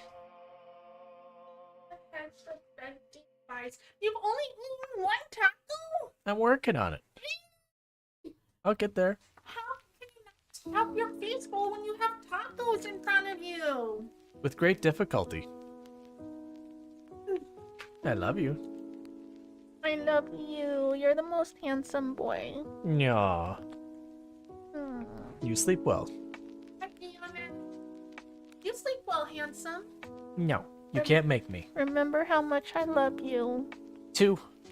More than 2. Oh, okay. More than 2. More than 2. All right. Good night. Let's see. All right. So you're saying, is the first one time you think there's more than one group then go home? Was then just go. Let's see. The first one was anytime I think I will do one more group then go home was just go home then. Oh yeah. Yeah. Like having an idea of when it's time to be like, yeah, you know, it's been a good day. Let's just get out of here. That was graceful. Alright, and we'll go ahead and while we drive around, cut up potatoes on our dashboard. It's fine. Did Tomb just ran to the other room just to do the Tomb tabs? But yeah, so when it comes to shaking the zombies, I can show you a couple things when we get down here that'll help you figure it out. It is a thing that if you're inside a highly dense area of zombies, shaking zombies can be much harder, which is one of the reasons I actually suggest just clearing the area around you. Do not skip zombies even if you have respawns on. Just systematically kill all the zombies in your area and just keep doing it and doing it and doing that. That's actually not the turn I wanted to take. It's fine, we can make it work. I want to say this is mostly open over here. But it's just really worth taking your time to just clear everything. Any zombie you leave is a later threat.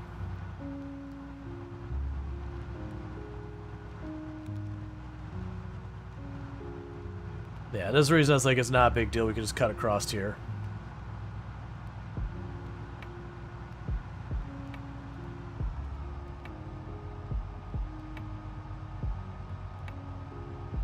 Alright, let's get over here real fast.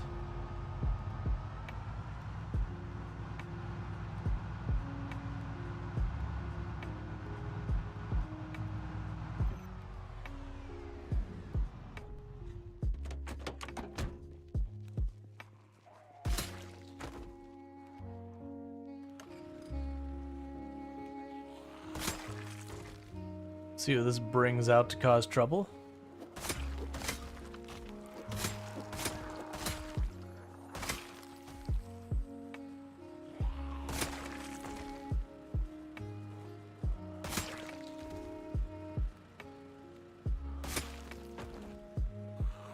Yeah, once we get these zombies out of here, I'll show you how to ditch them. I only don't want to do it here because I'll possibly break my windows and all that, and I just don't want to deal with it.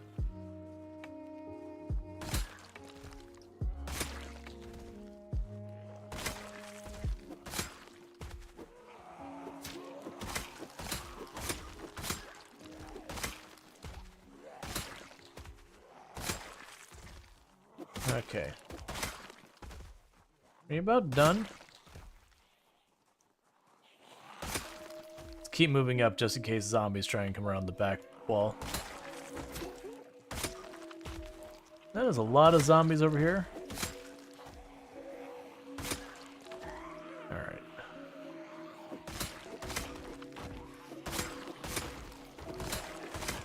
But yeah, usually my advice to new players, I'm not saying you're a new player, but to new players in general, just get comfortable fighting the zombies. Don't even worry about your long-term survival, like, do I have a generator, do I have food, do I have water, like, all that stuff.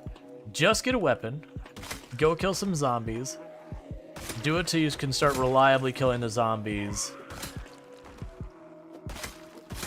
You know, that you feel comfortable engaging a group of zombies and whittling them down, even at low levels. Then start worrying about your long-term survival. Otherwise, all you're doing is you're just kind of buying time till you have to do those fights that you're not ready for. You're just surviving until you get into a fight.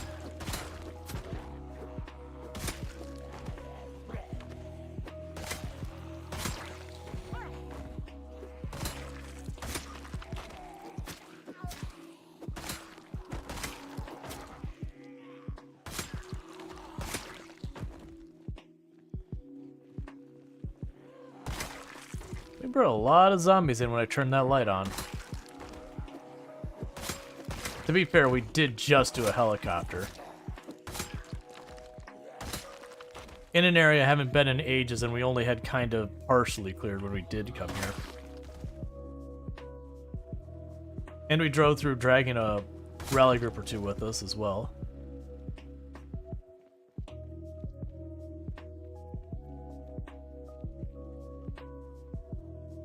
Why are you all moving around so much? Guess maybe migration? Oh, I need to not still be out here. We're pushing our endurance way too far.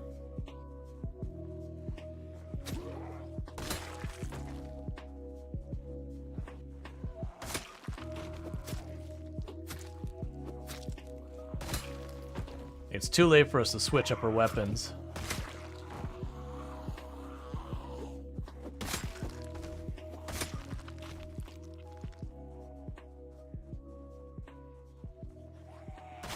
I need you to stop aggroing me for a minute, please.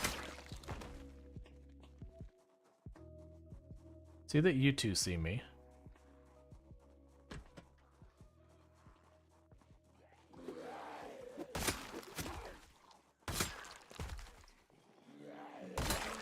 Yeah, I think we're dealing with a migration situation. I'm just kind of in the path, picking off everything running by.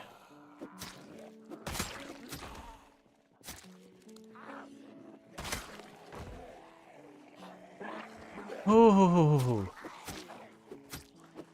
We missed the stab. Didn't turn quite as fast as I expected. Because we're getting double damage penalties now.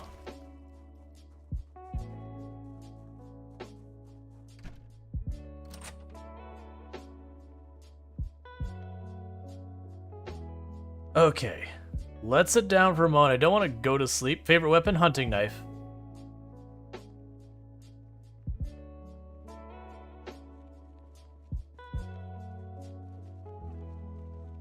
I actually have soda in here.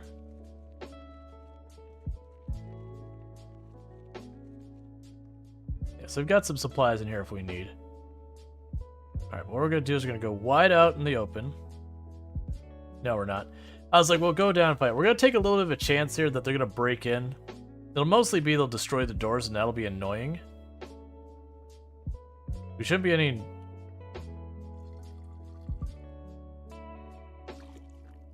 Sorry, I was trying to listen. I thought I heard a door.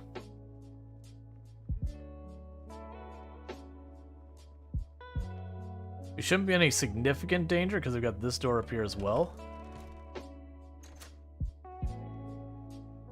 But we are sleepy, so we definitely don't want to push our luck trying to fight them. And the reason we're sleepy is we just spent too much time today exerted. I also have the settings where the zombies can and will open doors if you do not lock them. It's not default behavior. It's a extra difficulty setting kind of thing. So I have to lock doors behind me, board up windows, the zombies will just let themselves in exactly like the player. So once I clear the area up there, I'll show you tricks to ditching the zombies. I just don't want to do it on this building because I don't want them to smash my windows and doors if I don't have to. They might do that tonight. I haven't heard them do that, so we should be okay. They'd have already done it by now.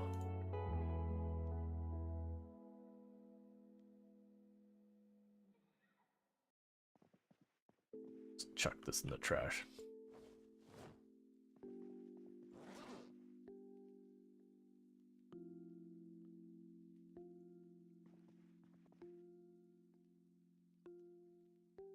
We'll sit for a moment, recover endurance a little bit.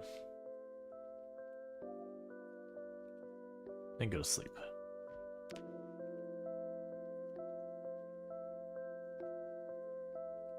Okay, so we woke up too early. That means a zombie is banging on one of the walls or doors of our place. We've got a zombie around the property banging on something. That's the reason we woke up prematurely.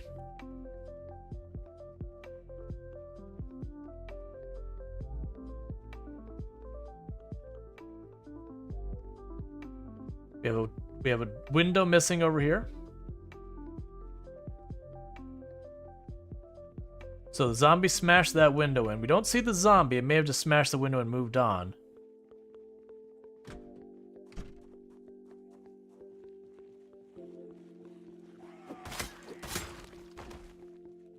I don't really want to be out this late at night, but if they're smashing all our windows and stuff, they're making the place dangerous to stay.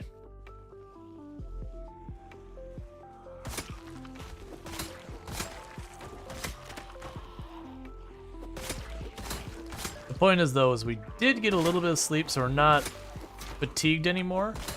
And we did fully recover endurance, so we're in better fighting shape than before we snuck in there. I don't think I have planks handy to fix that, so we're gonna have to get some planks.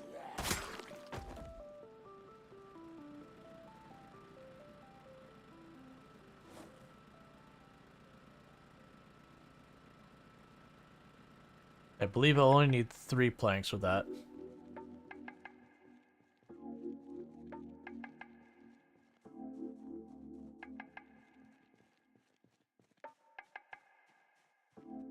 Here, quickly walk over here.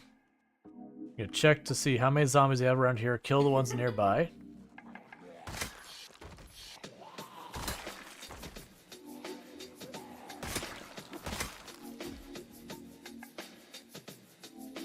The reason I would kill the ones nearby is I'm going to chop down a tree, get a log. That should give me 3 or 4 planks, which would be plenty to board up the busted out window. But chopping logs is very loud, so I definitely don't want to leave any friends nearby.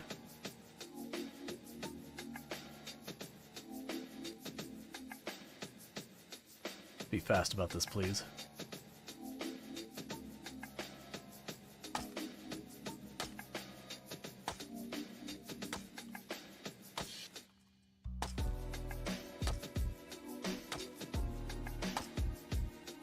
Cut down the tree already, please, thank you. Being next to trees is always uncomfortable for me. Those zombies moving around.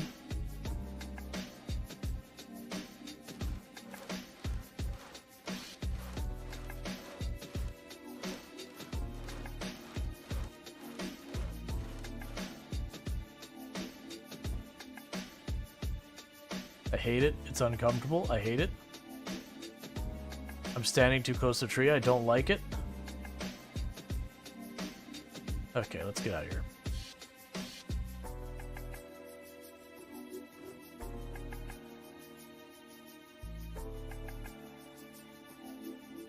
All right.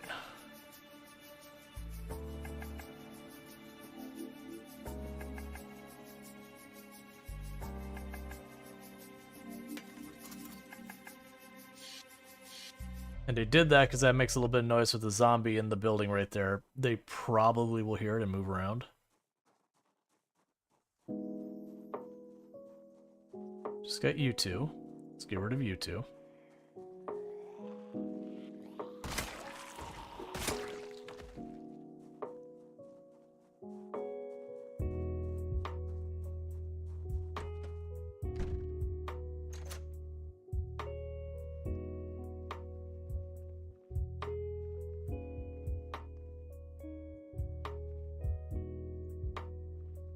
Why can I not flip the light switch? It's clearly right there.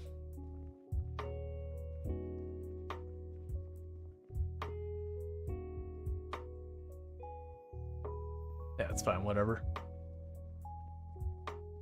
Just adding danger to myself for no reason.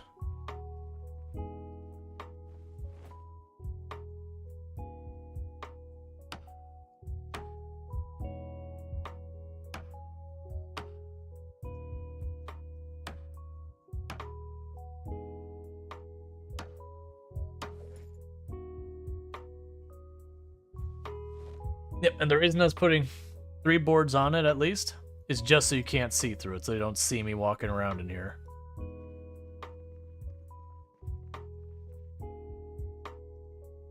That away.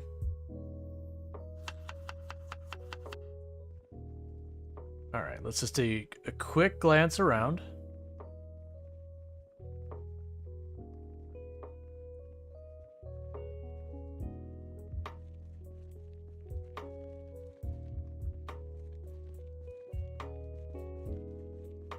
Make sure we don't have any friends inside here.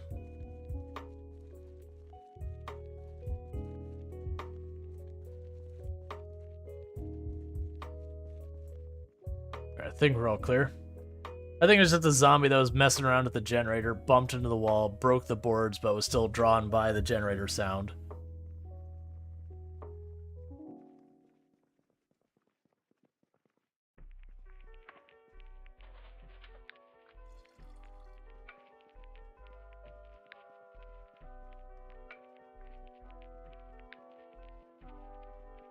Okay.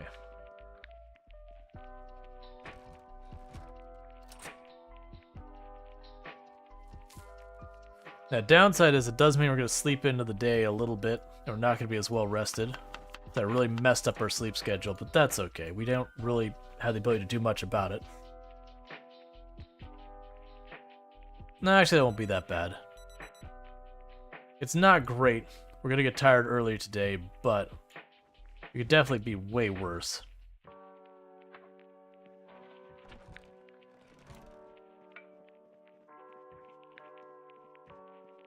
Alright, so let's go down. We'll clear the zombies around the building. I'll show you how to ditch zombies real fast. And then we'll go back to clearing the way towards the mansions again.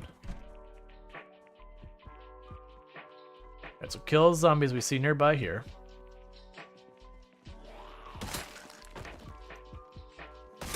Because this is where we're going to be safe. If there's a zombie in line of sight of this building, I just assume they're a problem that must be addressed. Because that's a zombie that could potentially see me coming and going and causing problems.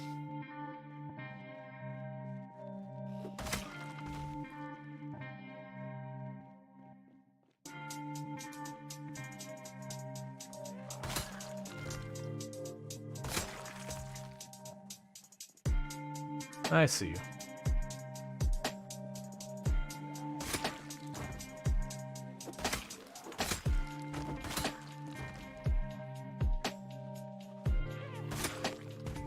Yeah, I think we had a migration also happen yesterday. That between the helicopter happened, and then a migration happened after the helicopter happened, so it drew a bunch of zombies into this cell. And then when the migration happened, it tried to figure out, balance the zombies out more in the cell. Because there's all sorts of things that happen behind the scenes for moving the zombies around. So that kind of thing does happen.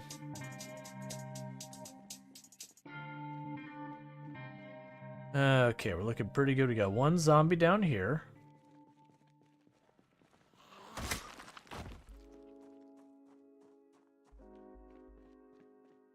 Okay. Got one hiding over here.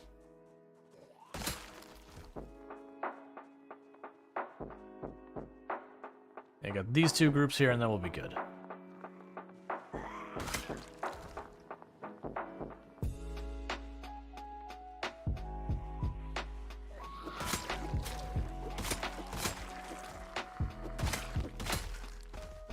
Alright, one more. Oh, we got one to our right as well. Okay, so let's pretend for a moment. Oh, come on, stop. I'm trying to show stuff. Let's pretend for a moment that I'm down over here, and I have made a terrible mistake. I was down here, things are fine. Oh crap, I pulled like 50 zombies. Alright, so what I would do is if I have the stamina, I'd run, otherwise I'd walk. But you want to run over this way, so zombies are back here following you. You duck around the corner. So the first thing to notice is the zombies saw you until you got here. So that's the last place that the zombies know where you are. So remember that. The zombies think you're here, they're going to work their way there, and then they're going to look around for you. So if we keep running, and we stay close to this wall, we've just lost line of sight of that corner. So when the zombies get here, they'll look around, they won't see you, and they'll stop in this general area. They might wander a little bit, but they'll stop there. We can take it a step farther and duck around this corner. So again, now the zombies are again still over here because they think that's where you are. If you make a bunch of noise, they'll hear you. But now you can just walk away. Maybe the zombies saw you get around this corner, but that side of the building is now compromised. And then we can just walk anywhere where we won't get line of sight on that area and just try and get away from that. The big thing to watch is if you are in an area you've not cleared, you are highly likely to run into zombies doing that. If that happens, what you can do here is instead of deliberately being quiet about this, Literally just run around. I say run, I mean walk. Just walk around slowly, Pied Piper the zombies, gather them all up. So we got these groups of zombies over here. Keep making noise, draw them in. Come on, friends. Draw in the zombies. Why are you not hearing me? I'm yelling as actively and as aggressively as I can. There we go. Now you're starting to catch on. We start grabbing the zombies.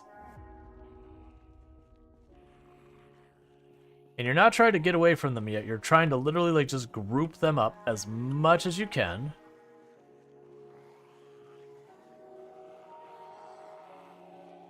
So you're grabbing them, you're grabbing them. So we're basically creating a situation. Obviously, I'll still have my endurance, so that's not when you'd run away, but I'm deliberately grabbing too many. So we're panicking. I'm basically showing how to ditch a horde. So we're creating a dangerous situation. So what you'd do is you'd go around the building. You'll notice I'm trying to keep them close. I'm trying to yell. I'm not letting them get very far away. I want them to stay aggroed on me, because I can bunch all the zombies up in an area as best we can. So I want to keep just a little bit ahead.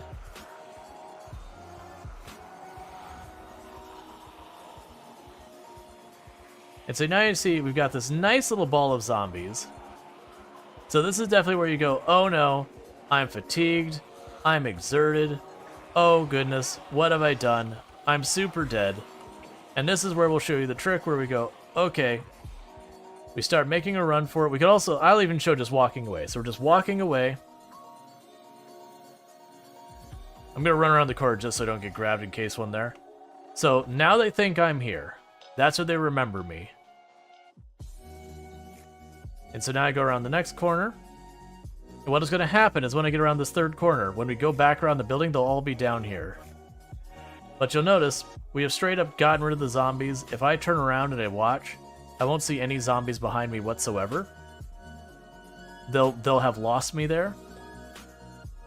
They might hear that generator, actually. But if we go around the building, we might have a couple stragglers down here, and all the rest will be on that side of the building. I want to actually kill those zombies, so I'm going to go back for them.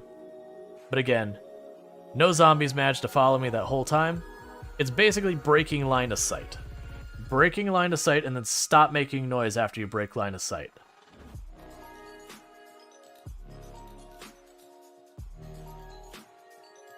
But now we circle around, like I said, all those zombies should be in this area up here mostly. We'll have a couple stragglers I failed to pick up.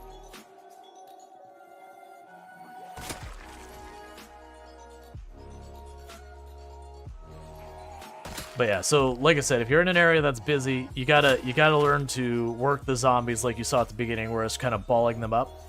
It'll just be a little bit different that you'll have them all around, so you have to kind of, you know, circle around, pick some up, circle around. The big thing that you run to trying to group up zombies, yeah, so you see all of them, how they got stuck where they lost sight of us. Looks like they did manage to spot me barely as I got around that last corner.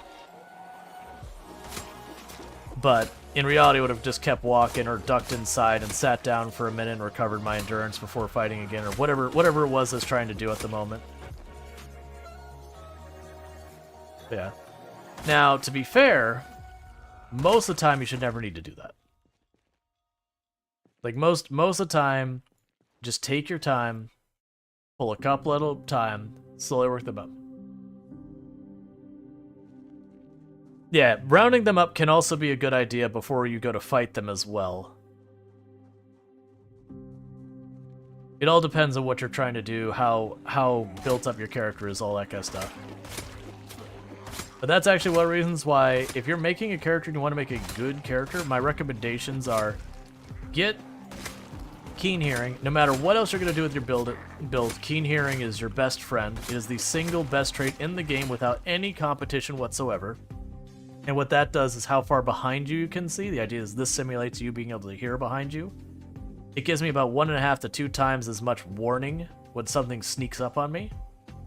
Yeah, so we had a couple who heard the generator and came over to check out the generator. That's fine too. So Keen Hearing is huge. Your next biggest combat stat is Nimble. because once you get over like 3 nimble, if I watch, I'm not even going to defend myself against a zombie. I actually just slow down so he can reach me. With nimble 3 or higher, I can literally just do that. Just let him grab for me, and I'll just step out of it. Don't try that with less than 3 nimble. It'll go badly. So nimble is very, very strong.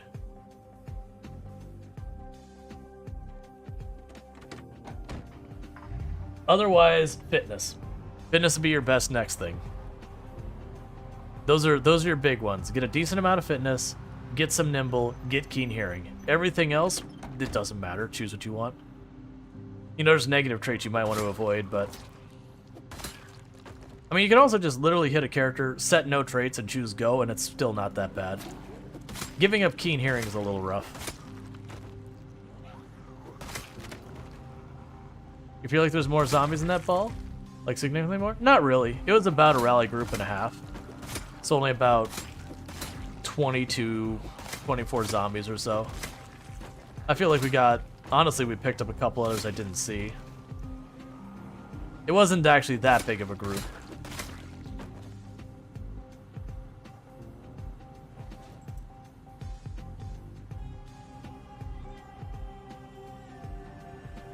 Yeah, no, keen hearing, it's like... Keen hearing takes 1st, 2nd, 3rd, and 4th place for best trait. It's like that much better than the next best trait. Like, when people do like deaf runs and hard of hearing runs and all that, like, the not hearing stuff isn't even what makes it hard, it's giving up keen hearing. is actually what makes it hard. Getting an extra half a second or so warning when something gets the jump on you. Again, assuming there's not control or, you know, corners or something you can't see around. Like that is well past the difference between life and death.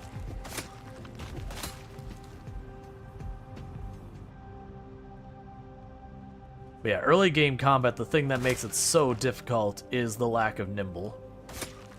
Because you have to do that thing where you're backing up, they catch up, you have to turn, then you have to turn and fight, then you have to turn and fight. It's really easy to get grabbed from behind because you've got to get the timing down. But once you get nimble, you just don't care about it anymore. Because the hard part, death run early, is very early game. Do you loot houses, cars? Oh yeah. I mean, honestly, once you're not looting the house and car, the death run's not that bad. You just have to be very conscious to, you killed a group of zombies, spin around, see if there's anyone behind you. But you should do that whether or not you're doing a death run as well. Situational awareness is everything.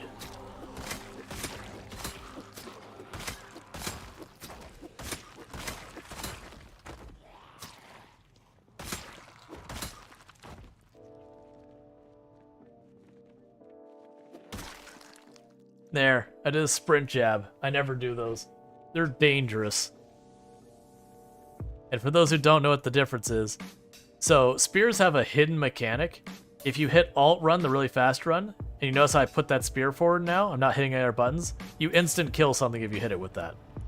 But it's also super dangerous because it's easy to miss, and if you actually bump into a group, you just, you know, shank the one right in front of you and then get overwhelmed by all the ones just walking up on you while you're doing it.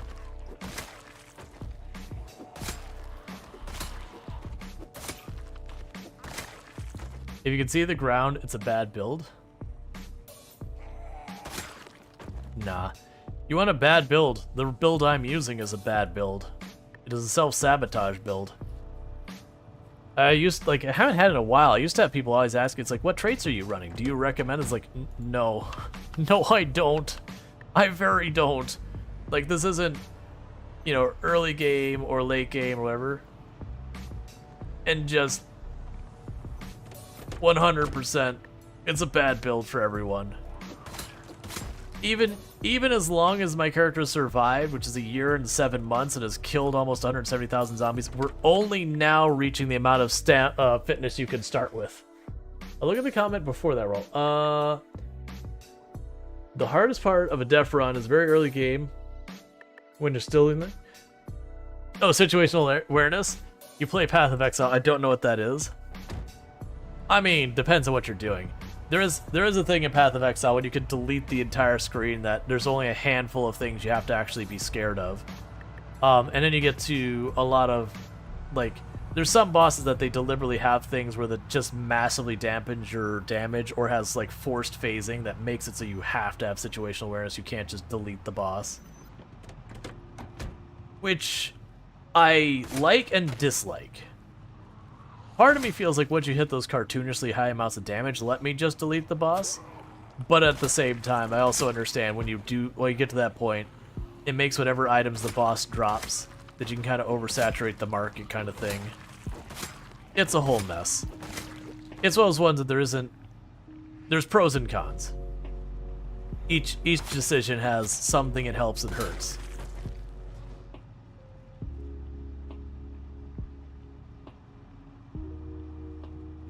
Yeah, no, force phasing when it's done well can be fine. The problem with, like, Path of Exile, you get such ridiculously high damage, you slap the boss for all of its life instantaneously and then wait for, like, this 15-second animation to play out, and then this 30-second minion phase to play out, and then the next animation to play out, and you're just going, oh my god, I'm instantly going to delete your life again, just get back here.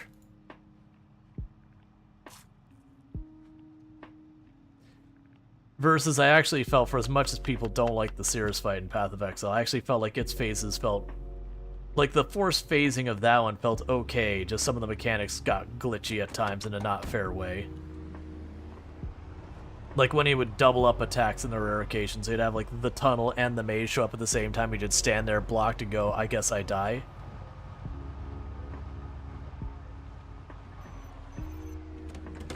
Or he'd put up the maze and he'd do, like, the meteor thing at the same time. You're like, oh, okay. This is how it ends. If I leave, I die. If I stay, I die. Cool, man.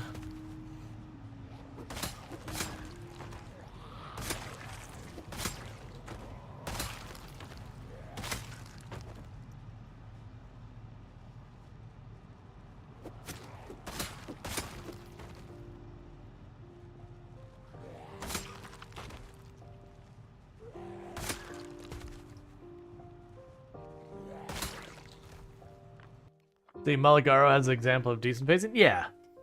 Yeah. Oh yeah, and Duresa's awful.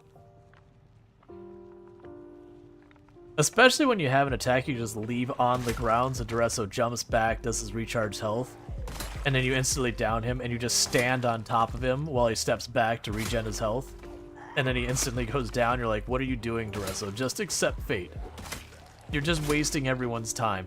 That used to be back in the day when, like, Shaper was the big fight that a lot of people do, so you'd have Shaper rotas. Or you just, you know, you get a party of 6 people and you just, one person would have their Shaper set up and then the next person. And so you'd have all your people, like, go in. You'd always have that one person who gets, I can't remember what boss it was. There was one of the bosses that just had such, I think it was Dureso. It just took so long to kill the boss because of all of the force phases. That one of the Scorpion if you don't one-shot it. You have to, like, wait out its whole, like, jumping up and down phase. That everyone else will be done and just waiting. And here you are just waiting on the boss to finish its nonsense so you can finish the job.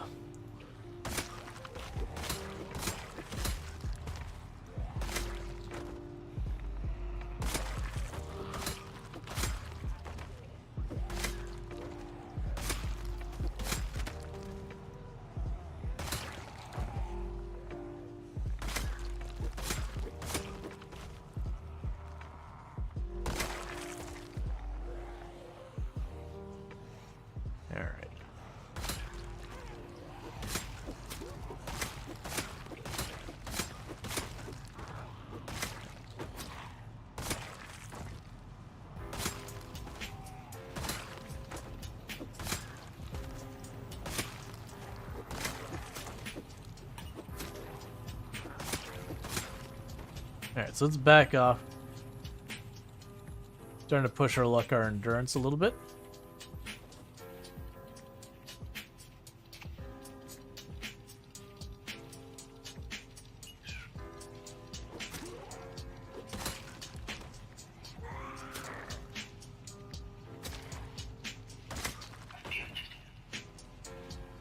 Yeah, I'm pretty sure that where we had those zombies wandering around so much the other day, it was a migration.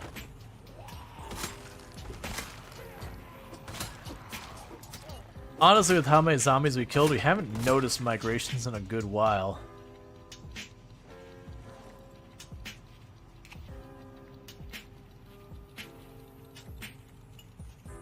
Because you just plow through them so fast, it's hard to tell.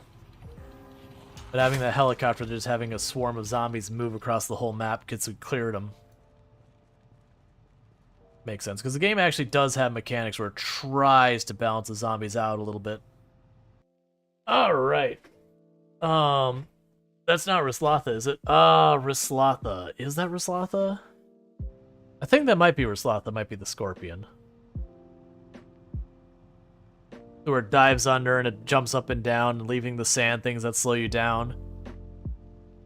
Because if you get unlucky and you don't kill it right away, it drops down. It does, you know, it does the minion phase, and that takes forever, and that jumps up and down a whole bunch. You're like, oh my god, please. I've had like a solid minute of not being allowed to attack you. Not because I can't manage to get the hits in, but because you are physically invincible until you finish this nonsense. I just gotta sit on my hands. And the worst thing is you get tanky enough or whatever that you can just stand there and let the boss hit you again. Guys, like I don't care. Just get up here.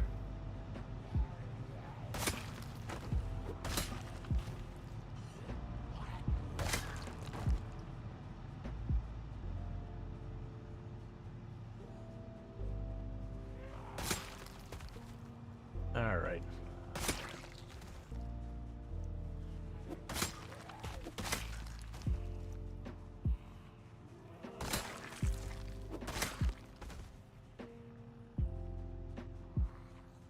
Hey man, I'll come to you. Don't worry about it.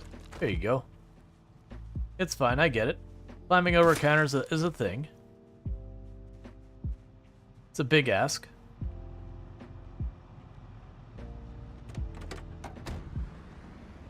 Alright.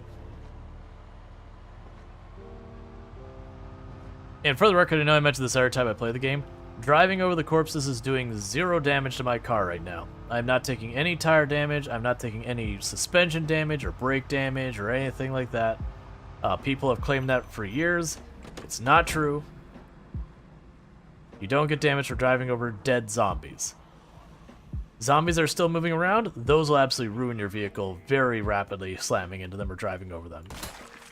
Off-roading, absolutely wreck your vehicle as well. But driving over corpses, A-OK, thumbs up, go about it. Just be careful driving too fast, because while the zombies won't damage you for driving over them too fast, launching your car into the air and slapping into a tree will absolutely do that. And physics gets real wonky when the zombie piles get high. But like even rolling your car over, as long as you don't hit like a wall, like the only thing you interact with is the ground, you still won't take damage.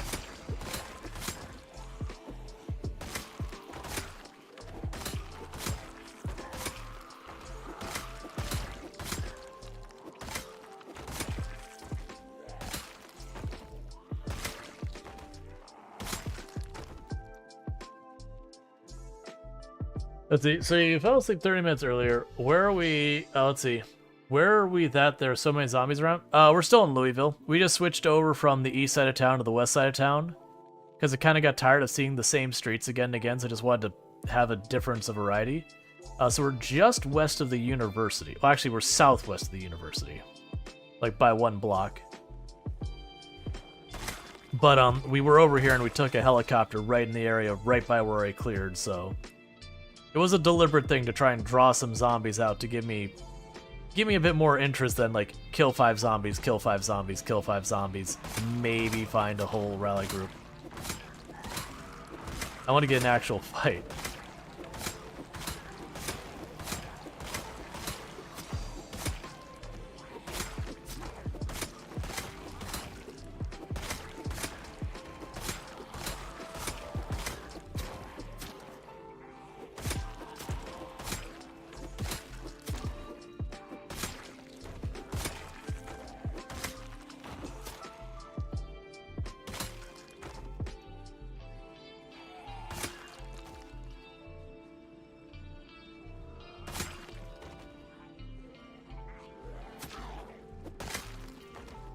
Okay. Back off a little ways. We can kill the one that saw me.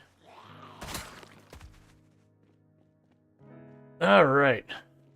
Yeah, you woke up because the internet went out, which interrupted the stream. You came back right at the third pass.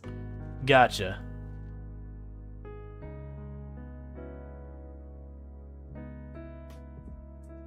I'm gonna take 2 seconds because I'm hungry. So I'm gonna mute my mic. I'm gonna quickly eat a little bit more of my dinner. I'll be right back. So it'll take me just 2 seconds. I'm not gonna have to worry about it.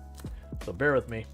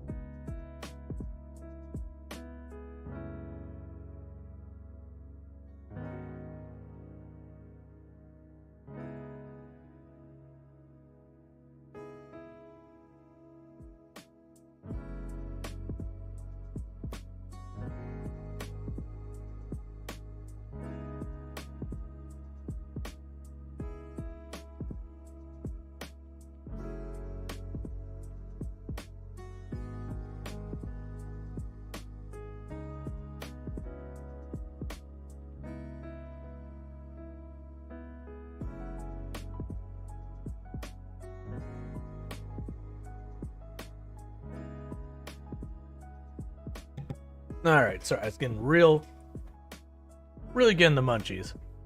Now I see a zombie coming up in the trees.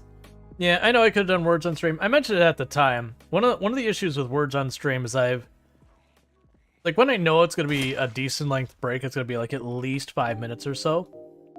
Like I have no problem doing it. And that's usually me tossing dinner in the oven kind of thing, because it is an 11-hour stream. But when it's a fast break that I know is only gonna take me like 2-3 minutes, that's one thing. And we've also had a mix of days. There are some days we have like a lot of people participating in it, and we have a lot of days where it's like literally 4 people, and that like includes me. I kind of want to find like a couple different options of games of that style. That I have a couple that it's very much like this will take 5 minutes. Because words on stream can push to like 15-20 minutes if it's like really a good run, which is fine. But if it's going fairly long, it's only 3-4 people participating, it gets kind of weird. Where it's like, okay, not many people are really into it. Marbles, yeah. I probably do need to break out Marbles stream. The problem I ran into with that one is they had a couple of maps that didn't have sound balancing to them, where they had like individual sound effects that are super loud. I like it otherwise, and they didn't really give you a way to say do not get this map or whatever. I could disable the sound on Marbles in stream, but that's kind of not fun. And that's the same problem we ran to Nitro. Plus, I don't want to support Nitro after they rolled out, they had a very good reception, and then immediately laid off almost all their employees. So I was like, yeah, I don't want to support that. Like, up until that laid off part is looking pretty good, but then they laid off a bunch of people. They didn't do any meaningful updates for a long time because, they laid off all their people. Do you think Words is better simply because there's more fun for chat interaction? Yeah. I think the big problem is just not as many people are really participating. We have exceptions. We definitely have days where it kicks off. I mean, Twitch is very lurker heavy, which is totally fine. Lurkers are the backbone of streams. But it's just one of those things that, like, when it goes really long, like 15-20 minutes, that only 4 people are really participating, that's kind of where it gets tricky. And I don't want it to be like a go 5 minutes, we get to like wave 10 or whatever, round 10. I'm like, nope, time to end. Moving on to the next thing. And so it's trying to find that balance. I don't want like people to also like deliberately sabotage or anything. Yeah, Bungie just laid off people. Yeah, no, it's been a thing. It's been a very frustrating for me because a lot of these companies are actually setting record profits and they're laying off people out of basically not having easy access to like liquid money, like money they can borrow at minimal cost. And it's very annoying that that's how businesses work, that's just like conventional wisdom now. Like when you go into like business courses, they're like, oh yeah, you shouldn't have more than like three months worth of money in reserve, because if you're doing that, you know, your money's not doing anything for you. So like you should allocate that in some way. I'm like, so you're telling me if I have like something happen, I can't sell products for a month or two, my company that, you know, could have thousands of people working for it literally just shuts down overnight because I didn't bother to keep any money in reserve? I don't know if I agree with that assessment. And you don't have, like, not all businesses fall like that. Apple famously has just an absolutely absurd amount of money just sitting in its coffers ready to roll.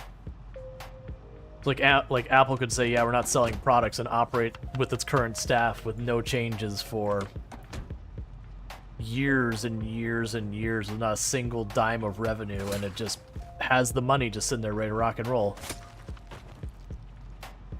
I feel like that's why so many companies did go under when COVID hit, was just no one kept any kind of reserve because that conventional wisdom. So when sales stopped for 2 seconds, they just imploded. Because there's a lot of retail stores that went under during that time that had been doing perfectly fine before that. But they happen to be those kind of retail stores that you don't need to go to, and tended to be kind of claustrophobic, the exact kind of thing that would feel uncomfortable if you're dealing with that kind of scenario.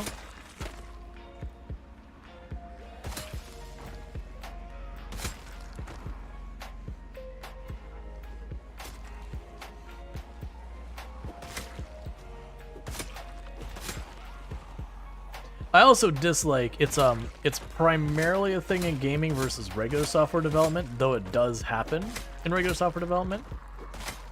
That the idea is you'd have a lot of your developers are only like temporary contract kind of things.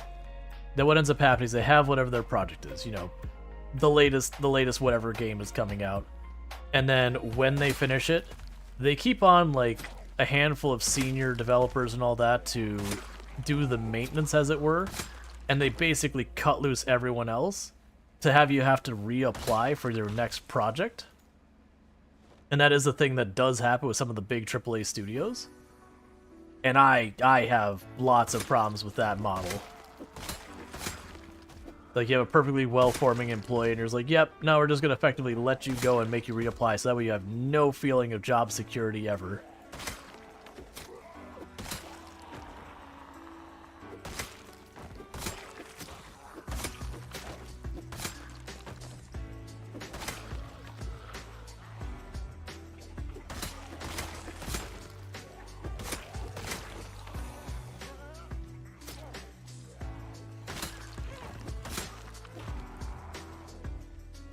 Okay.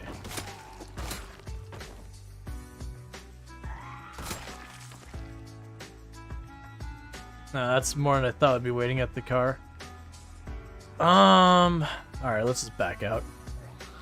Like, I could certainly push it, but we're just gonna back out. So you feel like banking and general business learned some very questionable lessons from having interest rates rock bottom for directly? Yeah, it's a thing. Let's see. Even larger communities weren't immune to it. Bed Bath & Beyond, they admitted they failed to adapt and they're slowly closing up. I mean, you also had that where it wasn't even necessarily like the pandemic kind of thing. We talked about the situation with Sears, Sears Reebok. Like back in the day, Sears was like the disruptor of retail in its entirety. That, you know, it used to be you'd go to your general store and they had what you wanted. Great. If they didn't, well, that's just too bad. You could ask them to keep an eye out for you, but there really wasn't much of a way you could get stuff without traveling to where that thing came from and like getting or having someone travel on your behalf to get the thing. And then Sears like, yo, what if we sent out a catalog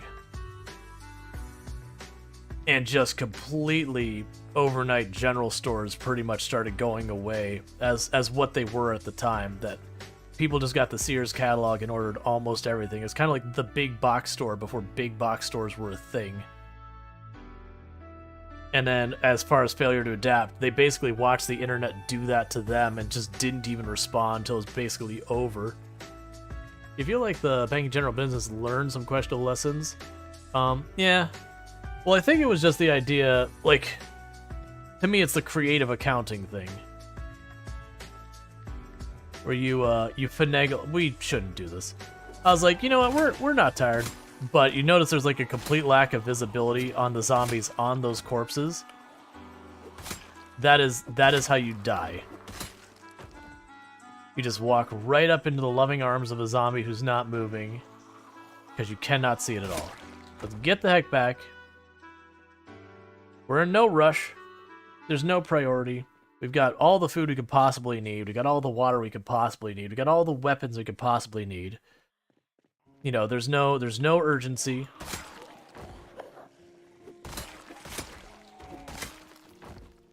We just kill our way back, go back to the truck, do that. But yeah, it's kind of one of those things that like with the Sears thing, that they kind of watched their doom and just stood there and like took it to the face and just have slowly bled for like the last 30, 40 years.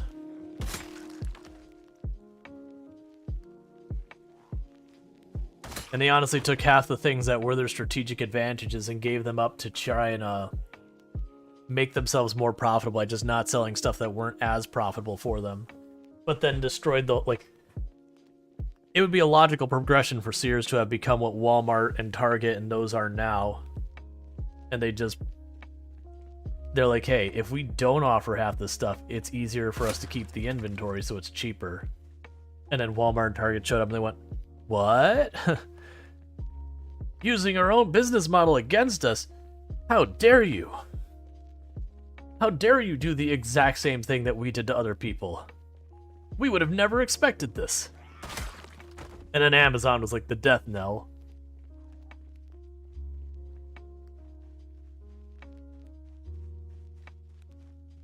But that's just fail to adapt and die, you get complacent. Change is the only constant.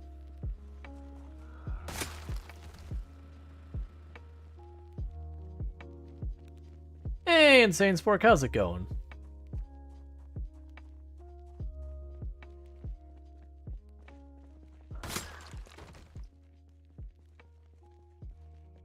Okay.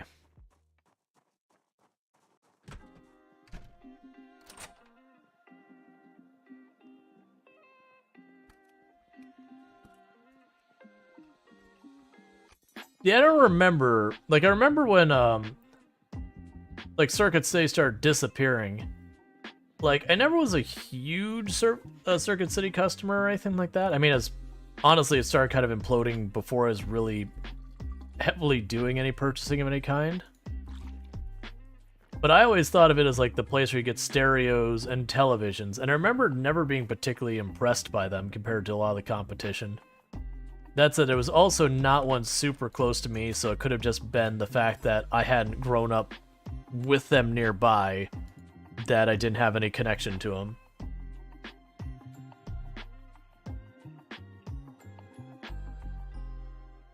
I'm doing good, Spork. The run's going pretty well. We're just kind of putzing around Louisville, killing zombies. We switched over to the west side just to mix it up and see a different area for a little while. Because we've been in that east area for like the last 3-ish streams of Project Zomboid. So just kind of wanted to see some new scenery. So we're messing around by the college and the mansions to the west. I had a helicopter dump a ton of zombies on us, and we're just kind of cleaning that mess up. We did finally hit our fitness 9, which is nice. Strength's getting real close to maxing out. Probably not this stream. Probably maybe next stream or the stream after that will be when we max out. What I say with that we do Project Zomboid, I mean. Like one, 2, or 3 streams of Project Zomboid will max out strength, and like literally there'll be no more strength to gain.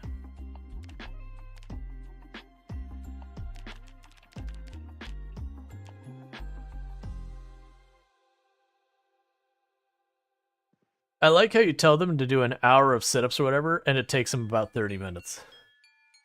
I wish that's how hours worked when I was exercising.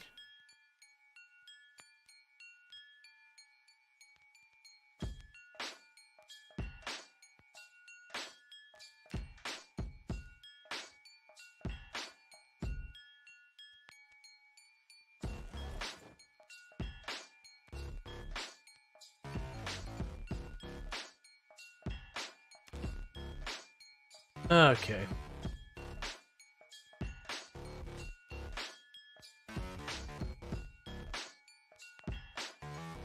We're having some bad rests for a 10. Not that big a deal. You wish I had a fast forward button while exercising as well. Yeah, you start running on the treadmill or, you know, lifting weights. You hit fast forward, you just get to your side and everything feels like jello. You're like, man, that was a solid 2-hour workout. Now I'm gonna go to sleep because everything hurts. I mean, it wouldn't hurt yet, but you'll definitely be like a solid 2-hour workout. Be like, well, that's gonna hurt tomorrow.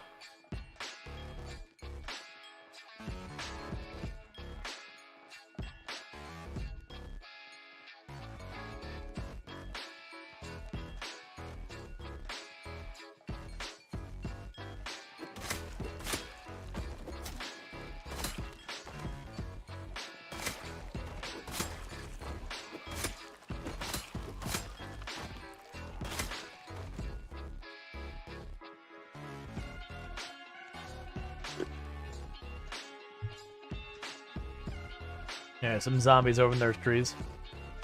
As I mentioned, we're in no rush to get to the car. For those who ever worry about being separated from your car, don't worry too much even if it's running. The only thing the zombies will ever damage on your car while you're not there is if you are running sirens. They will break your sirens if you leave it unattended. And that's, again, if they're running. If the sirens are turned off, they won't attack them. But that's... You know, the big issue with that is, in vanilla, you cannot repair the sirens. There's just no way. There are mods that fix that, and it is just an oversight, not a deliberate decision. But it is just kind of a thing. Let's see, seem to recall you saying you hate spears. Why do you hate them? For me, the big problems with spears is, one, is they use a lot of endurance to fight with. They're really actually, they're the second worst weapon category so far as the amount of endurance they burn, the worst being axes. They're also super fragile, which means I have to carry like 12 of them around on me for 1 day's worth of hunting. So it's just a ton of spears. Yeah, I would say it's more I don't like them. I find they're like my least favorite weapon category. You also have to work around the execution animation, which isn't a big deal. It's really not. But it's just one more thing to have to worry about. Because the execution animation can get you killed if you're not careful. So it's got a whole lot of stuff like that. Plus I have to stop and actually craft them. Versus almost all the other weapon categories, I can reasonably find weapons. But I also don't ever really focus on one weapon category long term. I do end up mixing up a little bit. I have my preferences, so I prefer my short blades. But I usually won't exclusively use them. But that means I can kind of grab whatever weapons on the zombies and just roll with it, and it's at least alright.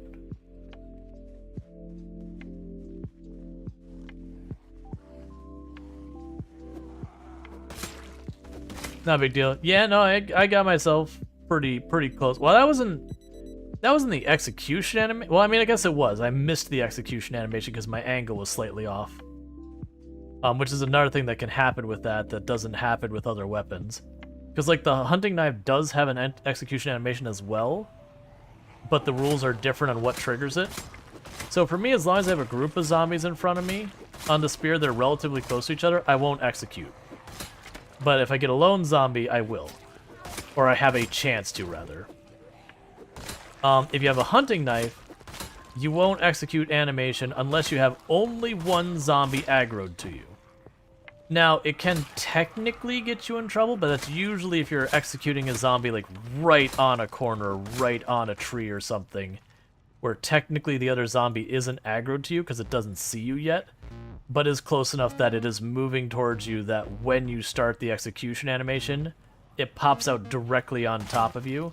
But to me, that has nothing to do with the execution animation. That has to do with bad positioning for you as the player, that you put yourself in a situation a zombie could grab you where you have no chance to react to it. Alright, cool. So, like, if I was standing right here on this corner down there where you see my mouse, so if I'm standing there executing a zombie that way, I can't see around this corner. I technically could start the execution of the knife, the zombie gets right around the corner, then sees me while I'm doing it. But my argument is fighting directly on the corner is already a mistake. Like, the execution animation killing you is completely irrelevant. You were already doing something to get yourself killed. Because even without the execution animation, there's a good chance you wouldn't react fast enough to get away from that. Honestly, it's mostly the endurance usage and the, how many you have to carry and how heavy they are. Like, they are arguably a meta, but I actually feel like most of the weapons are pretty well balanced. The spears, that is. They're the highest DPS weapon in the game. I just don't care about DPS personally in my playstyle. My playstyle, I care about damage per endurance, not damage per second. For every endurance my character has, how many zombies can I kill? Because that's going to kind of determine how many zombies I can go through per day before I'm spent. Which means the best weapon in the game is the hunting knife for me, and then the next category would be short blunt. So far as number of zombies I will kill for the amount of endurance I have.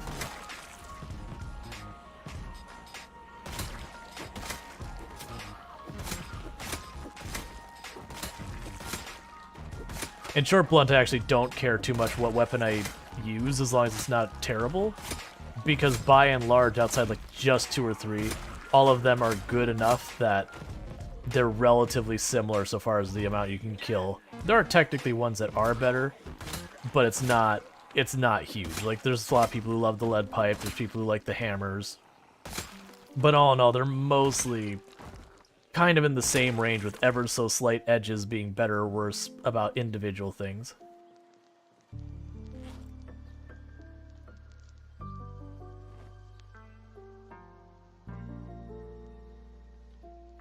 But yeah, so I have to keep inventory managing constantly to swap out the spears they break. I dislike that.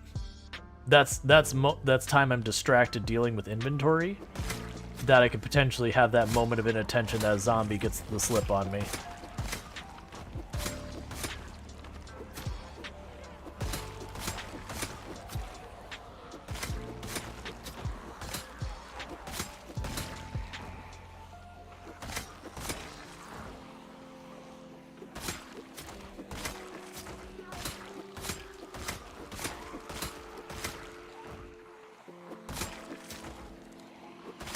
Oh, Nimble 6, you are so wonderful.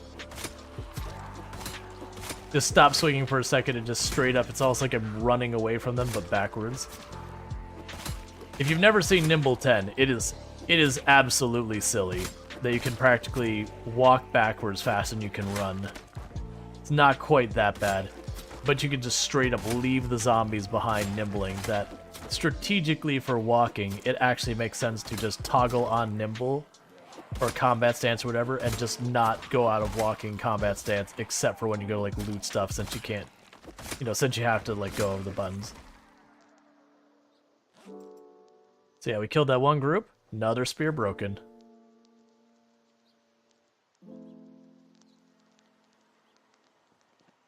Alright, we're just gonna go over here, away from the buys a little bit.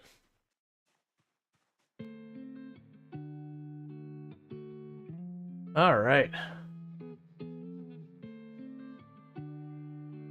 But yeah, for the record, I actually do feel like there isn't a bad weapon category in the game. They just all have their pros and cons.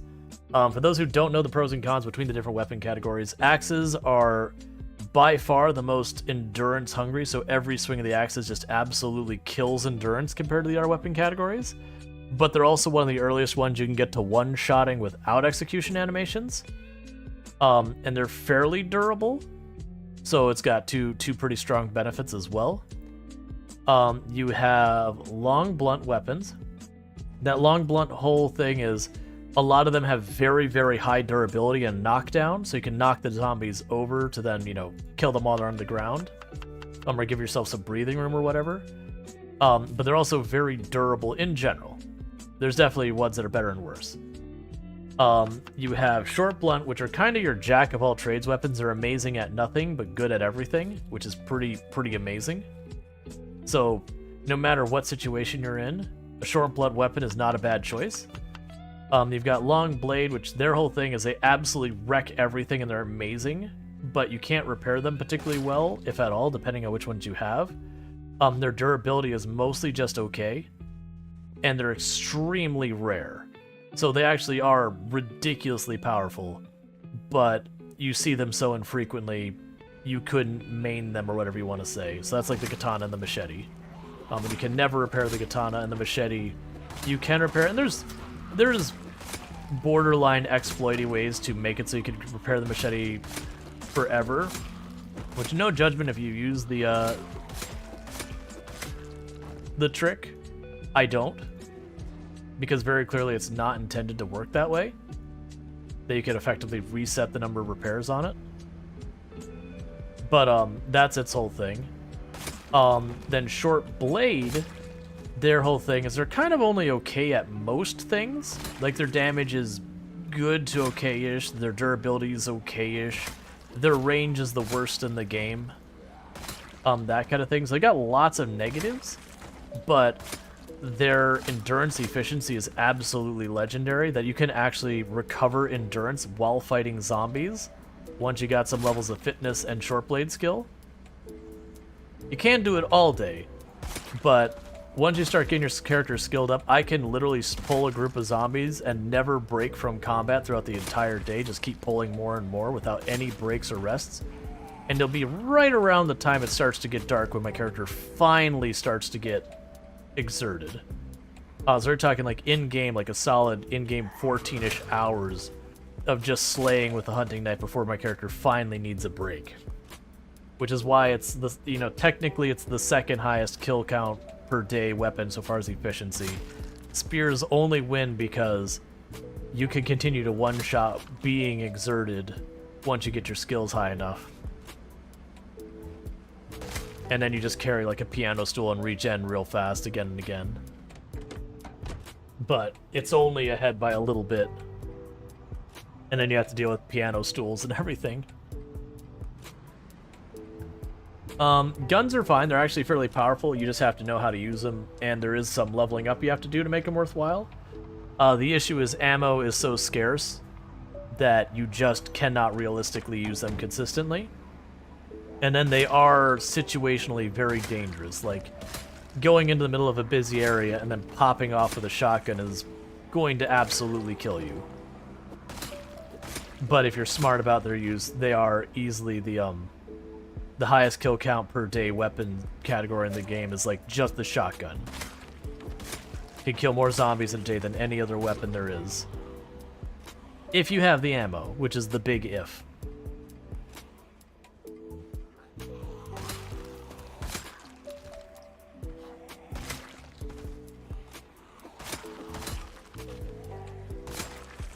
The big thing that people don't realize with the guns is you can't run and gun. You have to stop moving and aim for a second to get it to actually work well.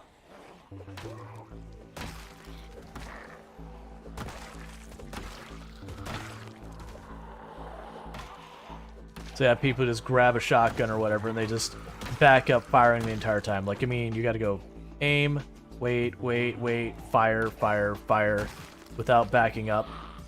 When you need to back up, you stop firing. Stop again. So it's a lot of aim, empty the magazine if you can, back off, reloading, when you're fully reloaded, get a little distance, stop, aim, repeat.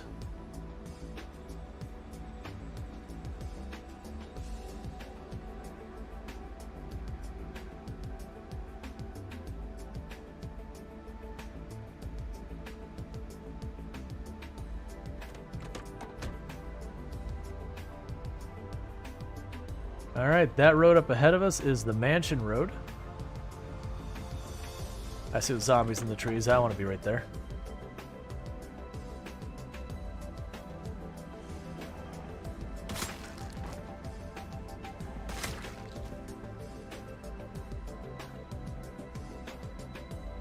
Okay.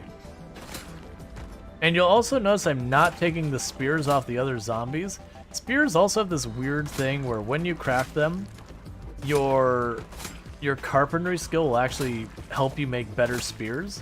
And whether you make a spear out of a plank or a tree branch will also make completely different quality spears, so far as their durability and everything. And so the best you can get is after, I believe it's Carpentry 3, using planks will give you the most durable spears you can have. And so to make spears even less of a chore, you just only want to use those. You can technically attach weapons to spears, but that actively makes them worse than not having a weapon attached to them. Because that weapon weight doesn't add damage, it adds a slight bit of, you know, whatever the durability is. But it also makes the weapon heavier, which means it's even more endurance hungry every swing. So I generally won't pick up spears off zombies.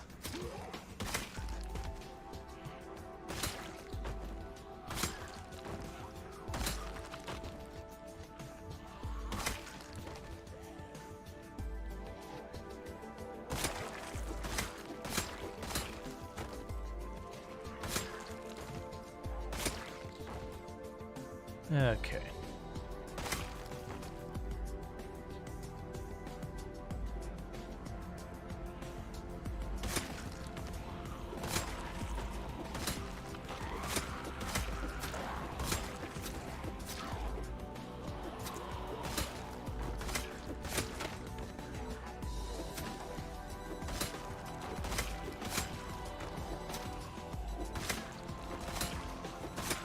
All right. Where it took, was it like 6 or 7 logs worth? Well, actually, it's more than that. It was like 8 or 9 logs worth of planks. It made spears. All that lasted us maybe 3 days before I have to go through and make another entire batch of spears. Because we're going to go through the spears we had left here, and then we're going to be out of spears again. Because the amount of spears we need is so many.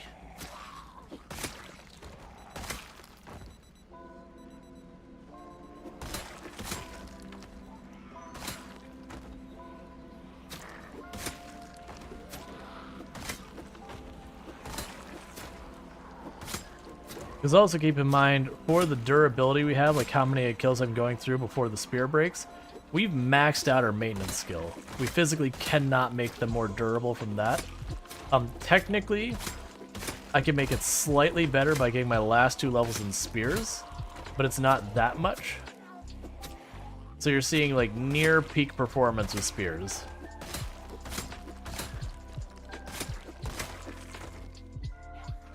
Like we'll get to the point we'll one tap more reliably, but that's the only thing that'll change.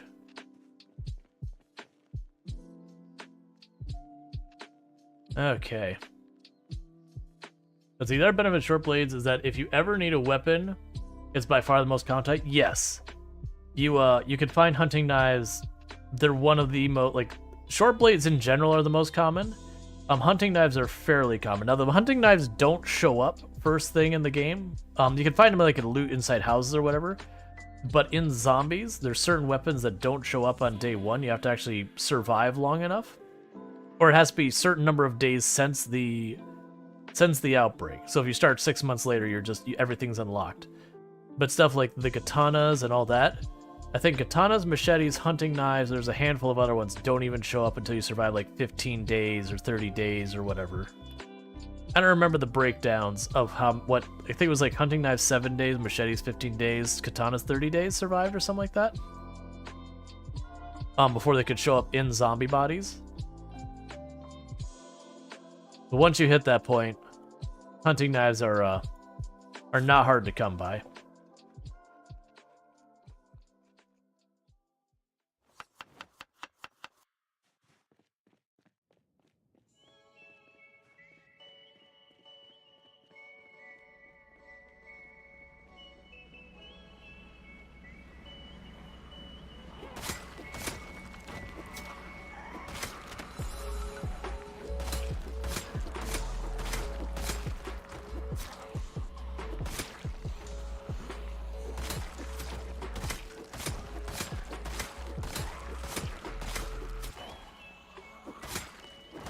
Like that zombie in the dress just had a hunting knife in it.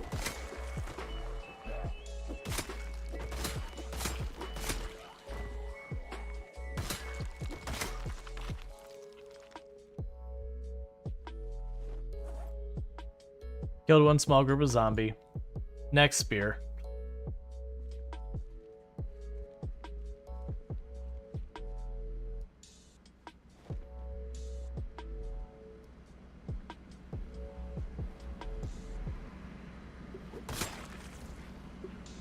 Oh, and there's a... No, actually, that's a kitchen knife. Hey, don't ignore me. It's rude.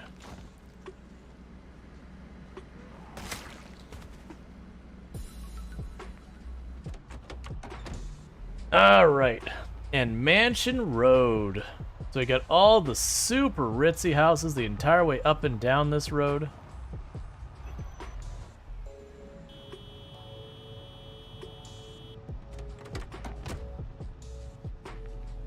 That may have not been the smartest move I've ever made. That's fine.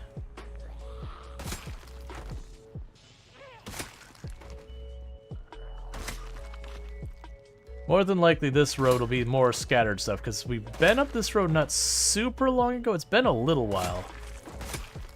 But, this road we've been up and down on occasion, and there's nowhere, like, the river's west of us, and zombies can't go through the water. So, any zombies that migrate to this area have had to come from the east. So it leaves a lot less opportunity for zombies to repopulate this area. That's part of the reason I want to kind of like push up this road towards the warehouses. Because I feel like if I can get to that back corner where literally two sides of the map, nothing can show up, I can just kind of push out from there and I don't have to worry about too much being able to sneak behind. Technically, I could wall it off and guarantee nothing could sneak behind, but that's a lot of effort I really don't feel like putting in.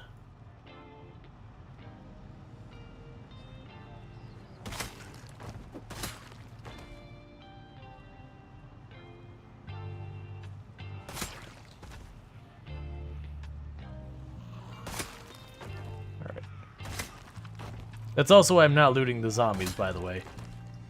Because my skills are all maxed out with so many weapons, and my maintenance is maxed out, I just don't go through the other weapon categories at all fast. So, like, I have dozens upon dozens upon dozens of crowbars.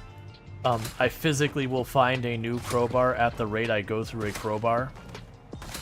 So, I'm honestly tempted that once I max out all of the weapons, even though it's definitely not at all the best for what I'm doing, I'm half tempted to just go to crowbars because then I can just not even care about inventory management. Just carry like 2-3 crowbars on me and I'll be set for literal in-game weeks kind of thing. Not really, that's exaggerating. I'll be set for a while.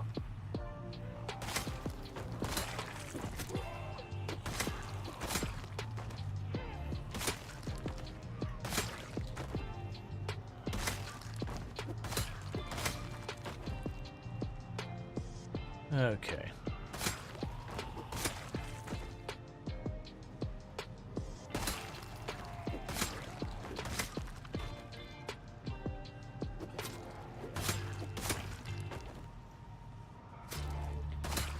Are you a survivor zombie? You are a survivor zombie.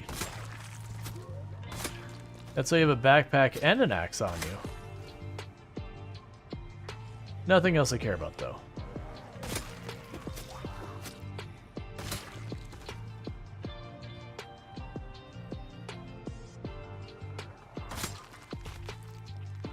Okay.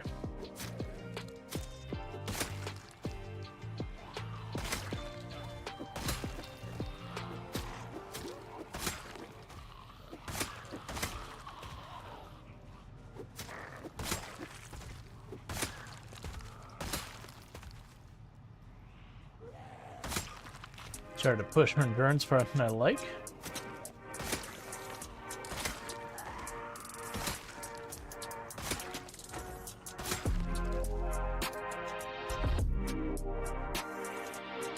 Can't really see how bad the car is. Oh, it's not bad. I thought when I saw the 2 zombies over there that far, I'm like, ooh, is the group that big around it that there's that far out? Nah, it's just they didn't wander directly up to the car.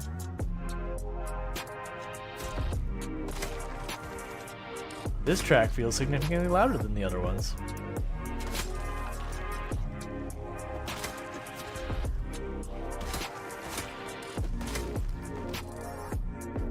Okay. What is the next update looking forward?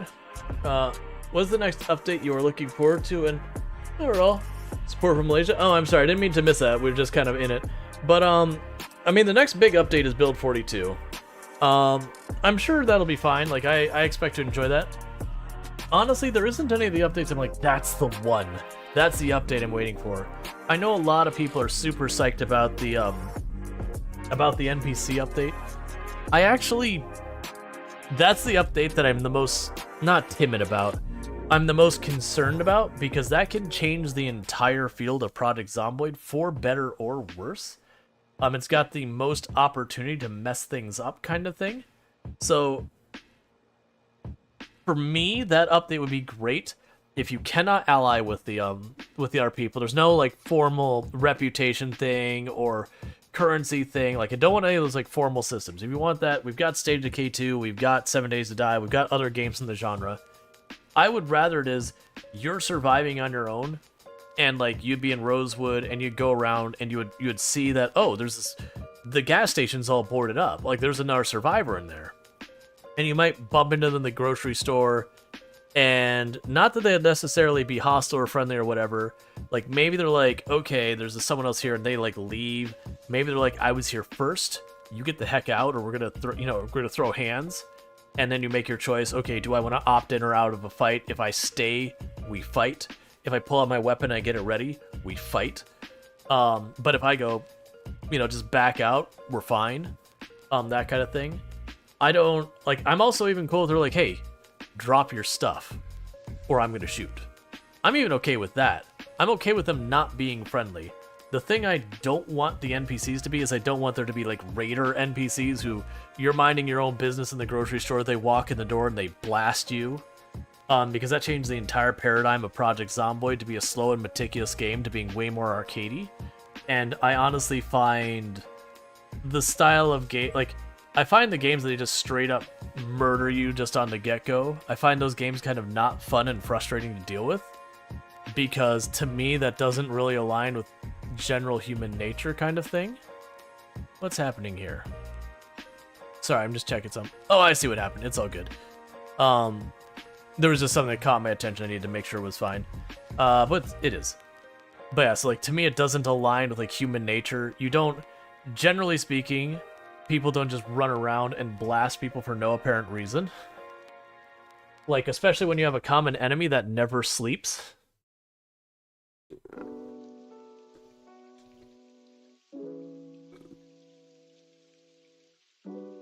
So for me, the crafting rework sounds interesting. I'm actually not, like, that's what I'm generally positive to neutral on. Like, I think it'll be a good thing. I'm not sure it's the thing I'm going to care that much about, but I do think it'll be better. The animals, I think, will be a nice gimmick, a nice thing to kind of break things up. I don't actually see them as potentially being that important or meaningful or whatever myself. But the expanding of the map, adding basements that may or may not be there, playthrough to playthrough, that kind of stuff, that to me is interesting because it means there's more map to explore. Sorry, I should probably mute the mic for opening that can. I also probably should switch to something not caffeinated, but it's open now, so that's a thing. But, really should have switched to something not caffeinated. It's fine. It's already open. It'll just go flat if I don't drink it. But, I don't know. There's none of the big updates. I'm like, that's the one. Super excited. I'll just be happy to have more content added. I do worry that there are changes they can make that would change the paradigm of the game. That's actually one thing I do appreciate about Project Zomboid's devs. Is they know what they want the game to be, generally speaking, and are very resistant to changing the game into something that is something else. And I'm thankful for that, considering how often they're asked to make like special infected like Left 4 Dead, which to me is just, again, a very different game. Not a bad game, just it's a different game. And I want Project Zomboid to remain to be its own unique thing that isn't just, you know, isometric Left 4 Dead or isometric 7 Days to Die. There are people who want like zombie sieges to be a thing. And that's, again, it's just, that's a different game. Not a bad game. Not a better game, like just a different game. State of K2 is an amazing game, but it's an entirely different experience. So for me, if people want to rebuild society, that's what that game is for. That's its shtick. Project Zomboid, literally when the game introduces you, you're already dead. You're telling the story of this is how you died. So it is a past tense experience. Your character is dead at the time you start the game. You're just kind of playing out how that went down. And so I actually find kind of that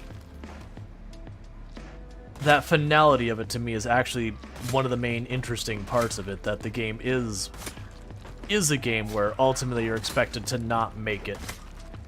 That you are expected to die. That's kind of the foregone conclusion. And you're just trying to deny that story its ending as long as possible. Because we have games around rebuilding society after the zombie apocalypse, or trying to eke out our survival in some corner to finally be safe, or to cure the zombie apocalypse. Like, those games exist, and I'm glad they exist. I think that's excellent. But I like there being one that's like, no, it's the end of the world. That's what this is. The end of the world. As we know it.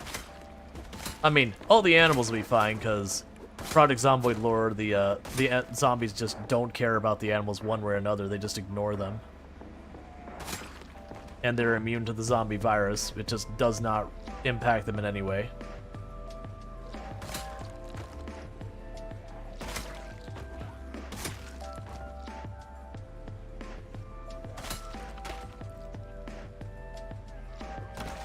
Alright, I think that's my last spear.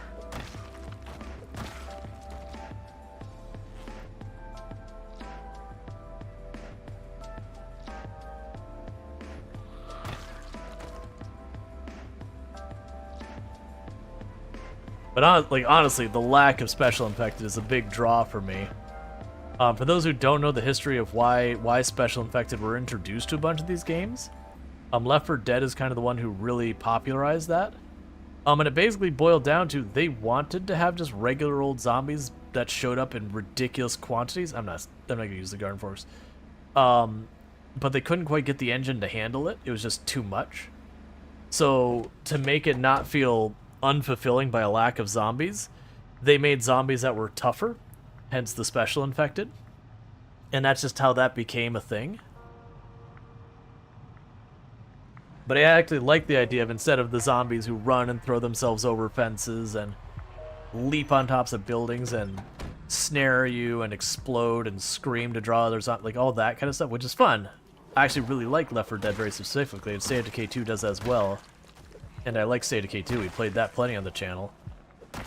I'm glad that this one, it is traditional, like the old school zombie, where it's like, no, individual zombies aren't that threatening. They're dangerous, but they're not threatening.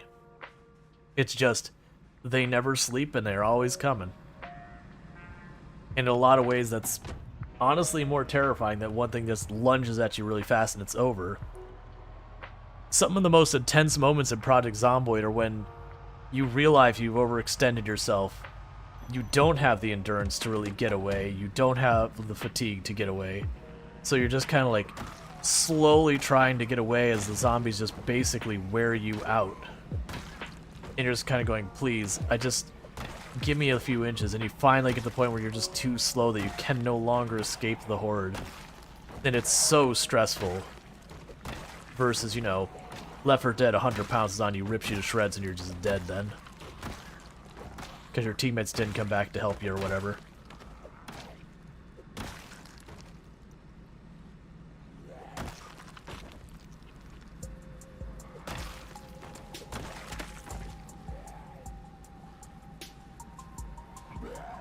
So I pushed it, so we're not the last aggro.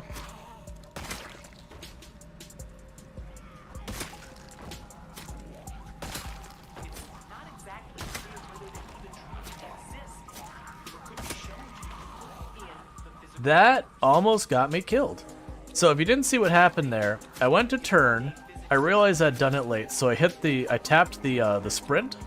That way I could shove my way past, but when I did, it hit at a weird angle that it triggered me running off the zombie, and that locks you into moving in the direction you were facing when you did that because your character's off balance, and I almost walked directly into the other zombie doing that. Like, it worked out, but it was still like, that's not how I wanted that to go. But that's all it takes. Alright, you last one? Yep, so we execute it, so I know I'm in the clear. At least till I aggro something else. Which will probably take like 3 seconds. Yeah, because there's another group here and there's probably some over there.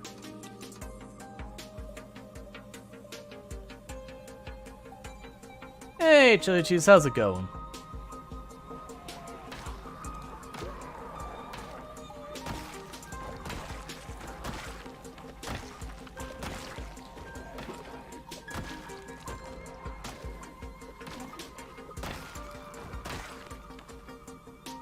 Okay.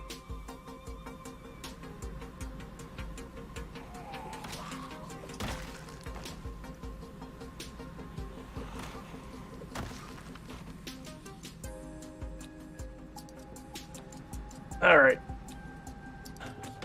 So it's probably time to turn around. It'll get dark soon. How am I doing on my food situation? So I still got 4 potatoes on me. Good. Hope it's the same for you. Yeah, no, it's been good.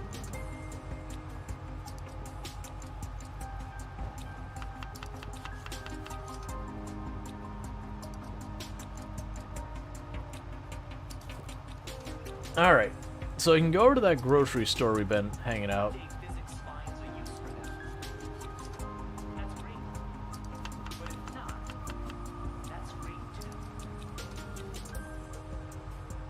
Hey, Shani. I'm actually really excited because I assume you've already seen that Coral Island is going to be dropping in 1.0 kind of like early mid-November.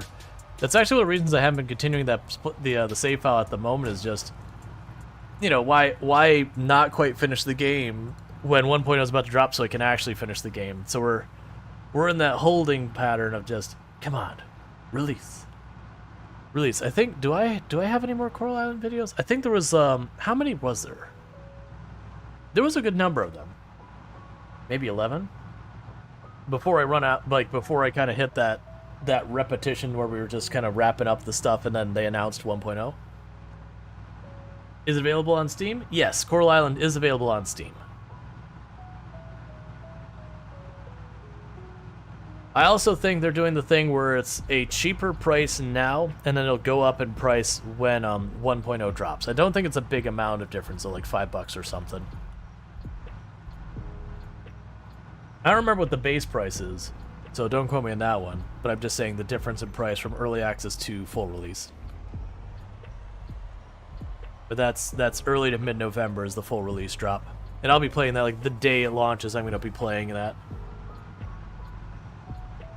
Like, it'll probably be the first couple of days, I'll probably do, like, full streams of it, or near full streams. And then we'll cut back down to where I do half the stream of that and half the stream of something else like RimWorld. We're about to hit 170,000 zombies killed, so that's looking pretty good. How are we doing in time for tonight? So I still got about an hour and a half of stream left.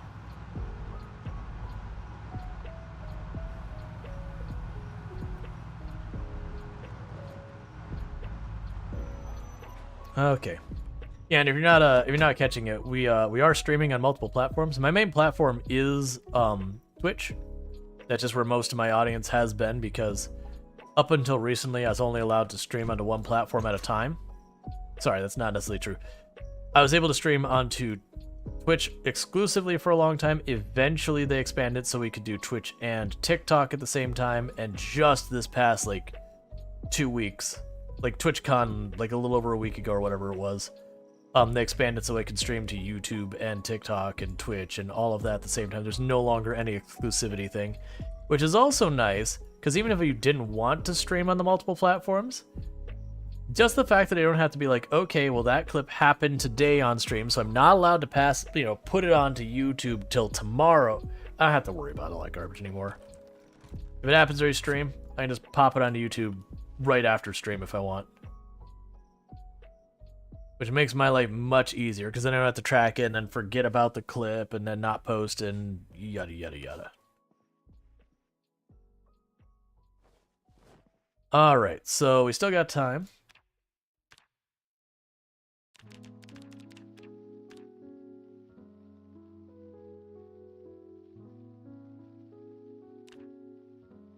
Alright, so pretty soon I'm gonna have to go and get more rabbit. Because we're losing weight, and at 75, like once we drop below 75 kilograms, we're considered underweight. And then we'll start taking a damage penalty for how much damage we do to stuff. So we want to avoid that, because that'll just hurt our rate of going through stuff. So what we might do is 1 or 2 more in-game days of just fighting up here, and then we're going to circle back to that other gas station. Because that we've got some rabbits in the freezer and all that. We'll grab our traps. I'm not sure where we're going to put those traps, honestly. Because I know I could put them down by the military checkpoint. And that worked okay. So that'd be one place I could do them. Not in the checkpoint itself, but just a little ways out of the checkpoint. It's considered vegetation, if I remember correctly. And that does okay for catching rabbits.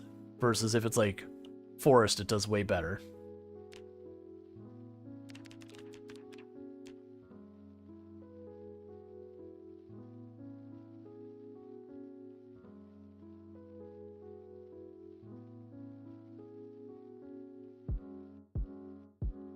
All right.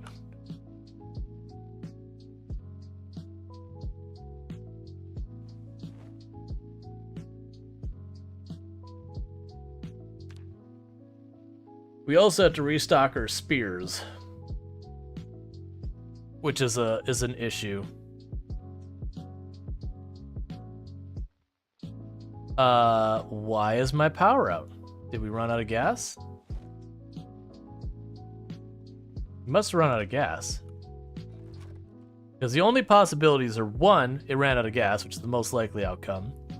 2, it's in poor repair and exploded, which we would have woken up because, you know, exploded. I didn't realize it was that low.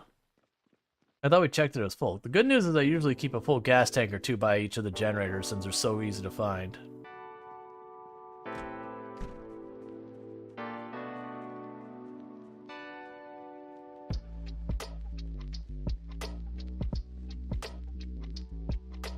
Yeah, so just completely ran out of fuel. Oh, hey, zombie. I didn't see you. Bonk. And now you're dead.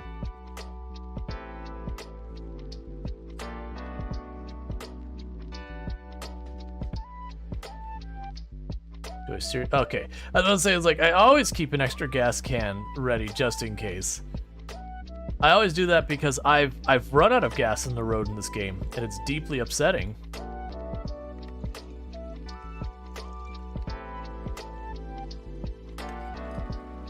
Actually, but yeah. Obviously, the zombies learned to siphon.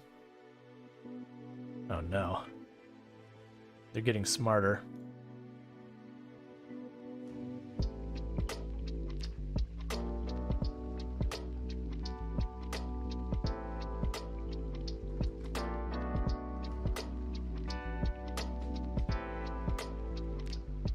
I feel like I should run over and just do the spears now. Okay, so 1 gas can we're chucking on the ground right here. That's the gas can for doing this. The other gas can goes back in the trunk of the car. Just in case. Alright. Let's not be stubborn. There's no real urgency here at the moment. I need rabbit. Let's go back to the other side of town. Go get our heckin' rabbit. Get some spears. Rearm ourselves.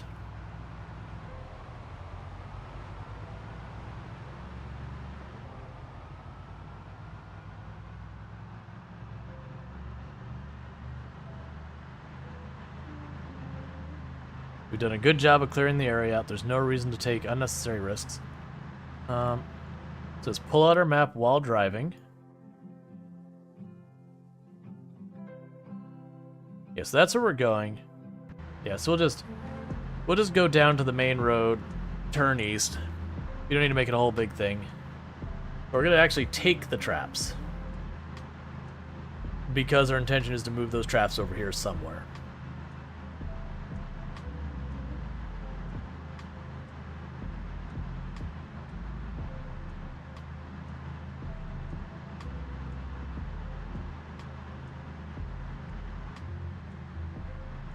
Okay. There's really nothing I need from the main base, so I don't need to worry about that.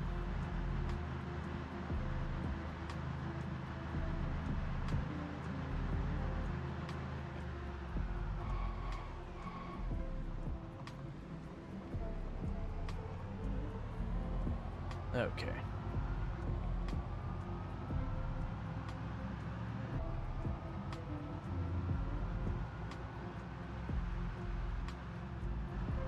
The faster we drive, the louder the car is, the more it'll pull zombies from farther away, which is actually something we want to do normally.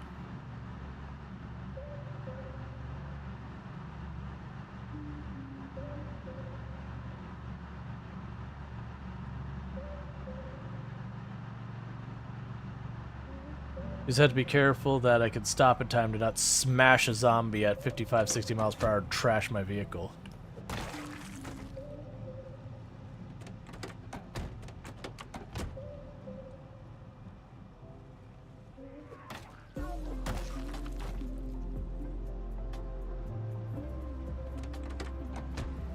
Okay.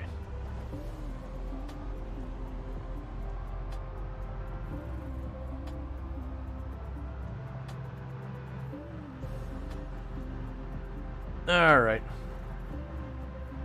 Man, all this, we used to not even be able to like move the vehicle around because the zombies were so dense. We could only walk through by like maneuvering around the zombies and like the zombies are surprisingly durable blockades. Yes. Yes, they are.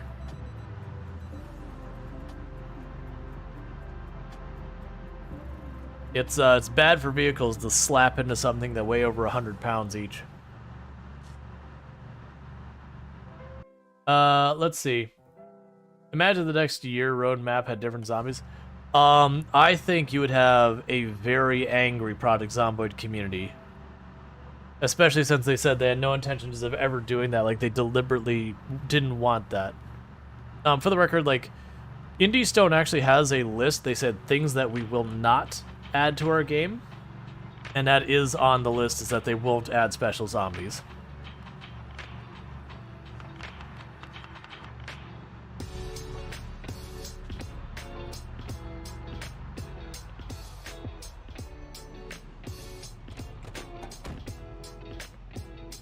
They also have a whole bunch of things on that list that are super cringy that people ask them for just regularly enough that they're like, okay, we're just going to add this to this list so people stop asking. Yep, exactly. They have their own... And the irony is a lot of what makes them stand out is that they don't do a bunch of extra stuff. They're like, we have zombies, and they're zombies. We don't do a bunch of weird stuff with them, they're just zombies.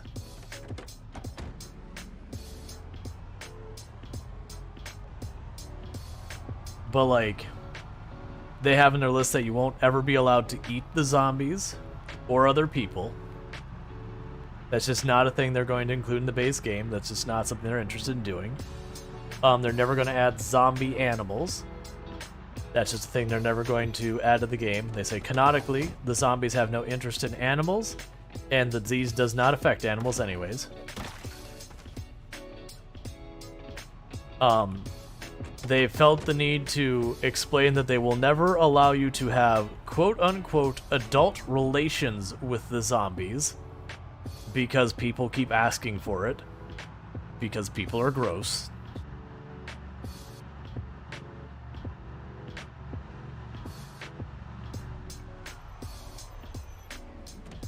So they got all sorts of wild stuff on that list, and all those things, like, people keep asking. No, we're not going to do with it. Like, if that is a deal breaker, please find a different game. And don't get me wrong, mods can add all that stuff, but the base game itself will never include that.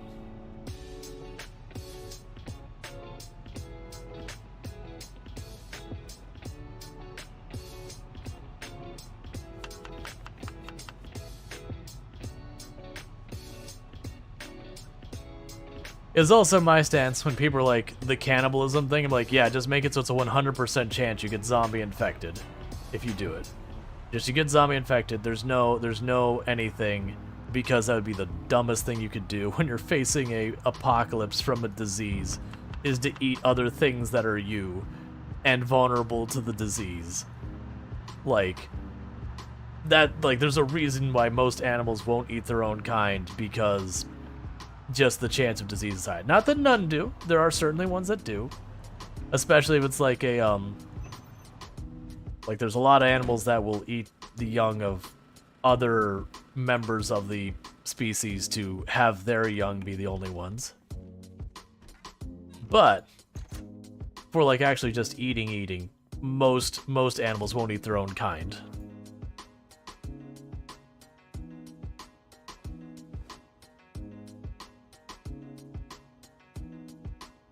Alright, so get a bunch of rabbits here.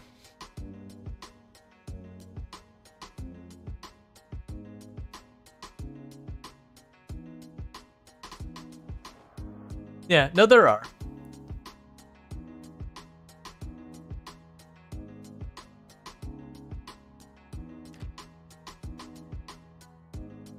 But, like, generally it's not just for a food thing. It's usually trying to get rid of what they see as competition kind of thing.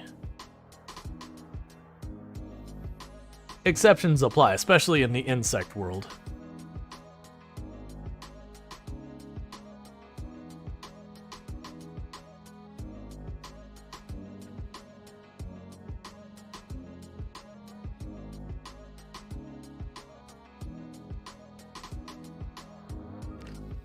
So we're thawing out our rabbits.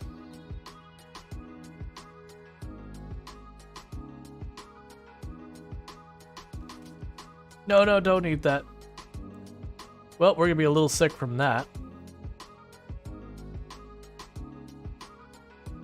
We barely had any, and I've got stuff to treat food poisoning, so that's not that bad a deal. That's why you shouldn't have double click be like automatically eat something when it's potentially poisonous to you.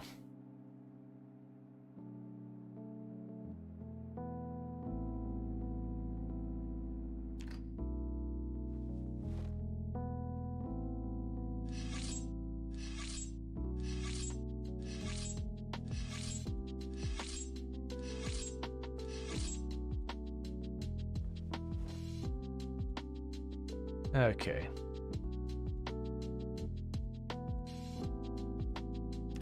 Just a little rabbit tartare as an appetizer. I have no idea how dangerous raw rabbit is. Like, there's certain things that are way more dangerous than others. I would definitely not partake. That feels like a needlessly risky eat. There's also things like cats that eat. Yeah. I mean, but cats are also, like, you know, evil in the cutest way.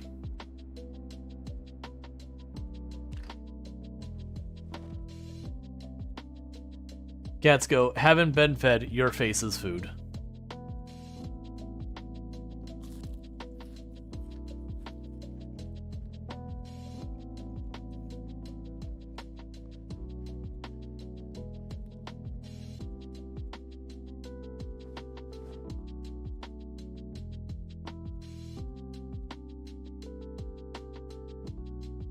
Alright. They truly are the most adorable mass murders. Oh yeah. Cats absolutely will destroy an ecosystem if you don't, make sure they're not getting themselves in trouble. It's one reason you don't just let a cat out at night and just leave it out. They just run around and kill everything. Alright, let's ditch the hand axe.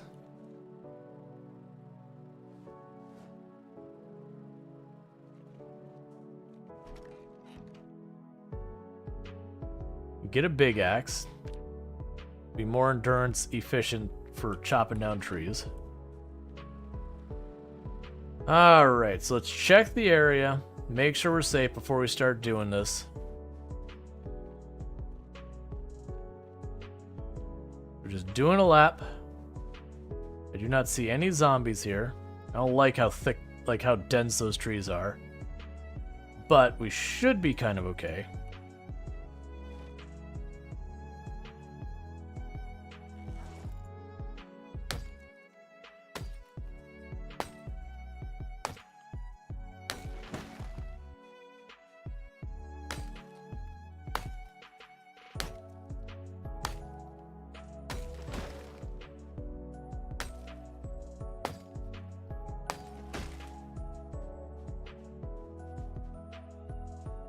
I want to be as far away from the trees as I can when I'm chopping them. Just to give myself all the room I can to get away if things go bad.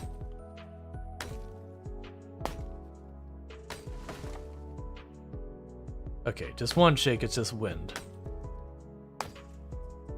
Made me nervous there for a second. Because any interactions with trees is a dangerous time. Because they line of sight the zombies, and zombies can walk straight through them, which leaves you little to no time to react. I've seen many a long-run character die to tree zombie.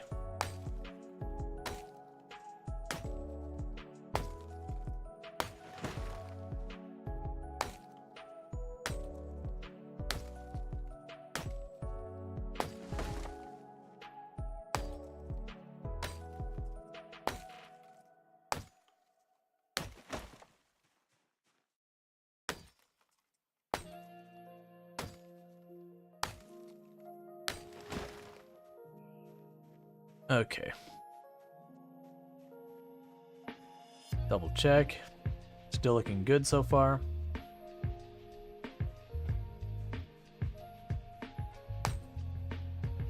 I remember we had that lane along the military checkpoint, and I remember taking the time to clear all the trees in there when it started growing in because it was getting too dangerous for me to walk around anywhere near there, or even seeing what the situation was. And I remember how stressful that whole whole situation was, just walking up and down that thing going, man, I really hope there's not a zombie in here. Occasionally yelling, walking to either sides of the trees just to make sure there was no zombie on the other side of it waiting for me kind of thing.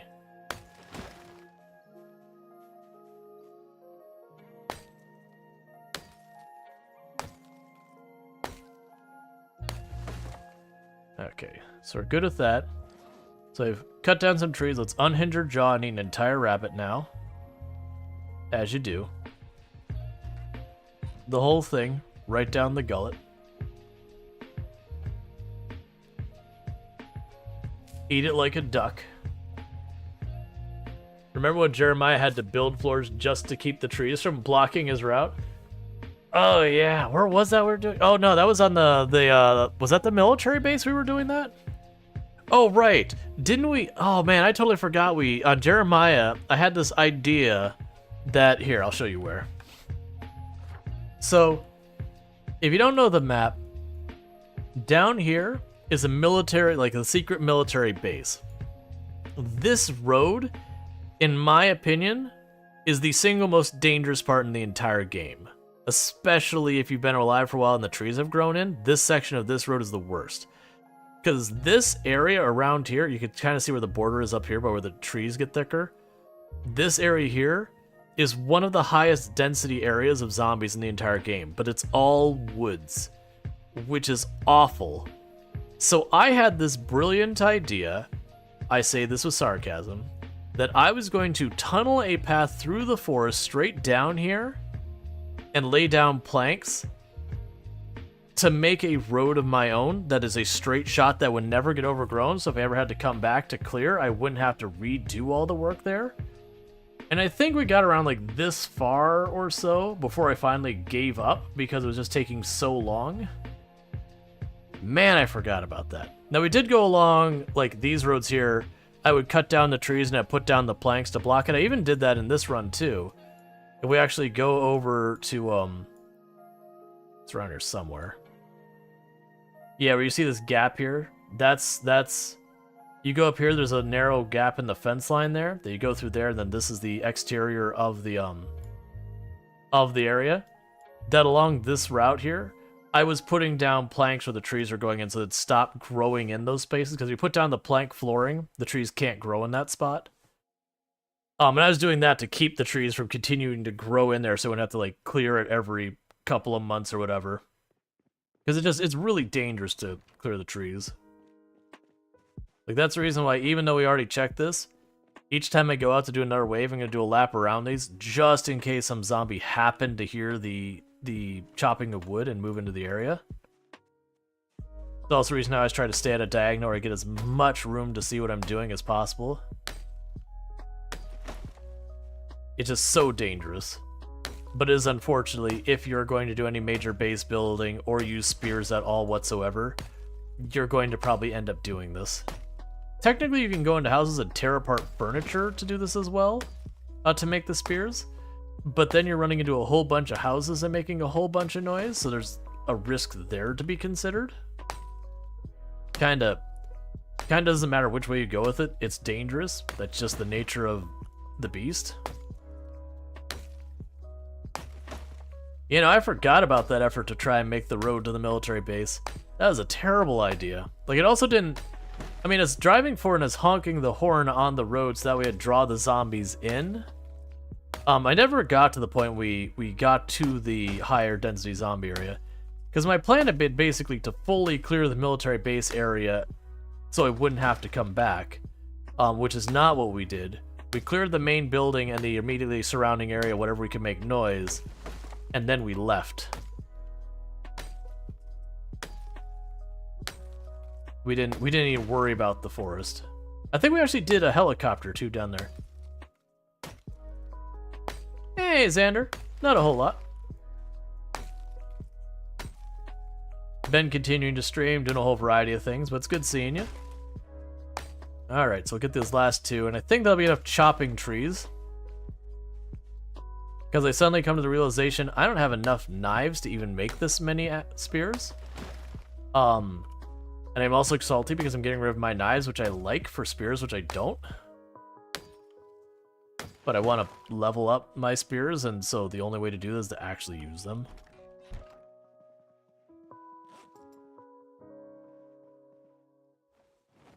Wouldn't happen to have a stack of knives in here somewhere, would I? Probably not.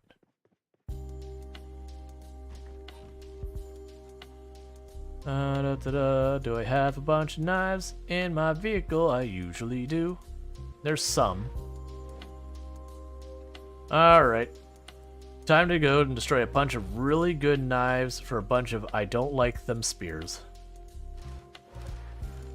Should have gone back for all your garden forks. So I actually have like 5 or 6 garden forks. I'm figuring I'm going to celebrate at spears 9. Use the garden forks, because that's the highest durability I'm going to get where I still level with them.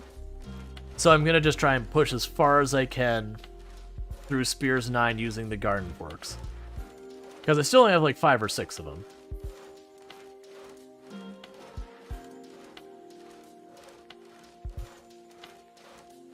Because we're still at, I think, 8 spears. We're getting there. We honestly... How much time left? I don't think we'll hit 9 tonight. We'll get close.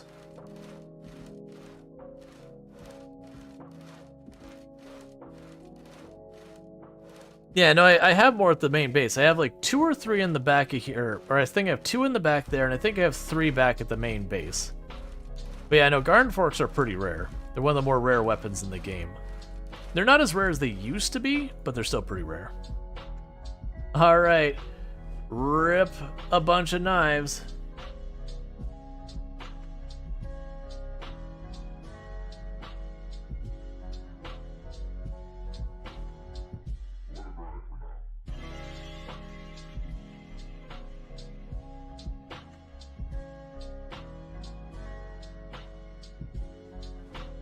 Okay. One knife done.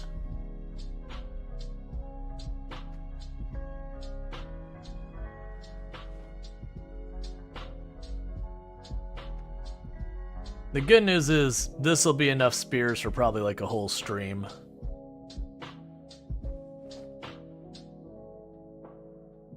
That's why I went overboard, is that way I wouldn't have to do this again for a while. That was one of the friends of the channel who plays Product Zomboid almost exclusively and almost uses spears exclusively. When he would stop and make spears, he would make like 200 to 500 spears just so he could go like an in-game week or two without needing to stop to make any more spears.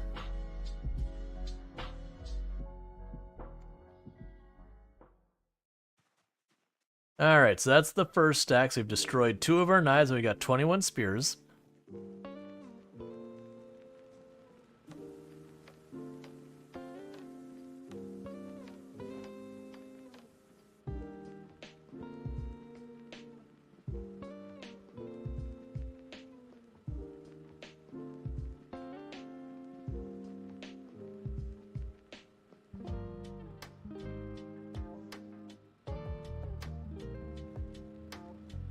Part of me has been tempted. Like I've got a bunch of stuff I need to upload to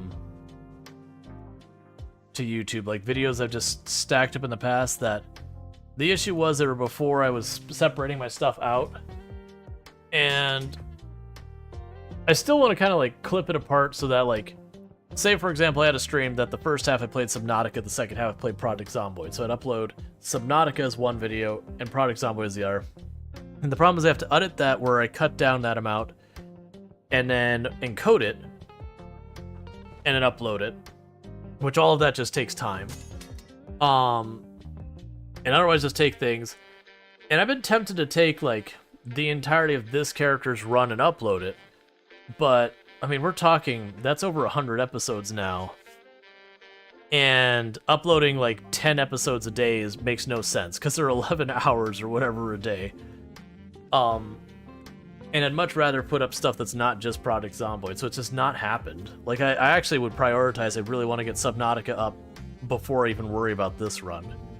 But I'm getting in this weird thing that now that I'm streaming this and it's putting this up as a VOD on there, you're catching the middle, and then later I'm going to put the beginning. I'd have no idea how I want to navigate it. It probably will just never happen. We're already almost running out of knives. They've already gone through 5 knives they've broken so far.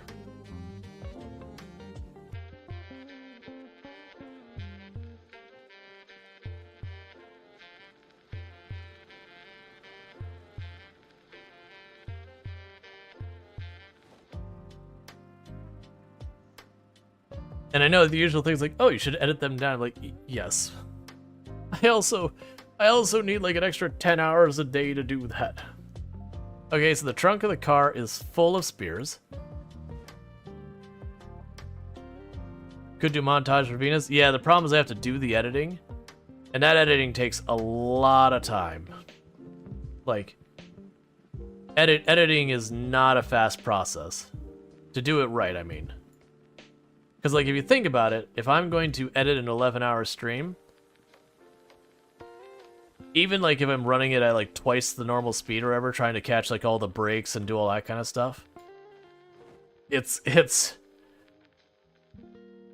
a lot of time. Like, I wish I had the means of paying an editor. Because I wouldn't be willing to let someone do that for free. I'm not okay with that. It wouldn't feel right.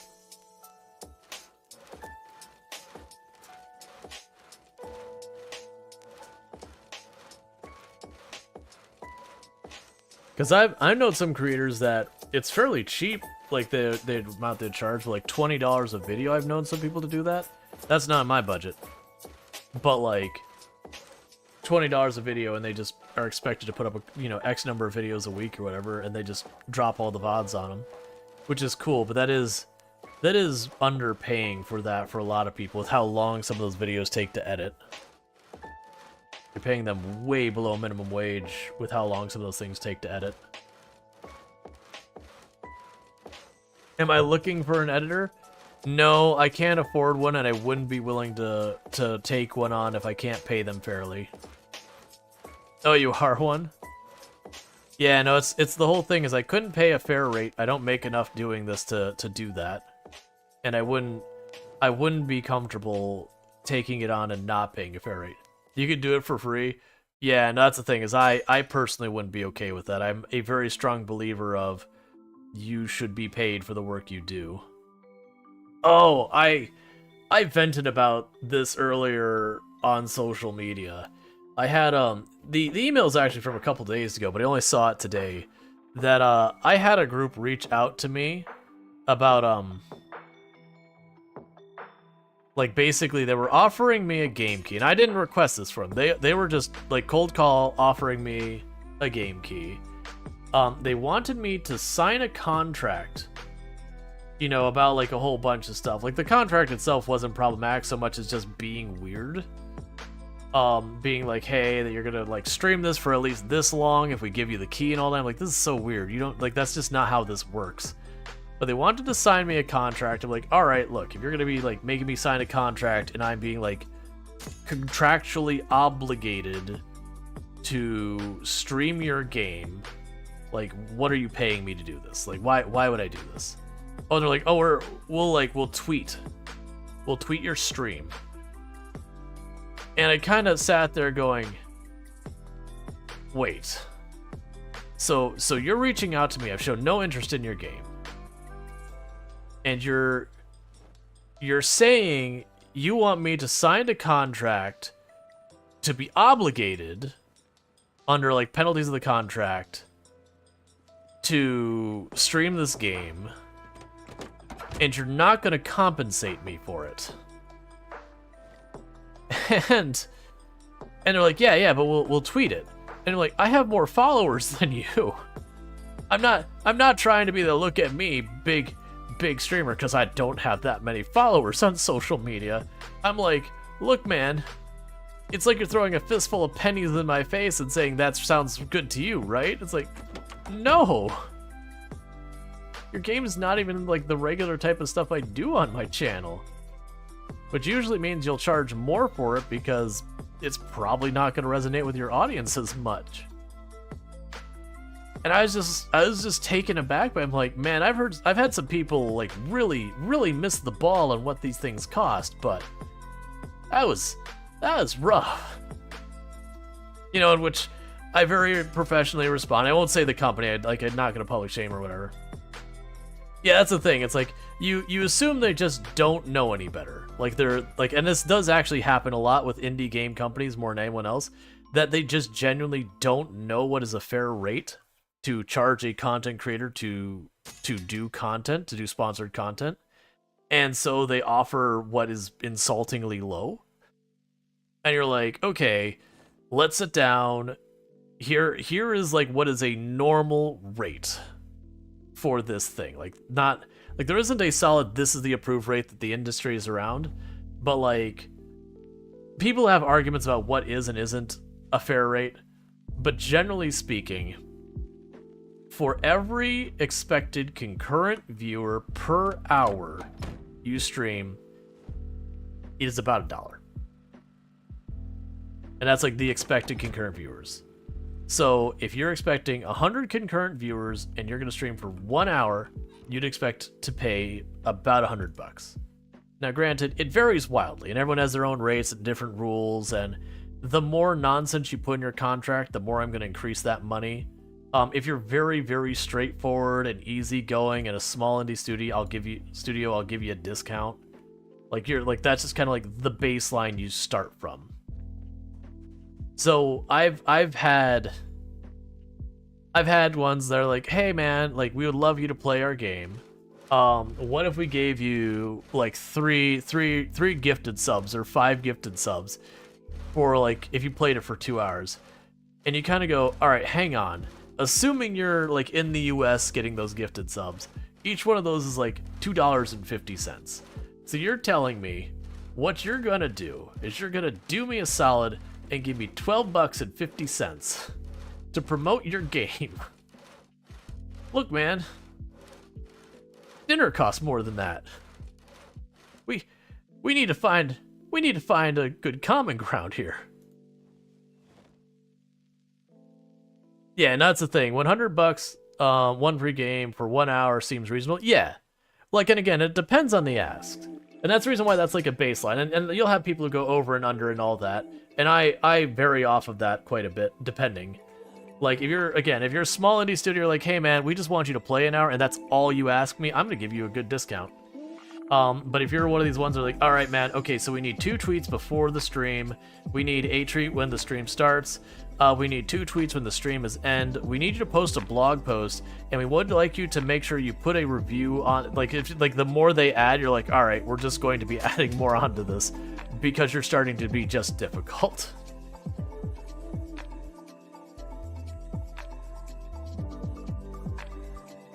That's what, $12, free game, an hour, I don't know, might as well play a variety of your choice over that. Yeah, like, right, that's the thing, like, $12, I'm like, that is nothing. And make sure you like our game. So, that has always been one stipulation with any sponsor I've agreed. It's like, I'm going to review your game honestly. That doesn't mean if I'm not enjoying your game, I'm not gonna say this is an S game, get out of here, what is this garbage you've given? Like, I'm not gonna do that kind of thing. That's just not how I am anyways. But like, if there's things about your game I like, I will say, hey, I really like the way you handled like inventory management in this. I think you did a really good job. I like the accessibility settings you here. That was very clever. Like, I'll call those things out, but I'll also be like, also, this is actually a pretty grindy game. Like, the grind in this game is real. I will be honest about that too. But that's always been a stipulation about a game that's like, I require that you allow me to be honest in my feelings. If you have an obligation that I must speak positively about your game, we're not going to be in agreement. That said, I have yet to do a game that's been a sponsored game that I'm like, this is utter rubbish that is unsalvageable in any way. I've never had an experience like that.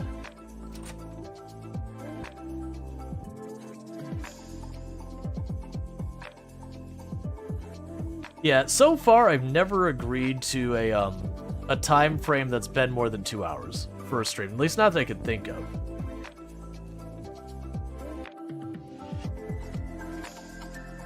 Dude, today look how fast food place almost any combo is like $10, $12. Oh yeah, no, that was one of those ones that, again, you try and be nice because, again, a lot of these companies just don't have a clue.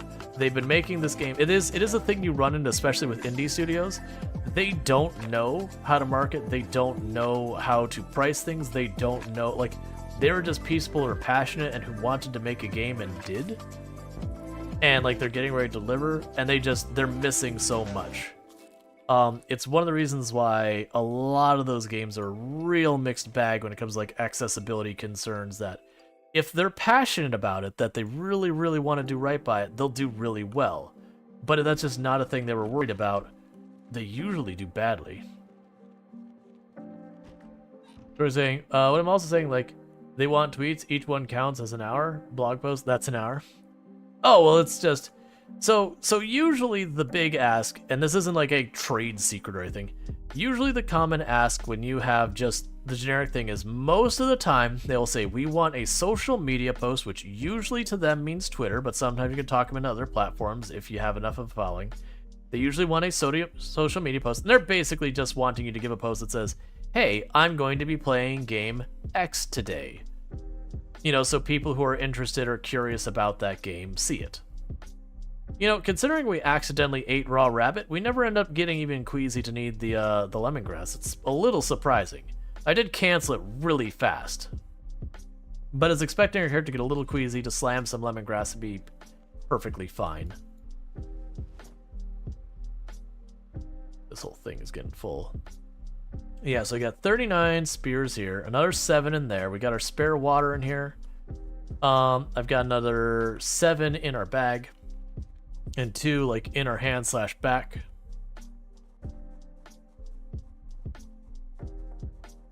So we burned this in-game day to basically just get spears. Alright, so water's gone from this bathroom. That's fine, we're not anything urgent.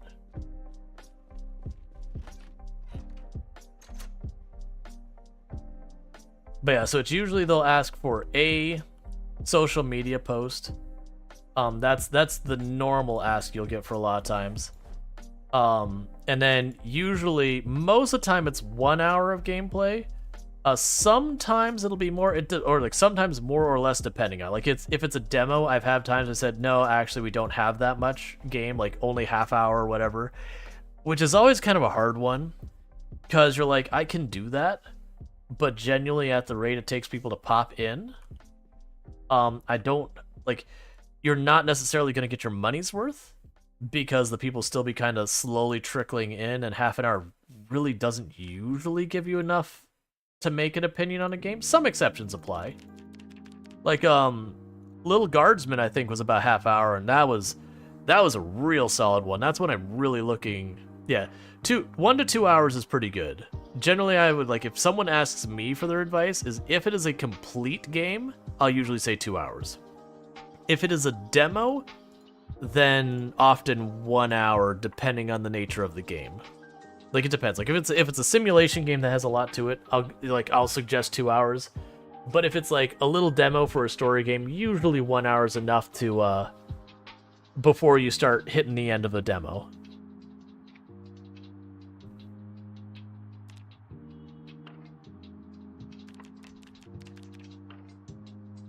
But yeah.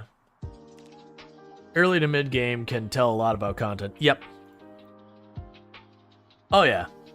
No, that's the thing. Usually by an hour or two, you can get a really good feeling about how the game is going to be. Because most games, and there's absolutely exception to this, most games, the early part of the game is the strongest sell. And the reason for that is they got to get your hook. Been seeing a lot of long demos lately, like 7 hours alien game demo.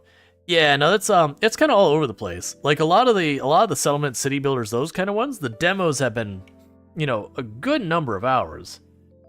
But a lot of the more story oriented ones, those have been a lot shorter from what I've seen. Like again, like kind of in that 1 to 2 hours area.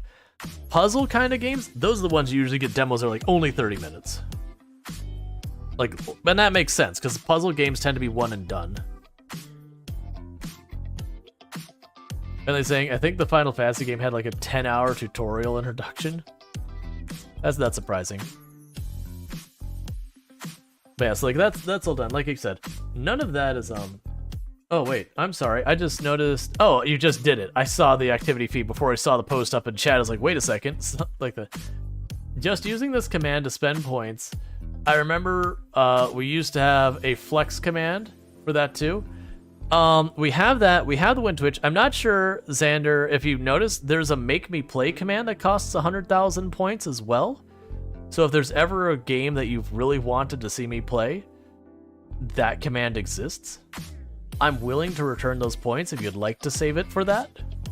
We actually have a lot more stuff now that you can do with points than we used to have. You can also increase or decrease the cost of winning Twitch, or win Twitch yourself. I don't know what that's at. I need to check what that's at, because I know people have been putting a lot of points and trying to bring that down.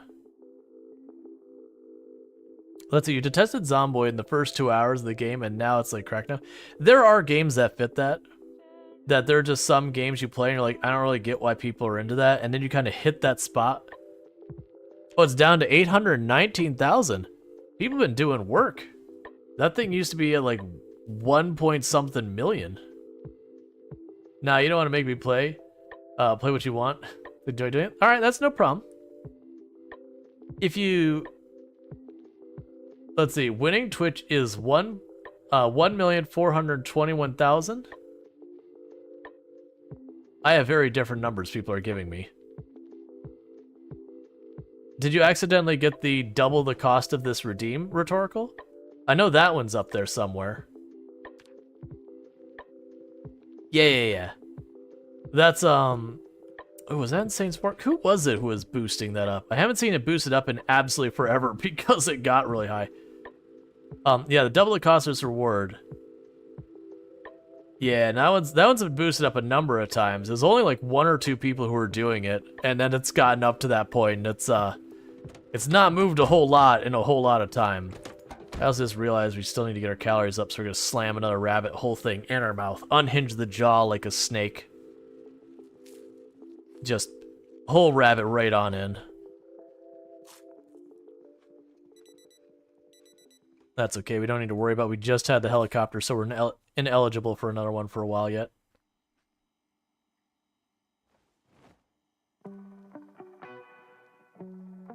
Remember you got to double that one a few times a long time ago? Yeah, that one, it didn't start as much. It started as like 70 or 100 or something like that. It's a really cheap amount. But, you know, the whole gimmick is it doubles.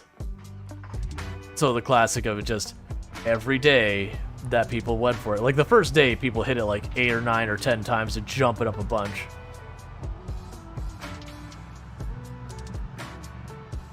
Yeah, so it was, and the thing, like where it's at the 1.4 million, that's been, we've had like 3 or 4 people who that's all they redeem is to reduce the cost of it.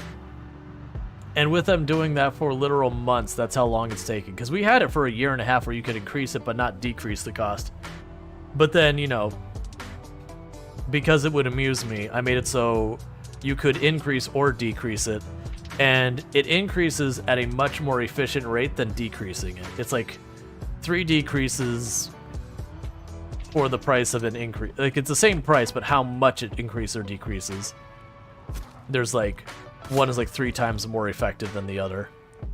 Hey! Big backpack. Welcome to the ground. Not seen one of those in an age.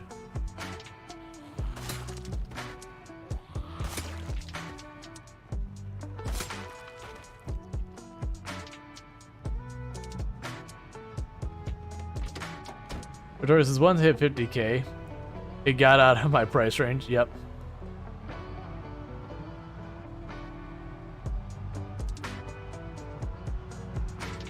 Can we see the stats? Sure thing.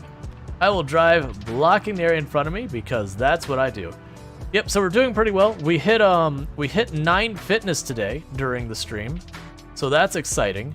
Because unfortunately, if we look at the requirements for this, the requirements to level up again is just barely shy. Let's actually see. We could do this. So if we look at this one, level 9 of a skill is 700 or 7,500. Level 10 is way higher than that. I think there's actually a difference on these ones. This is not necessarily an accurate representation. Do we have one here that's got a more accurate one? Yeah, so that's not right. These have a much higher threshold. I think the next level below it was 100,000 or something like that. But it ends up, no, sorry, it's 120,000. So it ends up being a thing where it's not quite taking all of the XP from, I think it's like 1 to 8. That getting 10 is the same time frame. So getting all the way from 0 all the way up to 8. Just getting rank 10 within itself is, I believe, the same amount of time.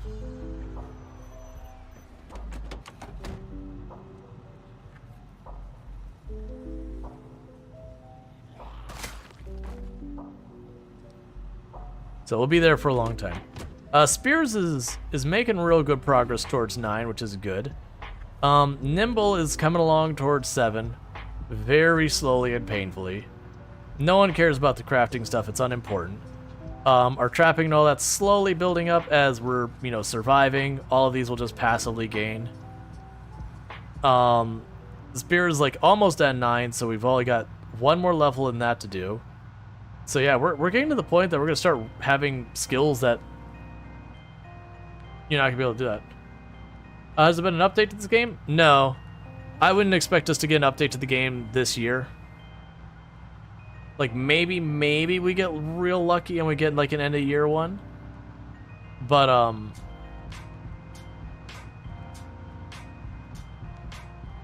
more than likely, it'll be probably first quarter next year. Have you tried Starfield? I feel like another game that was acquired... Let's see. Has acquired taste after a couple hours, like Zomboid. Yeah. Oh, no, I played... When Starfield came out, I only played a little bit on stream, because it really doesn't kind of align with the content I normally do. But off stream, I played the living crap out of the game. I'm down to the point that I've got all of the achievements except for the ones that are just kind of grind out stuff, like get levels, you know, kill creatures, like that kind of stuff. Like in some of those I get knocked out pretty easy. If I just go onto a planet, I choose kill creatures, I can get that one knocked out pretty quick. Because I believe it's 200 creatures, and I'm sure I'm in like 100 something or more. You just go to the planet and you just kind of wipe them out kind of thing. I think one of the hardest ones is I think you need to land on every planet in the game or some nonsense. That is going to be probably the hardest and most tedious one to do just from a time consumption aspect. Have I ever played Deep Rock Galactic? I have, but not much, mostly because I didn't have a group set up to play it with, and it's definitely a game oriented towards having a group of people. But it does feel like sort of a Left 4 Dead-esque thing, but dwarves.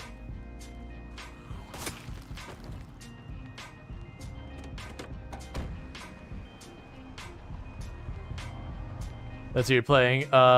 You played like 1 hour, and it was like, this is garbage. And then it was like, get through this intro, and I got hooked. Oh yeah. Let's see, waiting for the infamous update to the new professions, NPCs, quests, animals taking so long. Luckily, Baldur's Gate 3 gave you like 800 hours of amazing play. Yeah, so we're only gonna get the animals and the crafting changes. Like that's the next update that's happening probably first quarter next year. We have no actual ETA, that's my guess. The NPCs, that you're looking at least another year, if not longer. Because I want to say that's like build, so we're waiting for build 42, and I want to say the NPCs are like build 44 or something like that. Because I want to say it's they introduce the animals in the crafting thing, then they expand on the animals to like make more advanced stuff with the animals, and then I think after that we get our very, very basic intro to NPCs, and then like the next 3 updates are fleshing out the NPCs to be more involved. So if you're waiting for some like fully baked NPCs, you're talking a pretty long wait. But the build 42 is going to make Vanilla Zomboid so good. It's going to get rid of so many mods, but add them more. I don't think it's going to actually have that big of a change. Like, just being genuine. The things we know that are coming is we're going to be able to hunt animals. Cool. Unless they introduce new problems, that's just another way to solve a problem we've already solved, which, you know, food... You can, like... Literally, I've started games of this where we have loot disabled, and I can still survive perfectly fine food-wise without too much pressure. So food is like a non-concern unless they massively overhaul the balance. At which point you have to be careful, because if they massively overhaul it too much, then hunting becomes forced. And I don't think they'll do that because it's never been the way the game's been before. So I think it'll be just another option of how to deal with it, which is still good.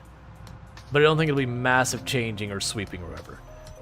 The crafting changing is going to be kind of cool. That's what I see a good amount of potential for. I don't think it's going to change too much of how the gameplay is, just because the survival aspect of Project Zomboid is actually kind of weak. It's more fighting the zombies is like the big thing. Because, again, food, water, shelter, those are very easy to do in the game. And that's not even like advanced player thing. Once you know the basics of the game, you start to realize how little effort you have to put in those, and it kind of actually detracts from the game how easy it is to handle those. And even if you crank up the difficulty settings to have like minimal foraging, minimal fishing, all that, literally physically no loot, you can still forage and survive pretty easy. Let's see. But yeah, so you got all that. And then the other thing they're adding is the basements, as well as expanding the maps. So really, it doesn't conflict with almost hardly any of the mods. Like, there might be an animal mod I'm unaware of, it's the only thing that's going to be replaced. Crafting will add unique hitch to the game loop. No earth-shattering change to the game. Exactly. You'll have, like, it'll all be good things. I wanna state that. It's still good. It's still added to the game. It's still a benefit.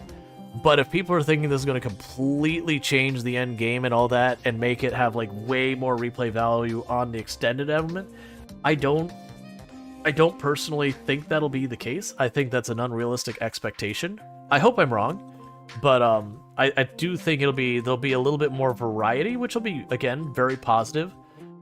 But I like a thing.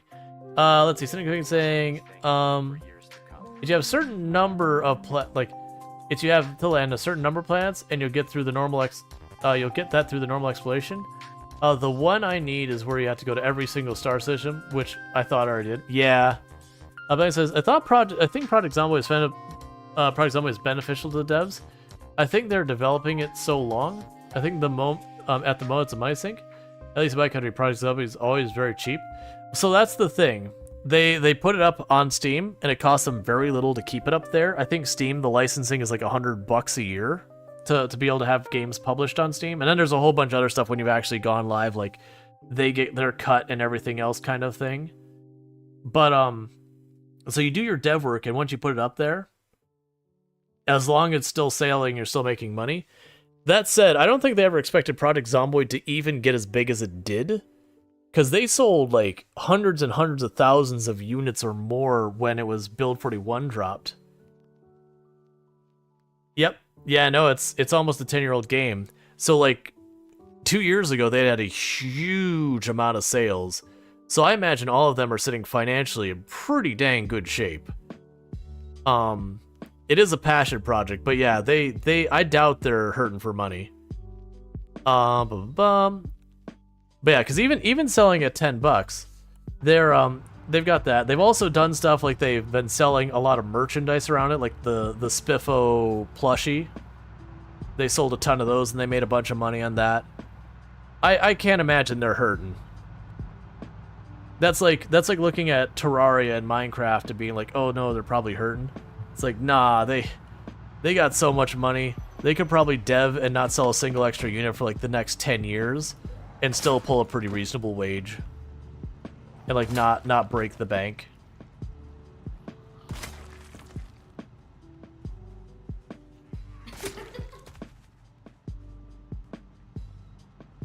Yes, Minecraft sold over 100 million copies. Yeah. I wonder how many units that Project Zomboid has sold. Because it's also a very, very small dev team. Like I want to say oh, man.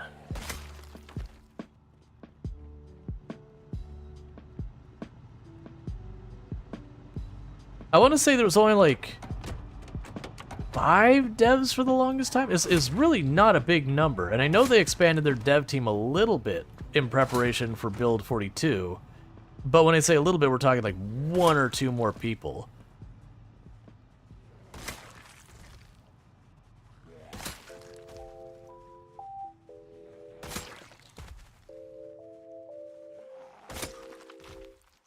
Okay.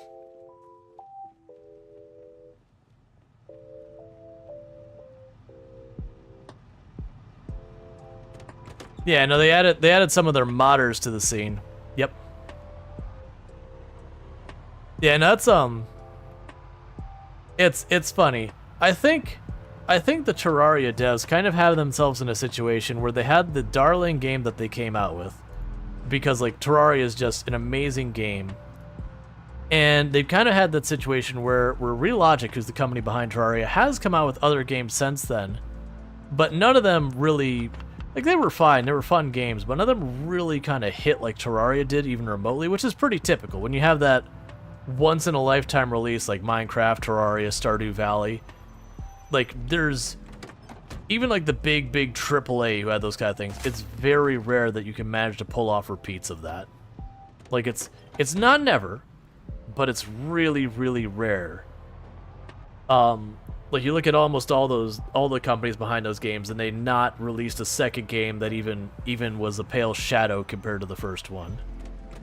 Or even the games like Undertale, same thing, is they've been working on that second one, and it seems good or whatever, but it definitely doesn't hit like the first one did, which, to the credit of the dev behind that one, even the dev said, I will probably never make something as good as Undertale ever again, like, and that one of the things that they were dealing with as a mental health difficulty was they had this game that is beloved and, like, is just a known game and all that kind of stuff, that they're like, I've done this, I've made this amazing game, and I have to accept, realistically, I will never be able to meet the expectations of my fans on this level again, because this is a potentially unique experience that I will never be able to create something to compare with it.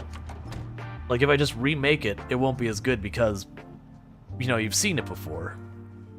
That's it, they are making their next game, and they've been working on it forever and just taking their time about it. Like, no rush. But I do feel like a lot of the people who come out with those games, they'll start working on some project because they're burned out of working on the game they've been working on for like the last 8, 10, however many years. That was their smash hit. And then they'll work on the AR game, and maybe they release it, maybe not, but it doesn't resonate with them nearly the same. So they'll get that nostalgia, and be like, oh, you know, there's something else I could add to that game, maybe I'll just add that. Do you think, have they ever talked about bringing Project Zomboid to the consoles? I'm pretty sure Project Zomboid is not going to come to consoles. They did add controller support eventually, but there's just a lot about how the game is developed that would be very difficult to move to consoles. Like, for example, the entire game is written in a custom Java. Well, it's got an engine on it that's built off, but it's got a custom Java engine that, while Java is cross-platform, getting it to adhere to like Nintendo standards and all that is going to be a difficult one. Xbox might not be the hardest one to make it happen to, but even then, with the controller support, it's really not as good of experience. The inventory management is really awful on controller. The combat's supposed to feel way better than keyboard and mouse on controller, but inventory management is supposed to be absolutely horrendous. So I would very much doubt. I don't think that's something they would prioritize. They'd probably prioritize adding more to the game, making the game better, and all that kind of stuff, versus just porting to console. And porting to console would be a non-trivial thing. Like, there's a lot of games that, when they don't come out with the console version, I find it very annoying and frustrating. Because, like, they will release a game using something like Unity or whatever, where it's literally they just kind of have to set up the plugins, do all that, and then do the work to like fine-tune it. But like the actual initial development to just make it run at all, that part's easy. It's all the optimization, fine-tuning, and all that's the legwork. For them, they would probably have to like rehash parts of their engine entirely just to make it work with console, or like put some type of wrapper around it to make it work, at which point that usually introduces a lot of performance and pain points when you have, you know, you just stick a game inside some other thing to make it work. So they're saying, looks like Project Zomboid sold 5.6 million copies, give or take about 10%. So let's do some math. So let's pretend for a moment. So we've got our 5.6 million copies that they've sold. And let's sell that people bought it on the cheap. They got it for $15. So they got it on sale. So that's $84 million. Now, of course, Steam's going to take their cut. So they lose 30% right at the beginning. So that's the difference there. So they get $58 million. Now, of course, they're also going to have to pay taxes on it. So let's be absolutely unreasonable, and let's pretend their taxes are 75%, which is a completely unreasonable number. That is way beyond the reality. That's wrong. I've done the math wrong here. 75%. So they're only going to keep a quarter of that. They still get $14 million. And they generally did not spend much money on advertising. They generally haven't spent a whole lot of stuff. So $14 million And that is us being like as pessimistic as we possibly can be. 75% was, even the EU doesn't charge that much. And that's only on Steam. Right, that's not counting what they sold directly to themselves and all that. And it also isn't counting where they sold their Spiffo merchandise and all that kind of stuff. So yeah, that's where I was like, okay, realistically, this dev team isn't hurting. Because let's assume for a moment that I've underestimated the number of devs and there's actually 7 devs. I don't think there's that many. That means each dev would be making like $2 million.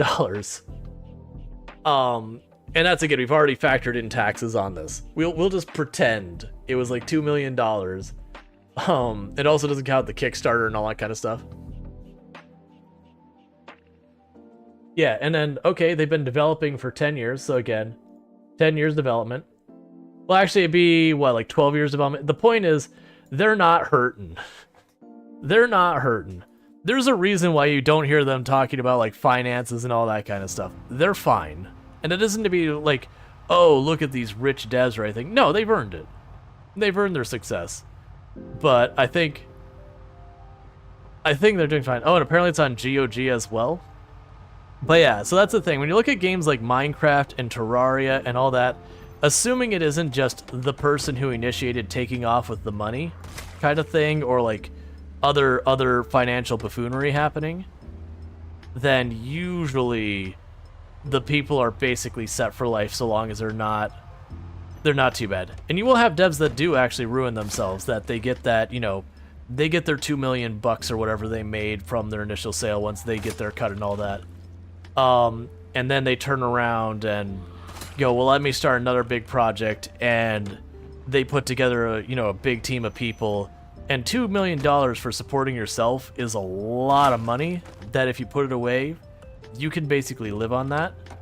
But $2 million for paying like 10, 15 people to staff for software dev, which is not particularly a cheap industry to do, you can burn through $2 million real fast, continuing to do that.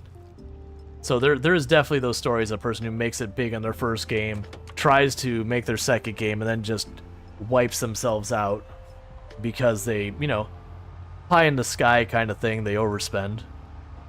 Build 42 is, let's see. Build 42 is, it's a huge, as Build 21, it's going to be a huge boost. If Build 42, so that's my stance on that. And this is me trying to be realistic, not pessimistic. This is me trying to be realistic. Of features that get people to buy games, multiplayer is one of the big features. Like, that's just being genuine. A game adding multiplayer to it ends up selling more units than almost anything else, because you have the people who are already big fans of the game, now want to get all their friends and buddies to play with them. So they're going to, be like, hey man, you need to check this game out, maybe buy the game for their friends, all that kind of stuff. So that is going to be like the big, I'm going to make sales in numbers kind of feature. Being able to hunt animals, cool. Not really a very marketable feature by comparison. Entirely crafting rework. Again, for net new players, reworking your crafting doesn't mean anything to a net new player, because you had crafting before. It being better, okay, cool, I guess. And then, like, basements, you'd scratch your head and go, what, they didn't have basements? So, Build 42 is going to be really big for existing players. I don't think it's going to actually result in a massive surge of new players. You'll have some. There'll definitely be people who are into Project Zomboid who convince their buddies to play as they come back for Build 42 and that. So it definitely will be a boost. But I'm trying to like temper expectations a little bit, because I'm like, it's not for the people who think we're going to be boosting this back to like millions of people tuning in and all that, and like having Twitch have literally hundreds of thousands of viewers of Project Zomboid and all that. It's like, yeah, it's cool that we had that. I don't think that's coming back. I think we had the big spike. There's very few games that have the big spike later. You're having black flashes on stream? I am. Why am I? Why is it so hot in this room? Did the AC try and screw me again? No. Because it is hot in here. I'm not dropping frames, but I am noticing the flickering. I think what I'm going to go ahead and do is for the people over on TikTok, I'm going to say goodbye to you, because you're the one who eats all my CPU, so... Am I still on desktop? Yes. That's the problem. Thank you, Eonek. I forgot to turn off the desktop capture after doing that. That might sort it out. Let's give it a minute. What time is it anyways? Alright. So we're gonna finish out this in-game day and all that. Yeah, no, it actually I didn't kill TikTok. I had to turn off desktop capture. But yeah, so sorry. So thank you for pointing that out. Yeah, so like the thing, and I have played Valheim. I did that mostly before I started streaming. I had a really good time with it. I did like 2 or 3 or 4 playthroughs with a bunch of different friends, and completely burned myself out in the game. And then I haven't been back since the many updates. Like, not a real life. I've popped back in on stream, and I'll play like till like the swamp boss, and then it gets to the point of like grinding iron. And then I very quickly, I'm like, I don't want to do this. And then I stop playing. Because I grinded the iron many times.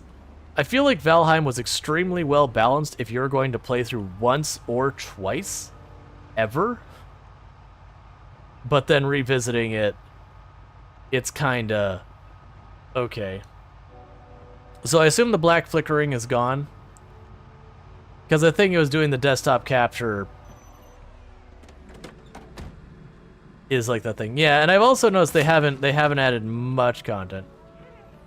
Yeah, that was I just forgot to turn off desktop capture after we were doing the napkin math of how Project Zomboid was doing. And they might have a bunch of extra expenses we don't know about, like legal stuff and all that. But the point is, they probably aren't hurting. If we hear that Indie Stone goes under because of financial collapse or whatever, then someone has horrifically mismanaged money.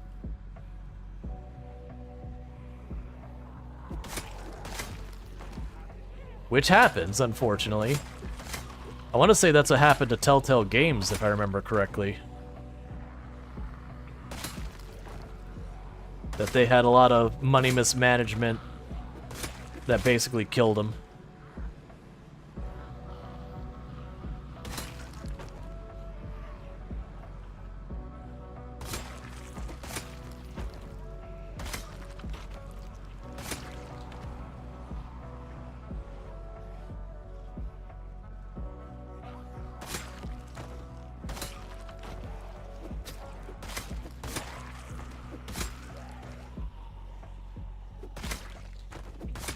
And I'll catch up with chat in a minute, just doing the whole thing.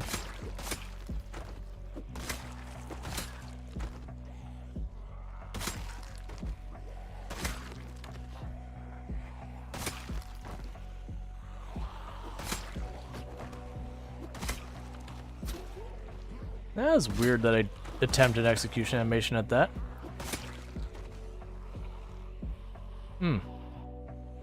Alright, that's fine. So there were zombies still in a bunch of these houses. I think we got close enough to spawn them in. Because they don't spawn in until you get close enough. So since we drove past them... There we go.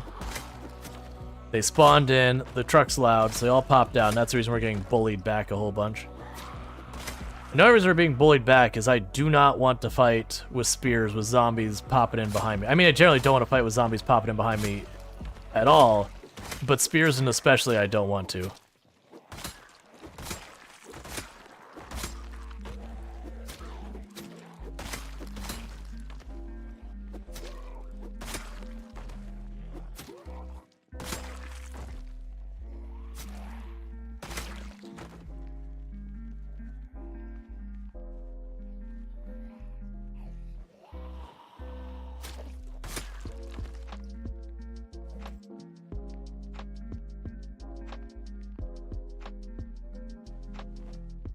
Alright, try to stage some new weapons. Oh, we got a big group down here even.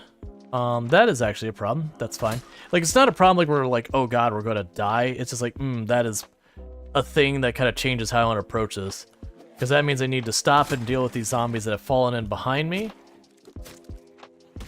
And I wish I wasn't using a spear, because then I wouldn't be exerted already, but that's too little too late kind of thing now.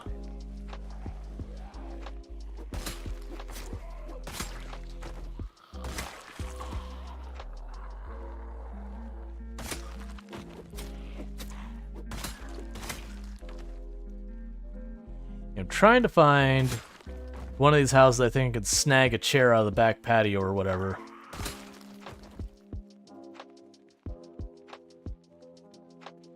Got a couple down here. More than likely what's happened is we've reached the point that we got close enough to another cell of zombies that we haven't activated before. And that those zombies have kind of spilled out into this cell. Which means they're slowly working their way across. Let's see. Curious, you have the zombies respawn in your game? It feels like the loot is not respawning. Zombies shouldn't respawn either.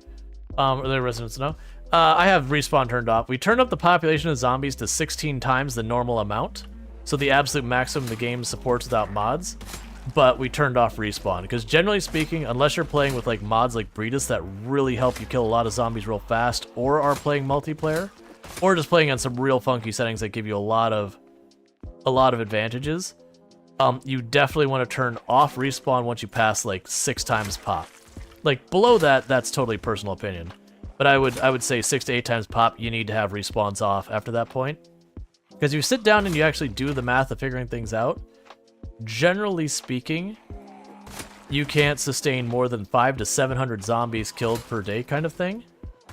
Like you can definitely get above that in bursts, but actually maintaining that kill rate is kind of pretty close to the peak of what you can do at like maximum juiced character. So you can actually, if you do the math, there's some of the tiles have like 22,000 zombies in them on these kinds of settings. So if you just do your quick napkin math and say 22,000 zombies, you can kill about 500 to 700 a day. That is a death house, that angle. Absolutely not. Popping in there where you have no room to retreat and no line of sight around corners with corners up both sides. Like, nah. Nah, man. That house, no. Absolutely not.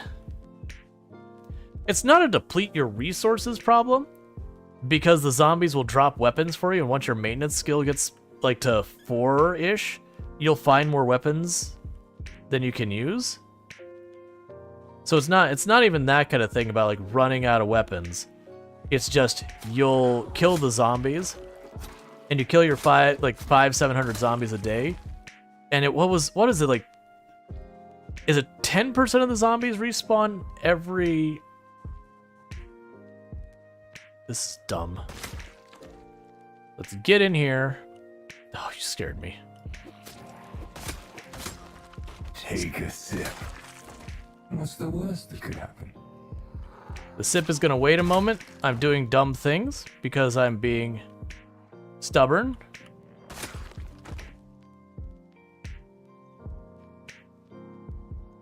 Let's get the hell out of this house before we die. Here, I'm bringing the chair to the corner. Let's see. If you don't visit a cell, they come back after time 2 or something like that? Yes. Okay, let me go ahead and get that stretch. Oh, can I get a shout out for Allison Adventures, by the way? For those who like Product Zomboid, Allison Adventures plays Zomboid very, very regularly. Also does some pretty high kill count runs and all that kind of stuff. Definitely worth checking out. Absolutely fantastic content over there. So 100% would recommend. Martial arts versus zombies is amazing and a stupid thing. You say they agree with black belt zombie in hand. Yeah, nah, that's what the other features people have asked for, is to be able to like punch zombies and all that. I'm like, all right, I'm down. I mean, not really. I actually don't want you to be able to do it. But if you are to have that feature, I would say every time you punch a zombie, you roll a dice to see if you get scratched or lacerated, because, you know, that's what happens when you fist fight people, is you get scratched and lacerated when you punch teeth and everything. So, you get to roll the dice to see if you get infected every single time you punch a zombie. So, you know, alright. Because a lot of the balance is the stress of not having the weapons you need and whatnot. Okay, so the reason I did this is I want to plunk this chair right down, right here. That way, anytime I'm going to back up, we've got this here. Before we get too far, let's run over here real fast. And I'm going to put a Z there, and the Z is for this is a rest spot. You love seeing Venus. It's always a treat to see you playing this game. Yeah. Yeah, I've actually played it more this week than I usually do. It's been kind of one of those things I hop into on the rare occasion. I've been trying to like pop in maybe once every 2 weeks or something, like to be more than not nothing. But yeah, so it is so even in your own cell, the way it works is, oh man, I gotta remember the units. Their cell is the big thing. That's 300 by 300 tiles. I remember that much. I'm trying to remember what the smaller box is, because where you've been, quote unquote, is based on the smaller box. It's something like 10 by 10 or something like that tiles. So like areas you've been in, like the area you've been in, like the 10 by 10, any 10 by 10 you've crossed is ineligible for zombie respawn for, it's something like 12 in-game hours, and then it starts a countdown of like, I can't remember, it's like 3 in-game days or something like that, after which zombies will spawn there. So it's like, it's got a whole like math to it and everything.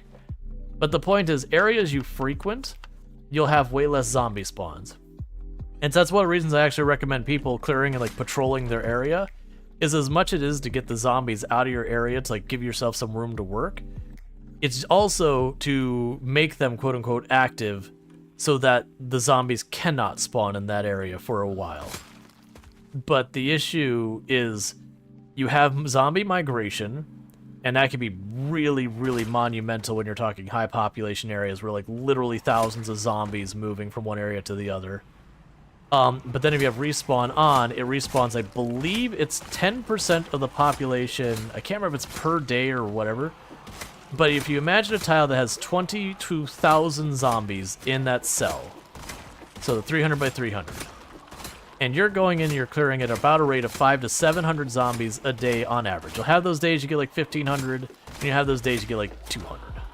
But it ends up being about 500 to 700 is about what you can sustain long term.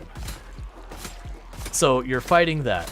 So you're killing 500 to 700 every day, and 10% of 22,000 is respawning every duration of time.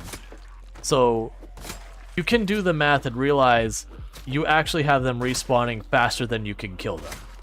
You know, with again a little bit of fudgery because, you know, active areas and whatnot. Let's see. By default, it's 3 days is 10%, and it can be very brutal in large cells. Yep. Well, that's the thing. You can reach the point that you physically could go as hard as possible and just the sustained kill rate and lose at maximum skills. Now, granted, we're talking high pop cells. If you go into like the middle of nowhere in the woods town farmhouse, you're gonna be fine. Like 10% of like 100 zombies, it means you're getting like 10 zombies a day. You can keep up with that. But it's one of the reasons why, generally speaking, if you're not playing multiplayer and you're not playing with mods that like really let you wreck the zombies, or settings, like if you turn off sleep, by all means, the amount of zombies you can kill today is going to explode. If you make your days longer, it's going to go up. If you adjust the rate you can rest to be faster, it'll go up. So your settings will play in, but we're talking just, you hit apocalypse, you hit go, but then you turned up the apocalypse, you know, the population settings to 6 or 8 times, respawn probably should be off. Alright. And with this, it's time to turn this boat around.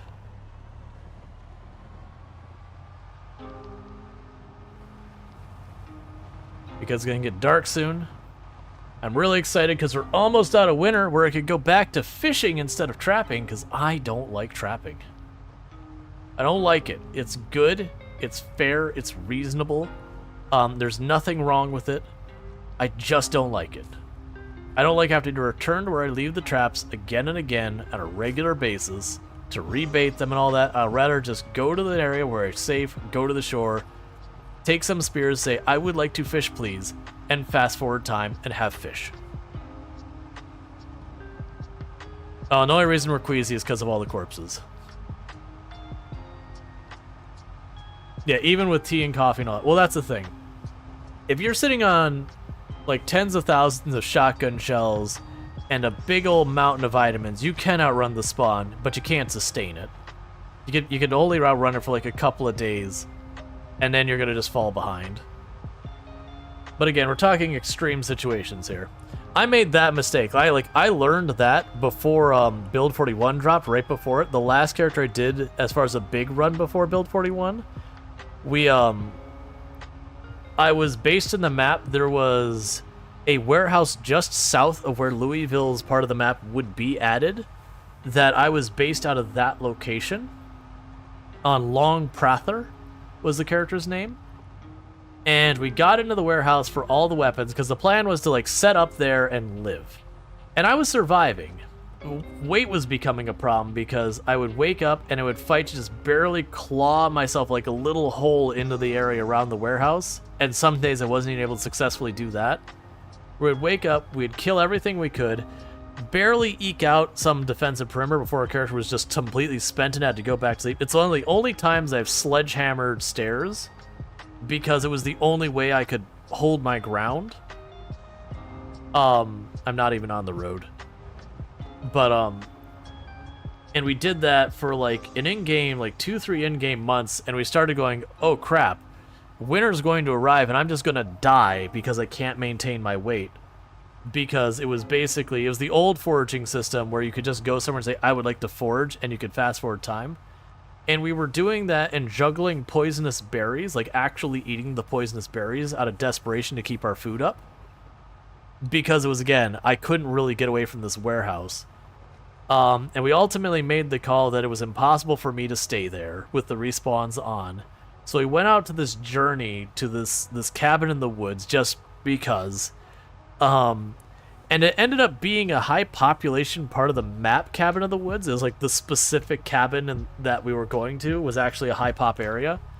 And I ended up dying out there trying to get through the overgrown roads because I had 2 different tires blow out.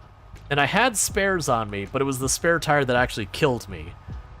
Because to deal with the inventory, because I didn't have a trailer or anything. No, did I have a trailer? It doesn't matter. But because to make it manageable, I had to have the tire on my person.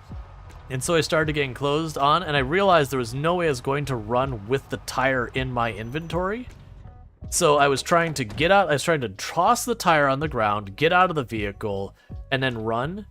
And I bad input. So, I went to get the tire out of my inventory, switch seats, get out of the car and run, and I bad input. So I started to drop the tire, canceled it, went to switch seats, couldn't switch seats because the tire was there, and then just climbed out of the car directly into the horde that was, attacking me.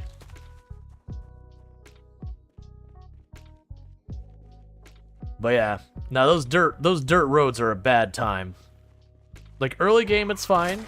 Once you've survived for a couple of months where the trees start growing in, they get super rough. Because you end up having this thing where the trees have grown in, so you have to stop moving the vehicle, get out, kill any zombies that are alerted by you driving your vehicle all loud and off-roading up there. And once you've done that, you have to then take the time to chop down the trees so you can get around them. In an area where you have poor visibility and there's zombies around that you haven't cleared. That, you just try and yell and all that, and you always do that juggle. It's like, okay, do I just chop the tree down real fast and move on? Do I spend a bunch of time here yelling? Like, when do I feel it's safe to chop down the tree because I have poor visibility? Oh yeah, and those little trees, when you drive through them, they absolutely wreck your car. Off-roading is terrible for your car in the game.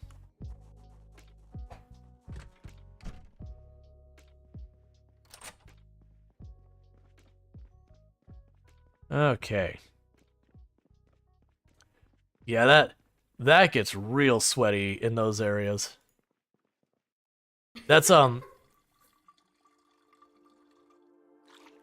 whole reason why People be like, what's the most dangerous place in the map? And you'll see most people say prison. And don't get me wrong, prison is a truly awful place. And it is a dangerous place. Like, I don't want to understate that. But for me, the road to the secret military base is the worst. Not the military base itself. The military base itself is actually not that bad. It's a high pop area, but a lot of it's open. It's not really that bad. There is a bit of a maze back there you can get yourself in trouble in, but if you take your time, it's relatively safe. But that road going into the military base, the secret military base, that place gets straight up gnarly. Yeah, Renar saying, a couple months in, you might as well walk straight through the forest. Yeah. Like, and I've cleared that well into runs, 2 big runs so far on 16 times pop. And the whole way going in and out, like, you're just sweating bullets the entire time. Like, it is one of those things the entire time you're playing, you're just stressed out. Can I get a shout out for Retnaru, by the way? Retnaru is kind of a big name in the Product Zomboid community. Not as much known for the content creation, though they do make excellent stuff. But if you have some information that you've learned that's been confirmed, Retnaru is usually one of your primary sources. That Retnaru is someone who will go, I think this is a thing, do the tests, confirm it, and then when people come up with all their ridiculous theories, prove or disprove them. And like, really, we owe a lot of what we know about the game to Retnaru. Does YouTube videos like explain stuff like zombie migration and how it works and all that kind of stuff. So if you've seen videos about zombie migration, very good chance Retnaru is the person who did it. Among many other things. Let's see. You had a run where you set up at the ranger station, figured to be a good low pop area, and got absolutely destroyed by chopper vent. Uh-huh. You agree that the road to the military base is more dangerous? With a prisoner, you can at least lure them outside and find them in the open. Yeah, it's like, it's just the ones in the prison that get stuck on the bars are the thing that make it dangerous. Like if you go in there just running in causing trouble, yeah, you're probably gonna die in the prison. But it's when you get to those cells and they're on the barred windows, you're like, all right, this cell, it might be or it might be like 3 zombies on that window, or it could be 40 zombies on that window. Let's play the zombie roulette, where if I get too close, I might suddenly die, or you just shoot them, which is the correct answer if you're gonna play it safe. I haven't done that much, but that is the safer call, is when you have a bunch of zombies piled on a window, they can do what's referred to as a zombie bomb, which isn't as common nowadays, but can still happen. And what a zombie bomb is normally only like 1 or 2 zombies can bang on a window. I think it's like 3 zombies can bang on a window at a time. That there's not room for them to get on that window otherwise. But when it's an indestructible window, like the barred windows in the prison, you can have weird situations where you slowly get more and more zombies mashed onto that. And you can get where there's like 30, 40 zombies mashed into a single cell. And the issue is it does the same thing that RimWorld does, where you get near it and it goes, oh, wait a second, zombies aren't allowed to be like multiple zombies in the same space. And so what happens, you get close enough and it just suddenly balloons out at you to a speed that even if you turn around and run, they move out faster than you can move, and you just die. And that's the fear in the prison. Like I said, it doesn't happen much nowadays, but it still can happen. Let's see, you remember you decided to make a path, build a road to 8+ months playthrough to the distant military base. Ended up taking me nearly 3 months to finish it. Worst decision ever, chopping down so many trees and having zombies pop out of nowhere. We started that, and I got about a third of the way to it on, I think it was Jeremiah Wiener, the character who set the record. And I think I only put a couple weeks into it. I was like, this is dumb. I need to stop doing this. It was taking so long. What was the prison? When Build 42 adds basements, I hope they put something special underneath the military base. I do as well, considering they're going to be able to go up to 60, I think it's 64 floors, including the base floor, if I remember correctly. And it's one of those things that can be a sliding thing. So it could be like 64 where we have the base floor and all up, 64 base floor and 63 floors down, or somewhere in the middle. Let's see, do trees spawn if you drop flooring? No. So that's the reason if you're going to clear areas like that, take the time to, cut down a bunch of trees, saw them into planks, put the wood planks down, and I usually just put the wood planks down where the trees grew. But that's if I'm gonna take the time to do it, and I've done that in those long runs because I'm like, if I'm gonna take the time and gonna do it right, it's gonna take me months to clear these zombies. I don't want trees growing here. Let's get there. Let's see. We could wish you could start proper forest fires in Zomboid. I don't. Fire is already too destructive, and that's with like trees being borderline impossible to burn on any meaningful level. If you could actually start like a proper forest fire, once the fire starts in the map, it's just you retreating from the fires. Anyways, with all that said, it's hitting about that time, so don't go anywhere. We're gonna go find someone for us to raid. I do hope you have enjoyed the content tonight, and if you have and you're not already following the channel, don't forget to drop a follow. That way you can find your way back here in the future. I am Rual Storge. I do play a variety of games here on Twitch. This is the game I'm most known for, is Project Zomboid, because I used to hold a world record in this game. It has been beaten, so that is what it is. But it's been good. We're at almost 170,000 zombies at the end of this run. But I'm gonna go ahead and put up my ending game stream and see who I can find to raid. If I can find someone I know who makes good content in Project Zomboid, I'll go drop a raid over there, or someone new in Project Zomboid who I know makes good content. I mean, not who, I'm literally repeating myself and then saying different things. But if I can find someone who makes good content in Project Zomboid, I'll drop a raid over there. But if not, we'll just go to someone who we know makes. Oh, here we go. I know exactly who I'm going to raid. I'm just going to make sure they're not wrapping up because this is pretty late for them. Oh, I think they're doing a multiplayer server. So yeah, they're doing a permadeath multiplayer server. So we're going to drop a raid over at the Jax. I haven't had a chance to raid him in forever because just our hours don't normally line up. But the Jax is absolutely a fantastic content creator, friend of the channel and all good stuff.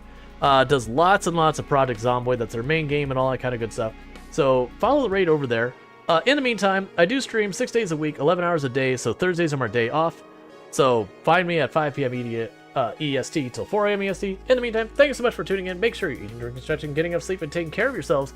And I do hope to see you next time, tomorrow, at 5 p.m. EST or after. Probably going to start with RimWorld, and I don't know where we're going to go from there. And good night.